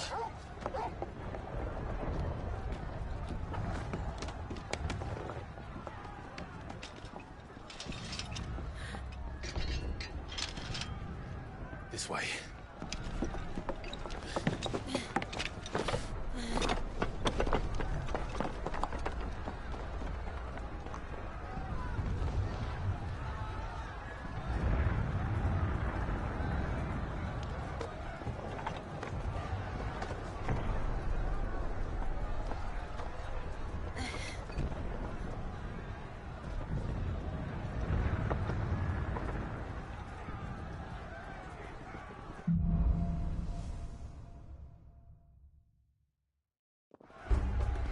The city's on fire.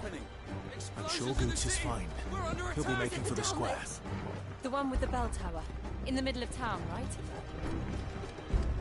Guard, watchman or sentry is to be slain on sight. But spare the citizenry. His Highness's orders were clear. The people... Those were Imperial Dragoons.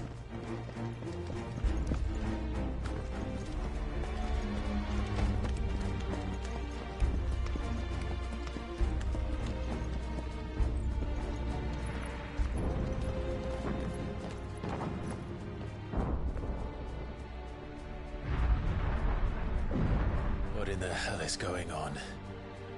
Let's go and see. Right.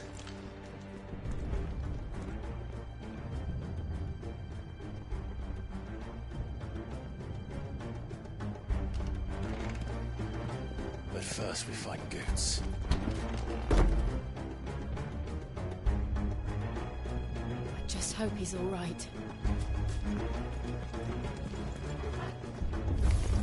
You there! Identify yourself! We have to.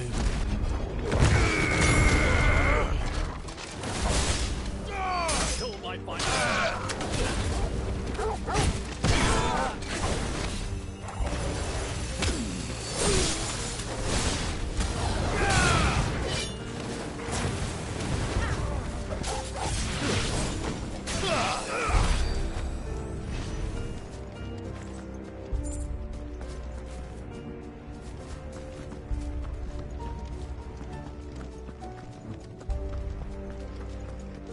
Hurrah! Quickly!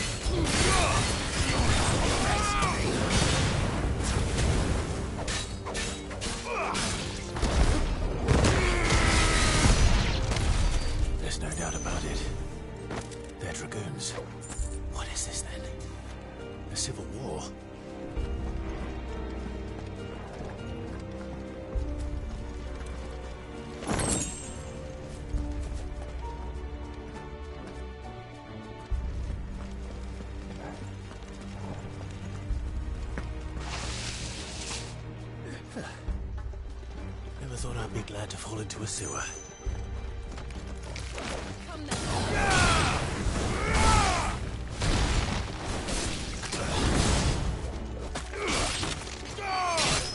You're finished!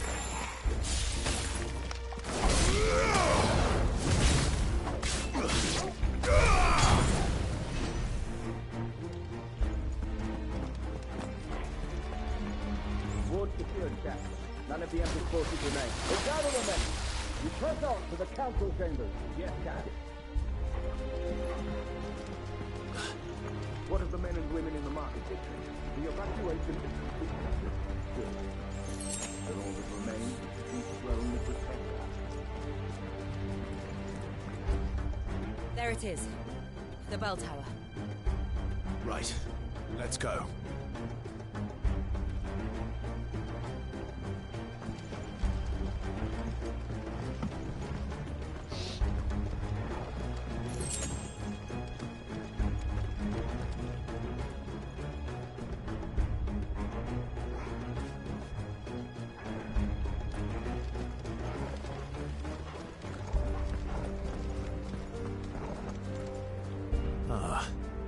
A goods lift.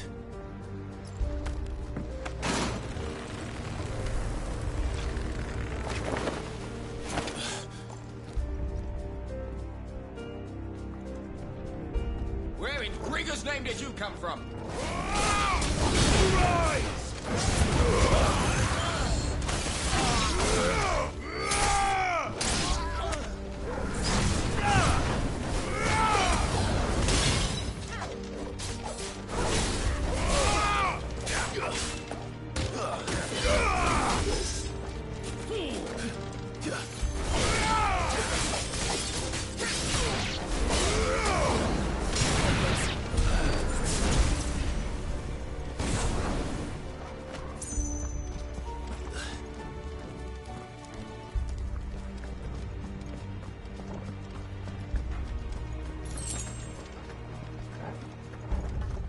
Intruders!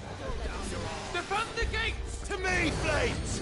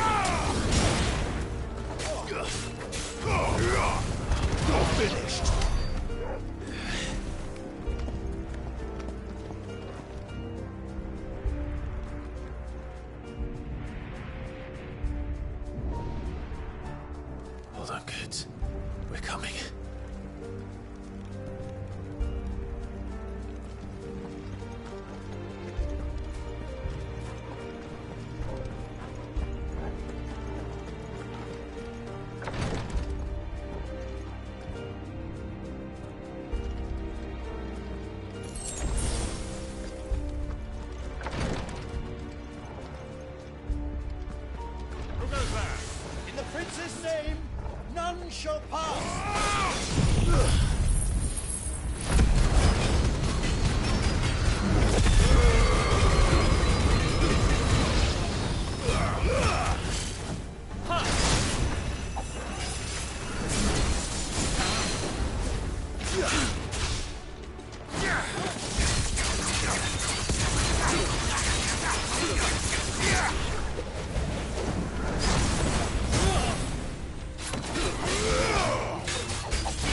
This one.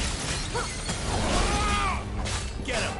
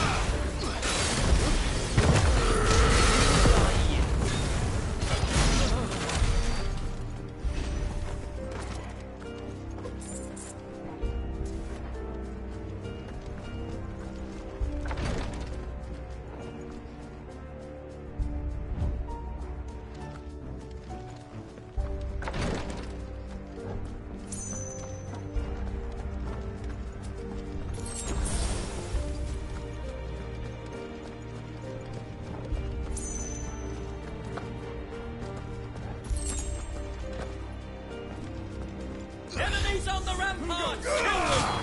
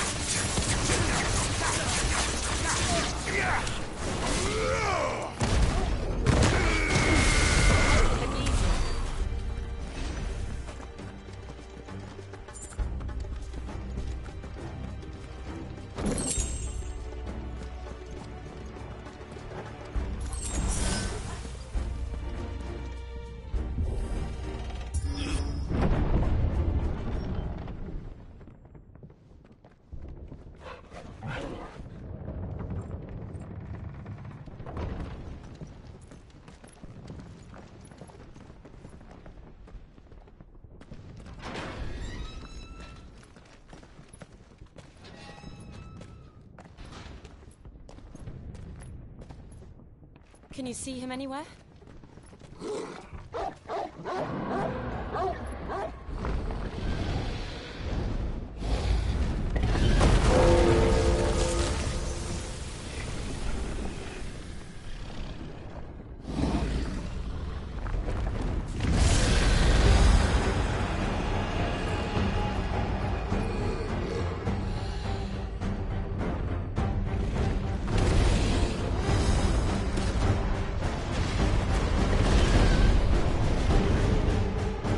Must be one of the Dragoon's pets.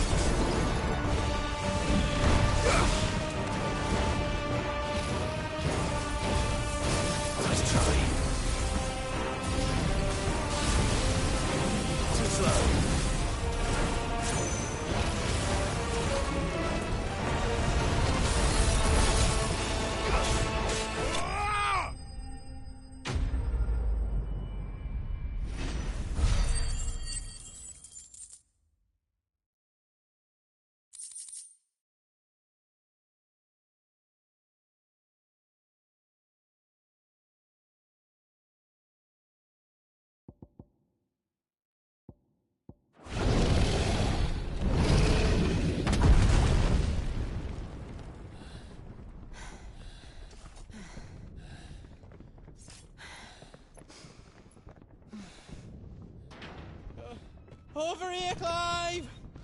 Are you alright? Goods, there you are. I didn't know there'd be a dragon. All right. Let's get out of here. Oh! What now? Is that Mother Crystal's heart? What the hell is it doing up there?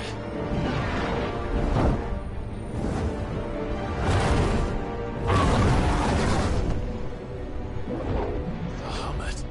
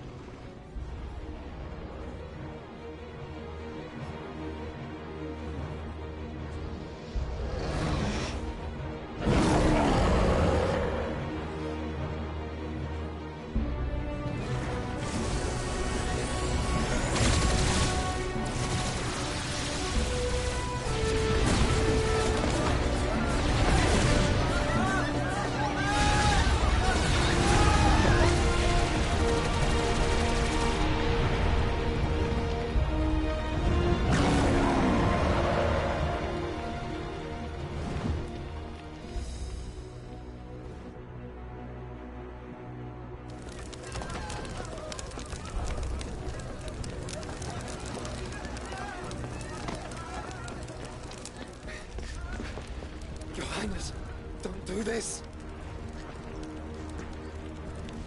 We must leave. Now, Your Grace, I beg of you. This is not what he wanted. Something's happened. Forgive me, Yod, but I must put a stop to this. Your Grace!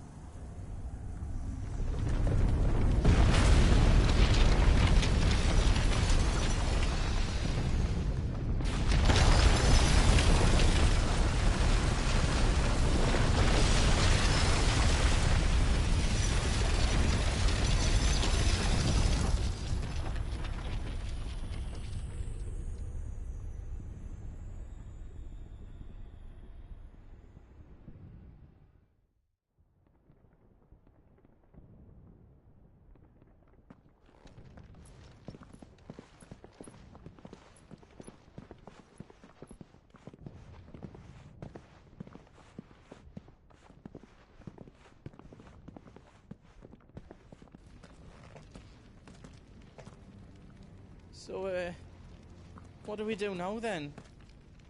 We destroy the heart. But he might come back! As soon as the flames die down, the Imperials and the Dalmex will move in. This may be our only chance. And Bahamut has gone for now. You should get as far away as you can, Goots.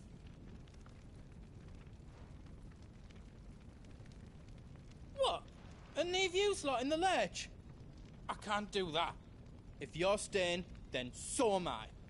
I packed everything up before I made a run for it, so if there's out you need, just ask. But I won't be giving it away for free. Nana'd never forgive us if I did. Thank you, Goot.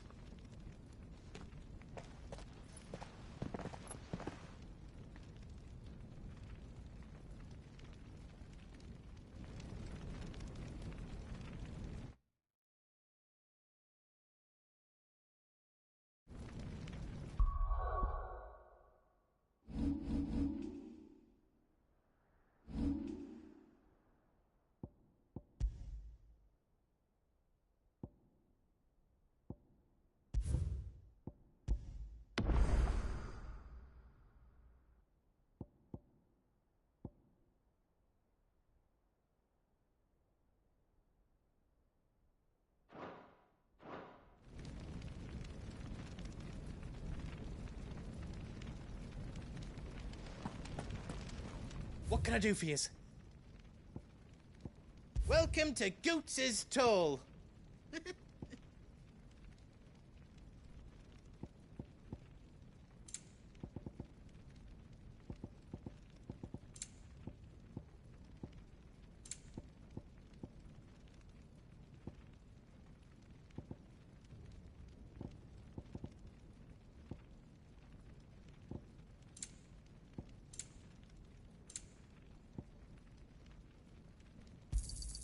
Is there out else you need?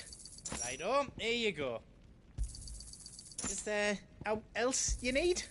Righto, here you go. All done then? Whatever yous need, leave it to me.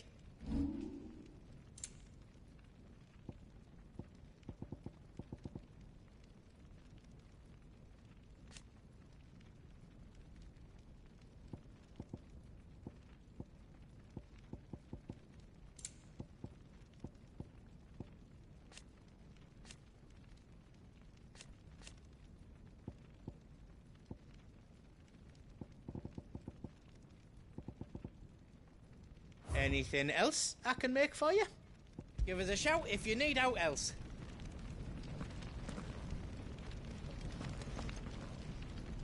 You be brave now, boy.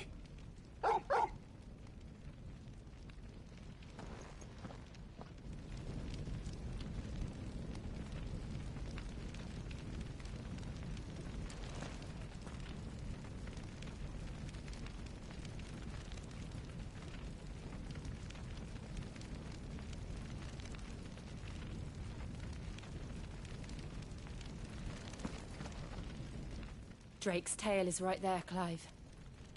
It's time to free Storm from the Crystal's curse. Oh, it's past time. But remember, Bahamut is still out there. And I dare say we'll be seeing him again before the night is done.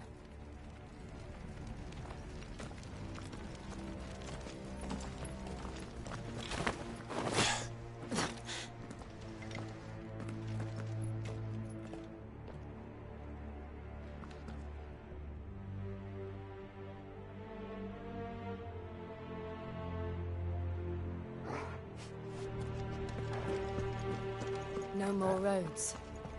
We'll have to find our own path. Do you feel that, Clive? Ether.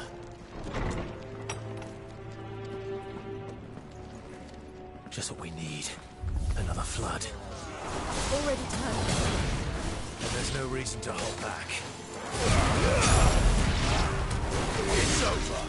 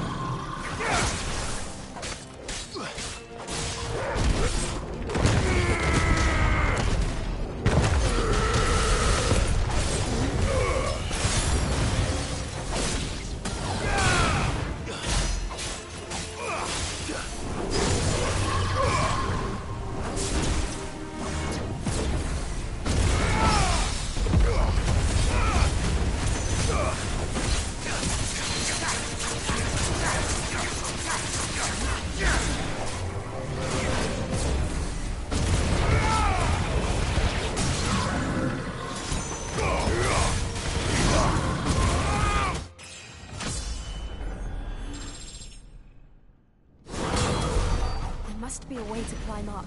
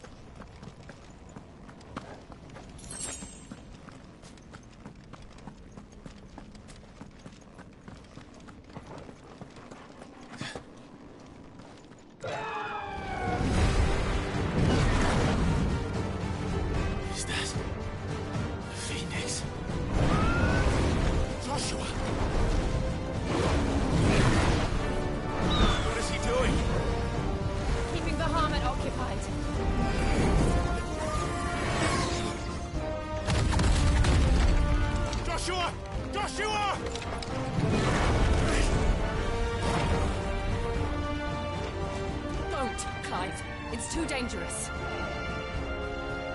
Fuck. Hold on, Joshua. I'm coming!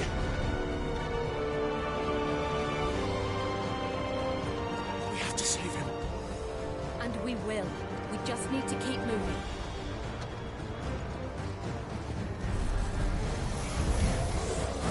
Abigail! Not now!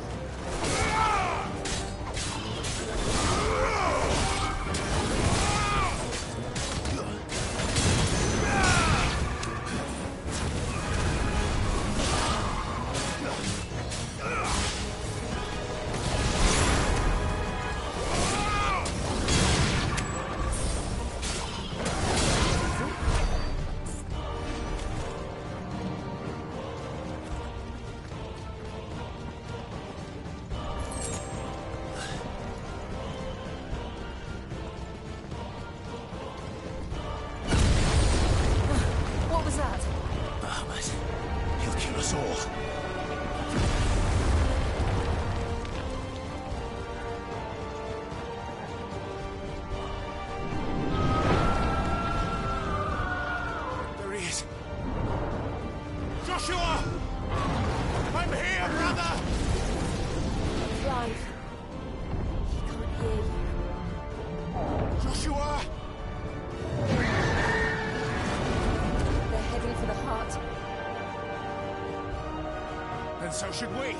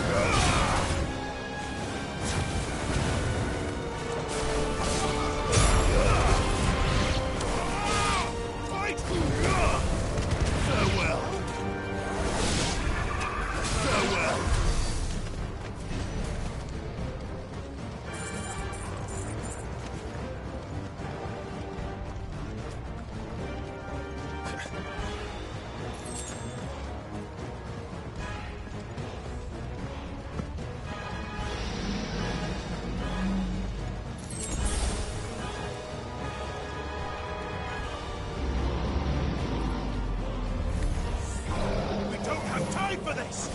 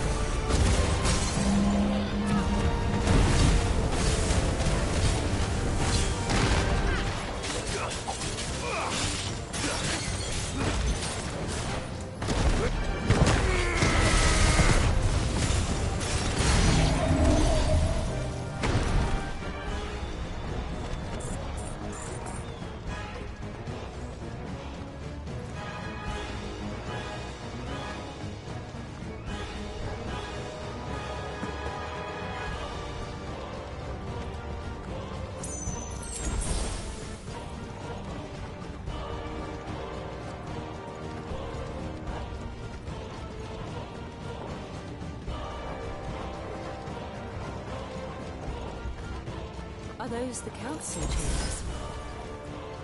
How are they still standing? I don't know.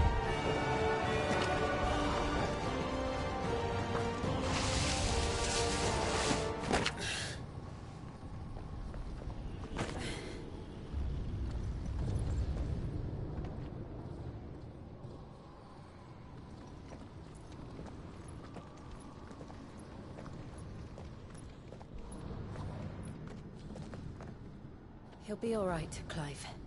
He's a survivor. We're getting close.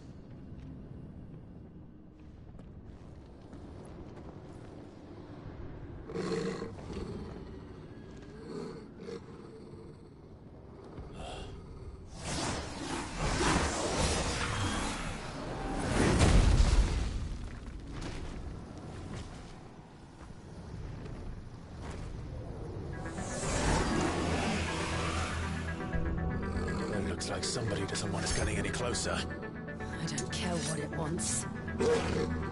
Neither do I.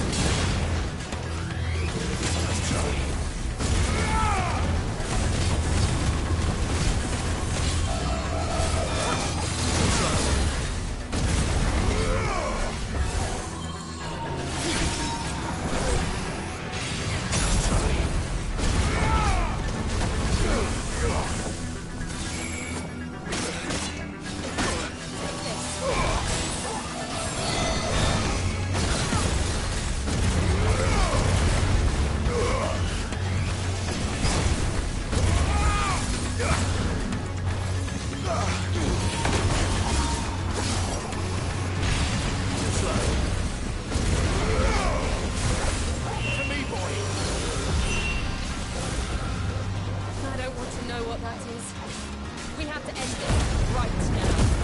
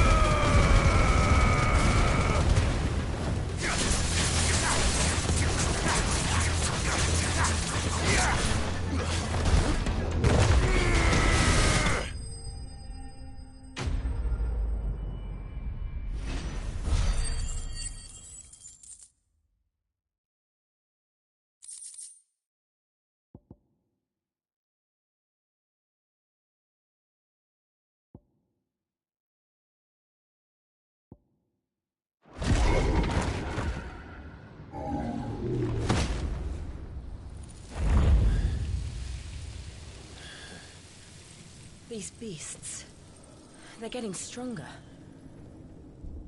We can think about them later. Right now, there's only one thing we need to focus on. The heart.